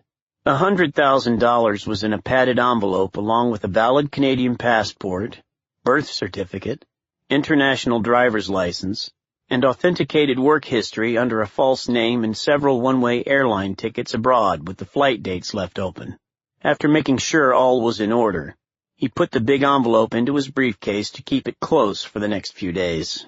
Back at his desk, he punched a button on a red telephone, an encrypted line, and automatically dialed the private number of Gordon Gates. It was time to get some help. "Yes, Gerald?" Gates said in a calm voice, personally picking up the receiver after reading the identification number of the caller. Without preamble and keeping his own voice as smooth as possible, Buchanan reported, "Gordon, it seems that we might have encountered some difficulty." Swanson continued to scan the dirty room with a careful visual search. Only after he was sure no one else was present did he approach Middleton and say gruffly, "However, as you so often told anybody who would listen, I'm not really a very good Marine. So I'm going to disobey a direct order from the White House and get you out of here." Then he smiled. "Let's go home, General Middleton." He examined the handcuffs. "One of the Americans put these on you? They're Smith & Wesson." Middleton nodded, still numb from the sudden appearance of gunny Kyle Swanson, the man he had considered too much of a weak link to be effective in special ops. Kyle handed his pistol to the general, then rummaged through the butt pack on his web gear to get the survival kit, and from among the fish hooks, water purification tablets, bandages, and other items, he picked out a small plastic bag and opened it. Standard issue, a Smith & Wesson universal key. He unlocked the handcuff with a single, smooth click. A red, blistered welt had been ground around the general's wrist. "That feels good," Middleton said in a croaking voice, rubbing his sore arm to restore some feeling and blood flow. He handed the pistol back, levered himself into a sitting position on the bunk, and groaned. "They busted at least one of my ribs, Gunny, but I can get around. Let's get out of here." Kyle handed Middleton a full bottle of water. "Drink this. All of it, to hydrate." He unscrewed another bottle and drank it himself. Middleton felt slightly better after the long drink, but when he tried to stand up, he was wobbly. Swanson steadied him until he regained his equilibrium. "I'll tape your ribs, then get you into these fresh robes." He pulled out the clothes he had stolen and tossed them on the bed. "Are you the only one here?" Middleton asked. "We sent in a force recon team to get you, but the helos somehow tangled up and crashed not far from here. I was thrown out through a hatch. Hold your arms out so I can wind this around you." Swanson spun the duct tape tightly around Middleton's stomach and lower chest. "I figured out later they were flying into an ambush." Middleton took a shuffling step and the next one came easier. By the time he reached a chair beside the table in the outer room, he was feeling stronger, and he sat down while Swanson gathered his gear. Jimbo Collins lay dead nearby, blood caking his face and chest. "The other guy, name of Vic Logan, will be back soon," he said. "We'll be gone by then, sir." He headed out to the crash site with a bunch of Syrian army types. "We have a small cushion of time, but not much. Do you think you can fire a weapon?" Kyle had spotted the AK-47 on pegs above the front door when he searched the house and took it down, loaded and clean. He laid it on the table. "Something like that. Now, here's what is going to happen. I planted bricks of C4 around a house near here where a bunch of raghead fighters are sleeping. It's time to go off in about 60 seconds. Right after that, you and I are through the front door and into a white Toyota pickup waiting outside, you in the shotgun seat with the AK. The moving will hurt, but you have to force yourself to get in quickly." He rummaged through the room as he spoke and ripped a good map off the wall and rolled it up. With the butt of his pistol, he smashed the satellite telephone, but when he started to wreck the 2 laptop computers, the general stopped him. "Wait. Take them along," said Middleton. "They are probably loaded with intel and emails about this whole operation." Swanson stuffed the map and the laptops into his bulging pack and put it on. "Okay, here we go. Stand with your back against the wall beside the door. Keep the AK ready. I'll do the same thing over here." Middleton moved, but with a frown. It felt good to have a weapon in his hands and no longer be helpless. He thought about the poor dead girl in the other room and about the Marine and Saudi guards and his aide who were murdered in the ambush. He wished Vic Logan would walk through the door right now. The explosion came with unexpected violence, and the concussion rocked the area. "Now!" Swanson barked. "Go, go, go!" He led the way out with his M16 ready and ran to the driver's side of the truck, throwing his big pack and Excalibur into the bed as he jumped inside. Middleton limped behind him and clawed into the passenger seat. Kyle propped the M16 beside him and turned the key, and the little truck's engine roared to life as people rushed out of their homes and into the streets. "You in?" he called over to the general as he pulled his night vision goggles into place. "Yeah, let's go," replied Middleton. "Floor it." With the accelerator on the floor, he sped away into the world painted green by the NVGs. "Somebody's on the Zeus," shouted Middleton, raking the area with an automatic burst. "He's not a problem. I rigged it to blow up when the trigger's pulled." Middleton pulled his AK-47 back inside and took some deep breaths. He was free. God damn. "So what's the escape plan, Gunny?" he asked. "We just did it, General," said Swanson. "From here? I got no fucking idea." Major Yusuf al-Shum walked slowly around the remains of the crashed helicopters, saying nothing, his eyes taking inventory. He was a small, quiet man whose frail physique belied his importance. It was his brain, not his physical strength, that had won him attention and respect within the security directorate in Damascus. Al-Shum was a loner with a secret passion for American mystery stories. He conducted his investigations like a slow, plodding, methodical Los Angeles private detective. He had been assigned to head a special investigation into the American raid and recommend what his government should do with the captive American general. Damascus had known about the abduction from the start, but never officially sanctioned the kidnapping. By turning a blind eye toward the operation, they gained a favor from the rebel sheik down in Basra and several $100,000 US in military credits from Gates Global. Now the abduction had become a diplomatic problem, and Yusuf al-Shum was to gather the facts and make a recommendation. He originally planned to drive over to Sa'an on his own, but when word came that the Iraqi hotheads were planning to decapitate the American, al-Shum decided to bring the extra guns. He got them without difficulty because he was not really a major, but a general, and head of operations for the security directorate. Al-Shum had chosen to use a lower rank because ordinary people became nervous around generals, and he might want to ask some important questions of the citizens. His security team knew his true identity because it was made up exclusively of soldiers chosen because they were loyal to him. After examining the attack area, he would take custody of the American Marine general. His country was not willing to get sucked into a war over this incident, which had not gone as smoothly as promised. "You examined this site carefully, correct? And you determined that someone lived through the crash and escaped on a motorcycle." He spoke softly to the large American trailing him, who seemed elephantine in both body and mind. "Yeah," said Victor Logan, drawing a sharp look for his discourteous manner. "Whoever it was headed west, toward the Israeli border. That's when he blew through those two idiots at the roadblock." The little officer stroked his thick mustache and continued his circular stroll. He knelt and let a handful of dirt trickle through his fingers. Easy to leave tracks in this loose sand. The case of the missing Marine. "And you identified him?" "Not me, but our people did. Absolutely. Pictures and dog tags. Doesn't get any better than that." "Actually it can, Mr. Logan. Photographs can lie. Identification tags can be misleading." He looked up at Logan. "I think you made a mistake." "What?" Logan almost laughed in the midget's face. "This was a no-brainer, Major. Suppose we postulate a new theory, Mr. Logan, that whoever got away wanted you to believe that he was someone else.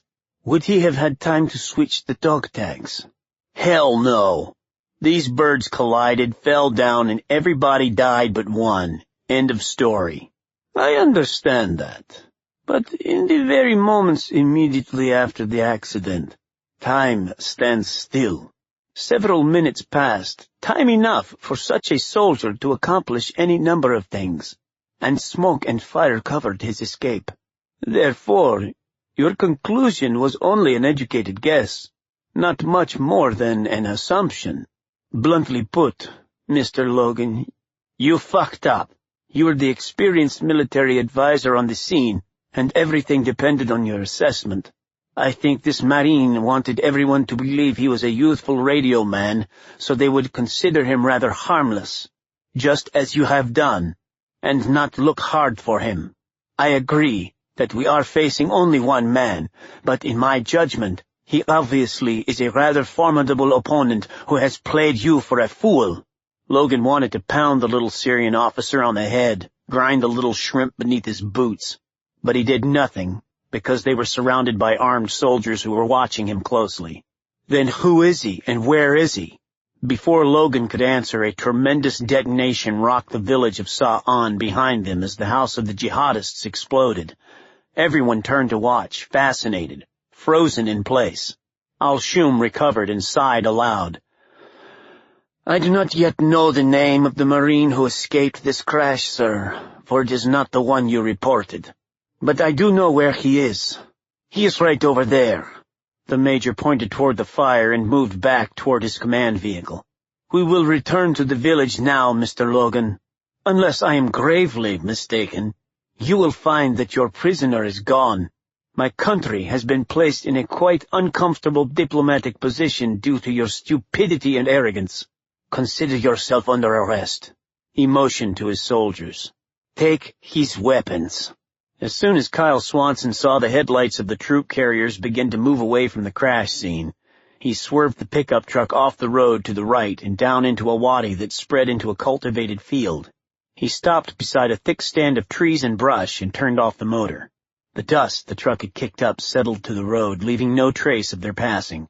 General Middleton whispered, "What are you doing? Get the hell out of here!" Swanson held up a finger to silence him.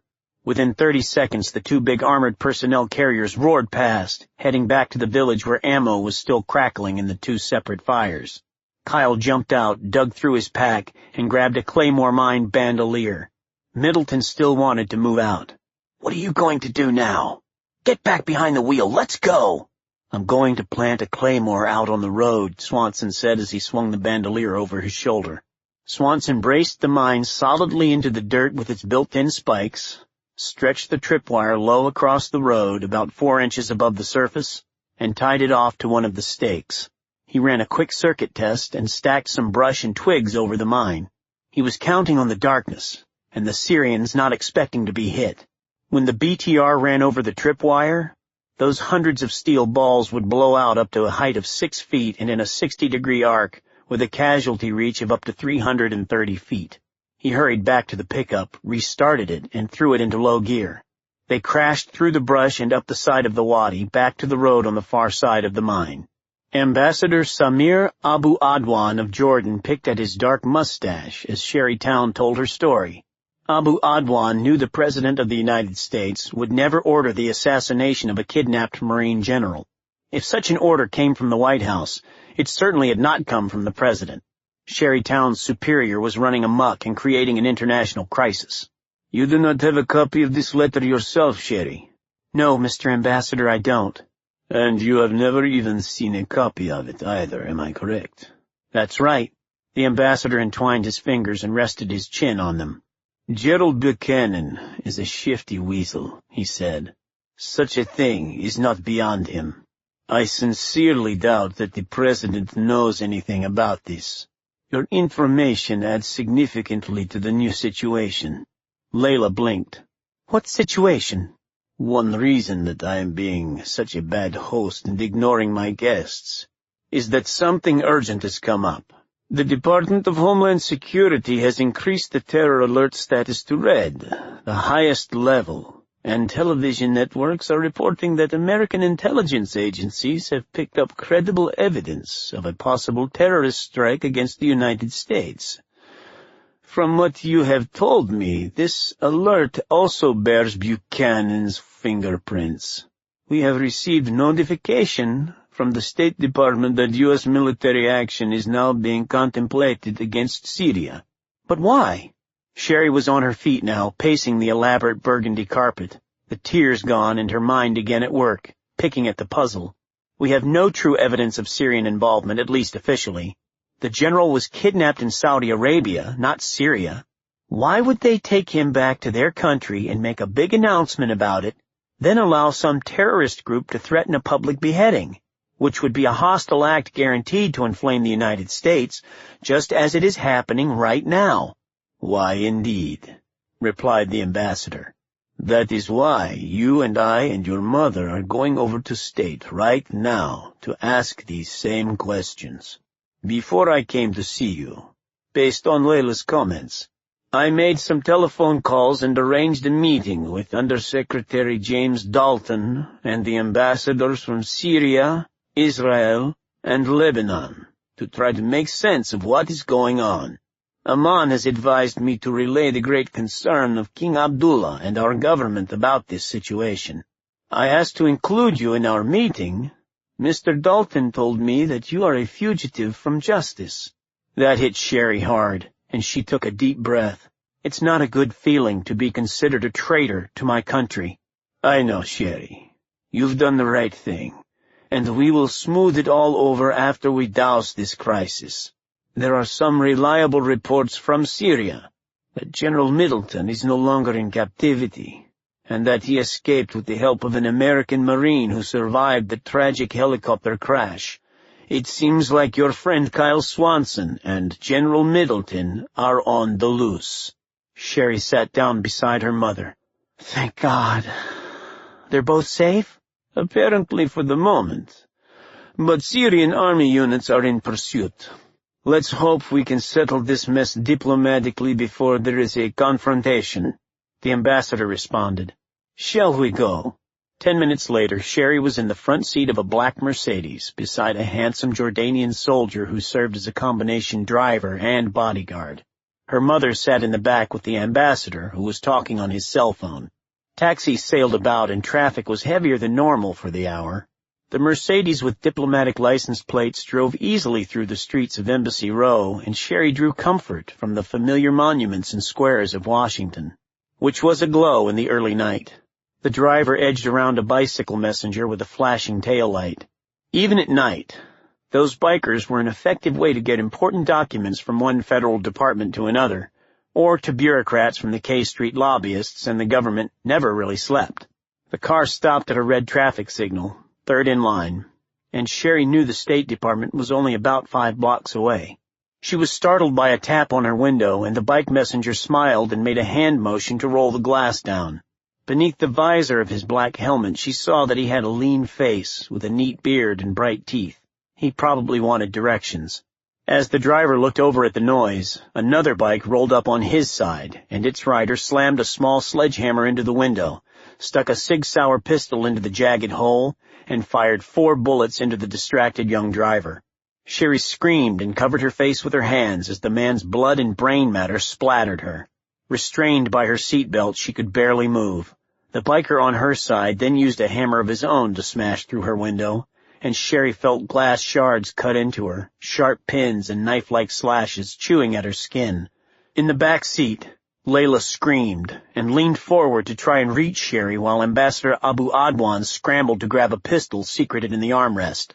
Both bikers now had their pistols inside the car and sprayed full clips at all of the passengers while shouting, Allahu Akbar!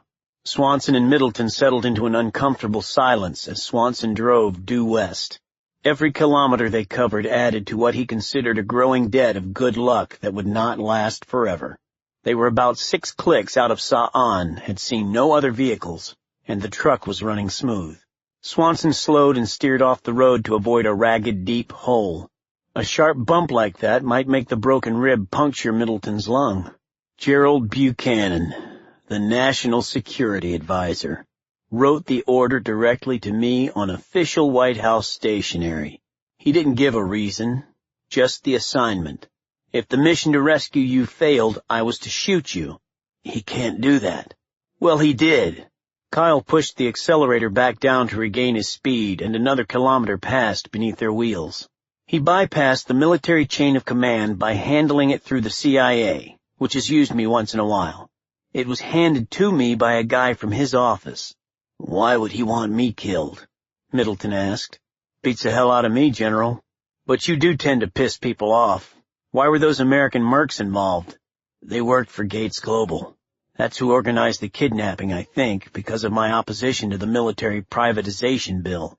They were going to let the damned jihadists chop off my head anyway. So why would Buchanan send you out to do the same job, other than as an insurance policy in case that plan failed? There must be a direct link between Gates and Buchanan. He sucked in another breath with a grimace. Pinpoints of headlights crossing the road far ahead were easily visible in the remaining night. Those have to be trucks on the main highway between Damascus and Amman, Kyle said. End of the road for us. Middleton watched the busy traffic, drivers hurrying with their loads to reach their destination before the sun rose and the heat of the day baked the roadways. So we wait for a break and just scoot across. The Golan Heights are what? About 30 or 40 clicks straight west? We're not going that way, Swanson answered. Kyle found a narrow, paved frontage road that paralleled the main distant highway and skidded onto it with a sharp right turn that took them off the pavement. He intentionally clipped a traffic sign, crushed roadside brush, and shifted into a lower gear to dig deep ruts, leaving a clear trail before entering the northbound road. The general was shoved against the door by the force of the turn and yelped in pain. You're going north? Toward Damascus? Of course not. Kyle stopped the truck and did a 3-point turn to head back the way they had come, careful to stay on the pavement. He jumped out and used a small bush as a broom to erase marks of his reversed turn. The bush went into the truck bed and he headed east again. We'll double back for a couple of clicks. The stuff I did back in the village in the Claymore ambush worked better than we thought. It slowed them down so much that I haven't seen the BTRs or anybody else on our tail. There are no headlights coming this way, so I think they stopped to regroup and call for help. He mashed the accelerator, tearing along the quiet road. There's a little road back here that heads south. We'll get on it for a little while, then hole up for the day. They're going to have a lot more choppers up as soon as daylight comes, so we can't run in the morning hours. Both of us need rest, too. I haven't slept in 2 days, and you're hurt. Middleton leaned back against the seat. Not the way I'd do it, Gunny. I know. It's hard to stay still when the natural inclination is to haul ass, but this is how to best exfiltrate enemy territory and get out of here alive. Right now, they don't know where we are, and probably will conclude that we are heading straight for Israel. So we have to do something else, and going north to Lebanon isn't an option. Swanson felt exposed and vulnerable with morning coming up so rapidly, the sun seeming to point at him, giving away their position. There was nowhere to hide. Hello, Ralph. Aren't you supposed to be on the other side of the world? General Hank Turner returned Colonel Ralph Sims's salute and shook his hand. Turner introduced Sims to a 3-star Air Force general with short silver hair who sat behind a huge desk in a spacious office where pictures of airplanes covered the walls. Lieutenant General Peter Brady, commander of the 11th Air Force, also shook Sims's hand, and his dark eyes examined the disheveled appearance of the commander of the 33rd Marine Expeditionary Unit. You look a little worse for wear, Colonel. Have a chair. Coffee? Thank you, sir, I will. Sims took a long drink of coffee and felt the warmth go all the way to his stomach. No disrespect to General Brady, sir, but I believe you should have this on an ears-only basis. Turner waved his hand. Pete Brady and I go back more than 20 years. I value his counsel. He can listen to whatever you have. Proceed. Yes, sir. I'll give you the short version, then answer any questions that I can. He handed the plastic enclosed envelope and note to Turner and stood by silently while the two generals passed the order between them. This was delivered personally to Gunnery Sgt. Kyle Swanson by the senior military aide of National Security Advisor Buchanan, the colonel told them. Brady slid the letter back into its envelope. So you flew halfway around the world to hand-deliver this to Hank? Yes, sir. It was too hot for a messenger, and I intentionally bypassed a couple of layers in the chain of command. This is way above my pay grade, General, but I think it has to be illegal for a civilian bureaucrat who has never been elected to anything to use the clout of the White House to order the assassination of a kidnapped American general. Turner had uncapped an elegant old-style fountain pen and made some notes in a little book. Bet your ass it is. Does Buchanan know that you were coming to see me? I don't see how, sir, said Sims, taking another sip of coffee. The only people who knew about the letter other than Buchanan and his aide were Swanson, Top Dawkins, and me. Now Swanson is dead, Since Buchanan believes the letter was destroyed, he would see no loose ends. General Pete Brady glanced out of the window. It was dark outside. Rain scratched at the glass. "He figured it out, Colonel." "Sir?" Sims asked. "About an hour ago, Homeland Security jacked the terrorist warning level all the way up to red, and an attack in Washington killed the Jordanian ambassador." He handed Sims a news story downloaded from the internet. "Not that we have much to worry about up here in Alaska, but it certainly got our attention. I received a separate message, ultra-encrypted, from the National Command Center, authorized by none other than Gerald Buchanan," said General Turner, beginning to pace around the office. "You are to be arrested on sight, on a charge of treason, no less. You are to be held here until Homeland Security personnel can pick you up for questioning." Ralph Sims bit his lip. "Arrested?" General Brady reread the order. "We couldn't figure why he wanted you in custody so bad. Now we know. The alert level should have nothing to do with you being tagged as a bad guy, nor with the strange message direct to Hank. But I don't believe in coincidences. Our question now becomes whether Buchanan is acting on his own." Turner moved to a wall map. "The president was on the campaign trail tonight out in San Diego, one of those $1,000 a plate things. We're up here outside of Anchorage, and before the sergeants intervened, I was en route to Beijing for a meeting that has been 6 months in the planning. Naturally, I've canceled the China trip. Instead, I'm going to rendezvous with Air Force One when it lands at Andrews. You're coming with me, Ralph." "We'll go back with Pete aboard his Gulfstream," said Turner. "I could use my own big-ass plane that was going to haul me over the pole to China, but Pete's toy's a lot more comfortable." Turner, Brady, and Sims walked outside toward the flight line, where the beautiful Gulfstream was warming up in a circle of bright light. Plumes of jet exhaust streamed away in the cold air, and the light rain glistened on its polished skin. A great bellow of noise rolled across from the main runway as a Boeing 707 painted in the distinctive sky blue and white pattern of a VIP of the U.S. government raced past them and gathered speed for takeoff. "There goes my plane. Sort of a shame it's flying empty," said Turner. Brady added, "The crew is happier to be going home than to China." They watched it lift smoothly into the air. A spark of bright light flashed on the ground in the distance, and a bright dot streaked higher and higher, gaining momentum and altitude at a dizzying rate. The Stinger shoulder-fired missile rammed into one of the hot engines on the Boeing and detonated, and in a fraction of a second the dark sky seemed filled by a ball of fire that consumed the plane even before it hit the ground. The shark team was gone by the time police found the empty launching tubes. When ground troops had cleared the flight path beyond the fence line, the Gulfstream piloted by General Brady zipped from the runway, with Turner and Sims strapped into the leather seats. Rolling next were a pair of F-16 escorts, armed to the teeth, which took station off the wingtips. In the calm skies above the Arizona desert, the President of the United States was briefed about the deadly strike at Elmendorf.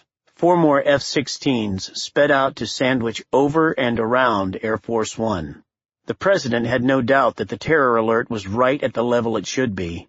His country was once again under attack. Gordon Gates brought up a secure email from the sharks who had hit Elmendorf, read it, and then electronically shredded the message through the Magneto program. It vanished as if it had never been sent. They had done an extraordinary amount of damage and gotten away clean. Nothing had been heard from them since the shoot-down. So 3 of the people who had learned about the letter were dead, which left 3 elusive Marines, Swanson, Dawkins, and Middleton. Gates had to leave capturing Dawkins in the hands of the NCIS people for the time being. Swanson and Middleton had to be killed. First they had to be found, and who better to look for spec ops types than shark teams who knew all the tricks of that dark art. Victor Logan, a violent cretin in many ways, was one of the best, but Gates decided to lend the Syrians some more specialized assistance. He tapped into his private database to see what was available. There was an unmanned aerial vehicle, a pilotless UAV with a video link, on the ground in Jordan, and he sent instructions to get it into the air. It would be one more thing from which Swanson would have to hide. Gates studied Swanson's personnel jacket, looking for anything that might help. This sniper had already proven to be very aggressive, so Middleton and Swanson would be watching for the watchers. Middleton probably would have the strong binos, while Swanson would use the powerful uninertal telescope on his SASR, the big 50 caliber M82 special applications scope rifle. That was a hog of a weapon, a real bone breaker that Gates knew well from lugging one himself. That would slow Swanson down even more when it came time to run. Every pound Swanson carried would weigh him down a fraction, and the SASR was 37 pounds even before adding the ammo. The sniper had to be carrying a big pack, more weapons, and maybe some other gear too. Gordon Gates slammed his drink down onto the thick glass top of his desk. The rifle! Of course! He scrolled down through Swanson's jacket to read about Swanson's recent assignment to Sir Jeff Cornwell's company, advising in the development of a new generation of sniper rifle. Vague stories had been carried in the gun magazines about the experimental weapon with the magical, highly computerized scope, and Cornwell had garnered the venture money needed to take it into production. Gates did a web search for the rifle through sniper websites until he found the name of the weapon. The Excalibur. He waded through a bunch of sites about King Arthur's sword before coming up with some of the specs on Cornwell's futuristic gizmo. It was lighter than the SASR by far, so maybe Swanson had this thing along, the Excalibur, and if he did, he might save on weight, but there was a potential weakness. Gotcha. Gates opened his private electronic Rolodex and found an overseas telephone number. London. A quiet British voice answered. Yusuf al-Shum was biding his time. He had decided to use Logan and Logan's special ops training to hunt down Swanson. The Syrian intelligence officer had had his fill of surprises for one day. The Marine general was gone. Enough was enough. Al-Shum would coordinate the search from this tent and be the spider at the center of the search web. A big map was spread on a table before him, along with 2 radio sets, a thermos of tea, water, and some food on clean white plates. Al-Shum munched bread and cheese. Well, Mr. Logan, where did he go? Victor Logan had been impressed by the wreckage of the BTR, which still wore big stripes of dried blood and guts. The undamaged armor personnel carrier remained parked nearby, almost as if cowering until the minesweepers pronounced the area clear. This sniper knew what he was doing. Logan wiped his palm across the lower half of the map. South, toward Jordan. Our scouts report some damage to a road sign at an intersection to the west, several kilometers from here. Big truck tires digging around a sharp corner that would lead them north, toward Lebanon. Logan shook his head, a statue with his beefy arms crossed across his chest, thinking hard. It's a bullshit play to draw you that way. He's not going there. I agree, said Al-Shum. Still, he had to devote some search assets to the area, because from what this American Marine had done so far, he was not beyond leaving a false trail, doubling back on it, and then doubling back still again. He stood and turned when a soldier called out to him and pointed. A dark blue Land Rover came sailing toward them from the village, the tinted windows sealing in the air conditioning as the tires threw plumes of dust into the air behind it. A man with a gray beard and thick eyelashes, wearing clean white robes and head covering, got out of the back seat when the vehicle stopped beside the tent. General Al-Shum, the visitor said. My dear friend.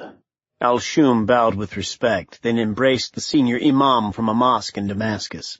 He helped the cleric to a chair at the table and poured tea. A guard moved Logan out of earshot. I am always delighted to see you, my friend, for you have the peace of Allah with you. But what brings you to this desolate place? Al-Shum asked. A man of the book need not trouble himself in this routine business. The old man sipped his tea and spent about 5 minutes exchanging pleasantries. The children, of course, and the crops and the animals, and also the wife. Al-Shum grew more impatient by the minute. This imam did not leave his mosque to drop by as a curious tourist. He might have been sent from the government to report on Al-Shum's work. Please forgive me for keeping my radios tuned so loudly, he said. I am conducting a wide search for the missing Americans. Take the hint, old man, thought Al-Shum. That is part of why I am here. Beyond learning the joyous news of your family, I am doing a favor for my fellow cleric and our important ally, Sheikh Ali Shah al-Rassad in Iraq, a very respected man in the service of the Prophet, whose name be praised. Praised be the name, Al-Shum parroted. Anything I can do to assist your mission I shall do." The rebel sheik was sending a message through a messenger of such high pedigree that there could be no doubt about its validity and importance. "Our friend is most disturbed. He dispatched an airplane earlier this morning to transfer the American general safely to his hospitality in Iraq. He knows our own nation had nothing to do with the kidnapping, and it appears that many things have changed since the man was taken. Matters have gone to the highest levels," Al-Shum said. "Which is why I am present here." The Imam continued without pause. "Our friend, of course, was unaware that you had been sent by Damascus, and offers his most sincere apologies for the misunderstanding. He meant no offense to you or to your abilities. He was only attempting to salvage the situation and help our nation." Al-Shum put his hands flat on the table, eyes downcast, humble, obedient as a sheep. "And what's your damned point?" thought Al-Shum. But you can only imagine our friend's surprise when he learned that not only has the American general escaped with the help of another American, but that all of the sheik's holy warriors who had been guarding him have been martyred. All of them. "That is true. His Iraqis apparently were too careless in posting guards." Al-Shum's tone was a sneer at their carelessness. The old man stroked his beard, the dark eyes stronger than the frail body. "Something insulting has happened. The American infidel Gordon Gates actually ordered our friend to dispatch even more fighters, a large number of them, up here to join your search. He ordered a man of the book to do so. It is an outrage. So our brother has decided to do what is best for us all." "Of course. And what was his decision?" "Naturally, he would never intrude into your operation, brother. He expresses full confidence that you will resolve this situation, and his attention is demanded elsewhere on more fruitful things." Having delivered his message, the old man rose and gave the Syrian intelligence officer a final hug. "Inshallah, the will of Allah be done," said the Imam. He bestowed blessings for Al-Shum's sons to grow strong in the service of the Prophet, got back into the Land Rover, and was driven serenely away. Al-Shum watched the blue SUV vanish back the way it had come. Shit! First that Iraqi pig had tried to sneak in and steal the American general right from under Al-Shum's nose, and now he was abandoning the search. That would leave Al-Shum alone to take any blame if they escaped. "What was that all about?" asked Logan, ducking back beneath the tent. "Nothing," said Al-Shum. "An old friend who happened to be in the area and wondered what was going on." Ali Shalal Rasad, who had already lied to the world that his organization, the Holy Scimitar of Allah, was not involved, was washing his hands of the whole mess. The old imam who brought the message was often employed as an unofficial emissary by the Syrian government, which would now be considering doing the same thing to ease international tensions, while Al-Shum sat beneath this tent in the middle of nowhere. The distance from Damascus hung around his neck like an albatross, for he realized that being stuck out here meant that he would not be privy in the final decision-making. Damascus had changed his mission. Instead of making a decision himself, he had been sent off running after a couple of Marines. If a scapegoat was needed, he might be chosen as the sacrifice. He spun to face the American mercenary, whose help he now needed much more than he had only 10 minutes ago. "We are wasting time, Logan." Each time Yusuf Al-Shum received another report of a white pickup truck being spotted, the position was plotted on the plastic overlay of his map with a red thumbtack pushed into the corkboard backing. After a few hours, the map was littered with the little pins, each a sharp point of failure in his massive search. Several dozen white Toyota trucks had been stopped at checkpoints or by search teams, but all were legitimate except for one fool who had been trying to steal the vehicle when he was apprehended. It was almost noon when he decided to abandon all efforts to the north and toward Lebanon, peel away some of the strength watching the routes to the Israeli border, and take Victor Logan's advice. He would saturate the southern region all the way down to Jordan. Members of his staff had arrived from Damascus, and he told them what he wanted, leaving it up to them to draw up the grids and issue the necessary orders. One by one, the helicopters and the road units would be reassigned and move into southern Syria. Al-Shum had never failed and was absolutely determined to find the elusive sniper. The heat was growing. Even beneath the tent, the air was thick and stale and unmoving. He put on his beret and sunglasses and stepped into the sun to have a word with Victor Logan and two mercenaries who had come down from Lebanon aboard a Huey that was parked in the distance with its rotors pegged tight. Logan had told him in advance that the tall man with the dark tan was from South Africa, and that the pilot was a former Russian Spetsnaz commando with big arms that bulged from a skin-tight muscle shirt. Al-Shum paid no attention to their names when Logan introduced them. The mercenary added, "We have 2 more men driving over from Israel. They should be arriving in about an hour." "Good," said Al-Shum. "Will you be in charge, or do I have to talk to someone else?" "Anything doing with Gates Global still comes through me," Logan said, careful not to appear impolite. He had not forgotten to whom he was speaking, and had warned the new men to watch their mouths or they will all end up in a Syrian jail. Al-Shum explained the changing search patterns. "There is no need for you to be out flying without a target. It would only waste your fuel and time, for your expertise will be needed soon enough. Brief your team and be ready to move as soon as somebody spots the Americans. When they start to run, as I anticipate, you will go get them." "Sir, I've got something here." A sailor at a communications console inside the Combat Command Center of the Blue Ridge remained calm, although it took everything he had to keep from standing up and shouting. The chief petty officer in charge and the CCC officer of the watch moved to the console and plugged in their headsets. "What's up, Armstrong?" asked the lieutenant. "We're picking up a repeater sat phone signal, sir. Call sign is long rifle." The bosun tapped a computer to scroll a list of recent call signs.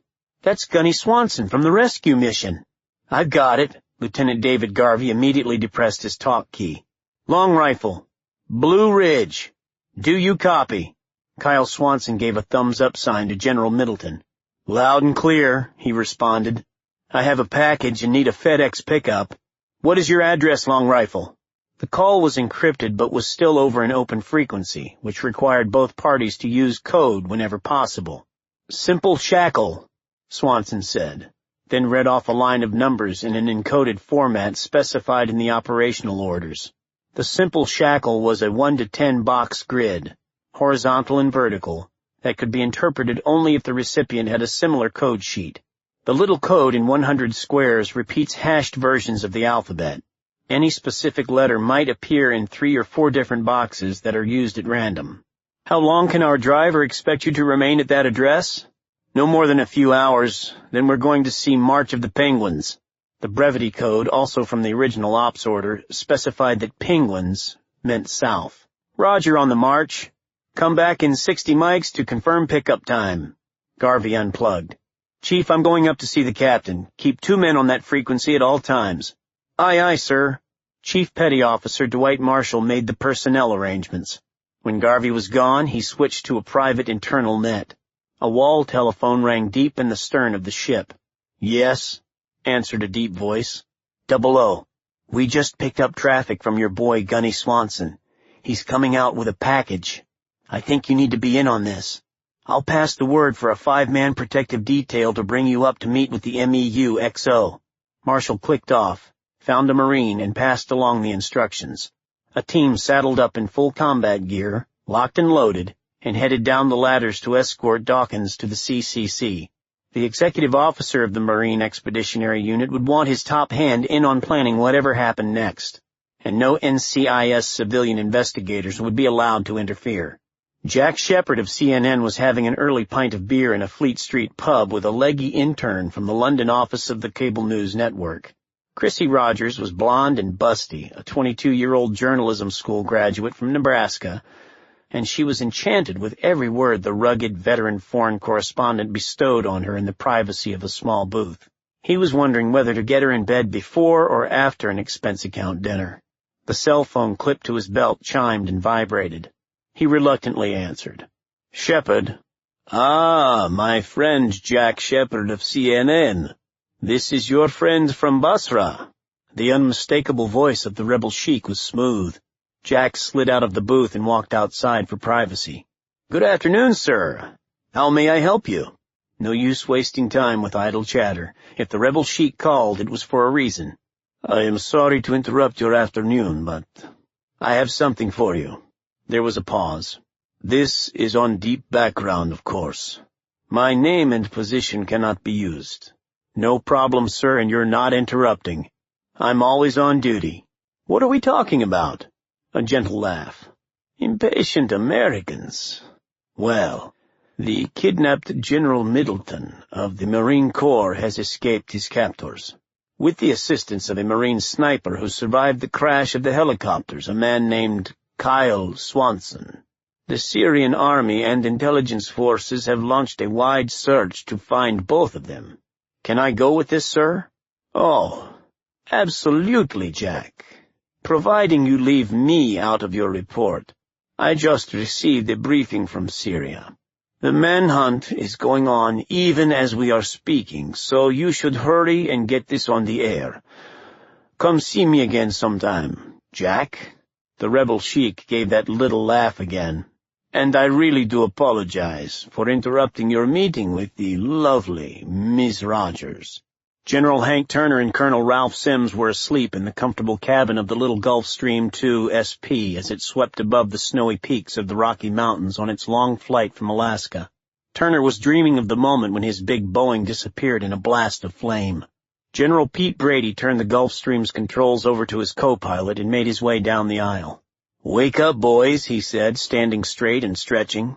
"Shit's hitting the fan." He plopped down across from them as the two Marines blinked themselves awake and straightened in their seats. Turner was instantly awake, but gave a shake of the head to clear it. "I should have been on that plane." "What's going on, Pete?" Turner wanted to know. "Another attack?" "Nope. Pentagon just relayed a call to you. Gunnery Swanson contacted your Blue Ridge boat over a sat link. Apparently Middleton is with him. Swanson gave coordinates not too far from the Jordanian-Syrian border, so the wheels are turning to find some way to get them out of there." "What do we have out there that can be deployed in a hurry, Ralph?" Turner stared hard at the MEU colonel. Sims had seen that battle stare from Hank Turner before. The man was getting ready for a fight. "The Force Recon Trap team is off the board because of the accident in the desert, but we wouldn't want to be stealthy this time anyway. I recommend sending in 2 full platoons aboard several helicopters with Cobra attack helicopters on guard and appropriate cover by fast movers up top. Lay a secure box all around Middleton and the gunny, with nothing going in or out except us." "How long would it take?" Sims recalled the pre-mission briefing and did some silent calculations. "Depending on where the ships are, sir, they should be able to launch within an hour of getting the green light since they know the coordinates. Less than an hour flying time in, no more than 15 minutes on the ground, and then back home." Turner took out his fountain pen again and scribbled a note. He turned to Pete Brady. "Is Air Force One back in Washington yet?" "No, sir, I just checked. They are over Arkansas." "Okay. I need to talk to the President directly and divert Air Force One back toward us. Find me a secure Air Force base where they can put down with tight security and we can meet them as soon as possible." "Got it," said Brady. "What else?" Turner handed him the note he had written. "Transmit this to the fleet and the MEU with a confidential copy to the President, encrypted and for his eyes only. Launch the rescue immediately." An armed perimeter of guards surrounded Air Force One as it stood alone on the tarmac of Minot Air Force Base in North Dakota at 5 o'clock in the morning. The President of the United States was as safe there as if he had been in a reinforced bunker 200 feet underground. He was a quiet, thoughtful man, but during his 3 years in office, his dark hair had gone gray because of situations just like this. He read the note that General Henry Turner, the chairman of the Joint Chiefs of Staff, had given him. The words, "The White House," were printed in blue across the top. Turner and a Marine colonel who looked like he had been up all night sat in big chairs across the desk in the plane's spacious office. "I did not order this," the President said. "This is the first time I have seen this extraordinary piece of paper." "Never thought you did order it, Mr. President," answered Turner. That's why I interrupted your itinerary to personally bring it to you. That is, however, Gerald Buchanan's name scrawled on the bottom." The president passed the note to several other key people in the cabin. His chief of staff asked, "Why would he do this, General?"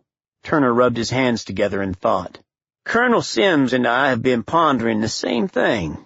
The kidnapping of General Middleton had to have some motive, and the most obvious one was probably to trigger a confrontation between us and Syria, which happened.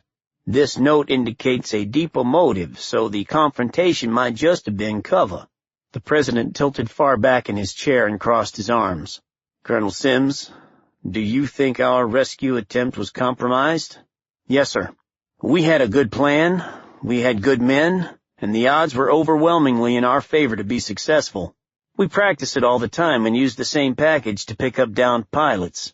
I agree with General Turner. It looks like Mr. Buchanan had advance information that the mission was going to run into trouble." The chief of staff spoke. "Jerry is the only person who can answer these questions, Mr. President. Personal friendships aside, I suggest that we have him detained and questioned." "The vice president told me a little while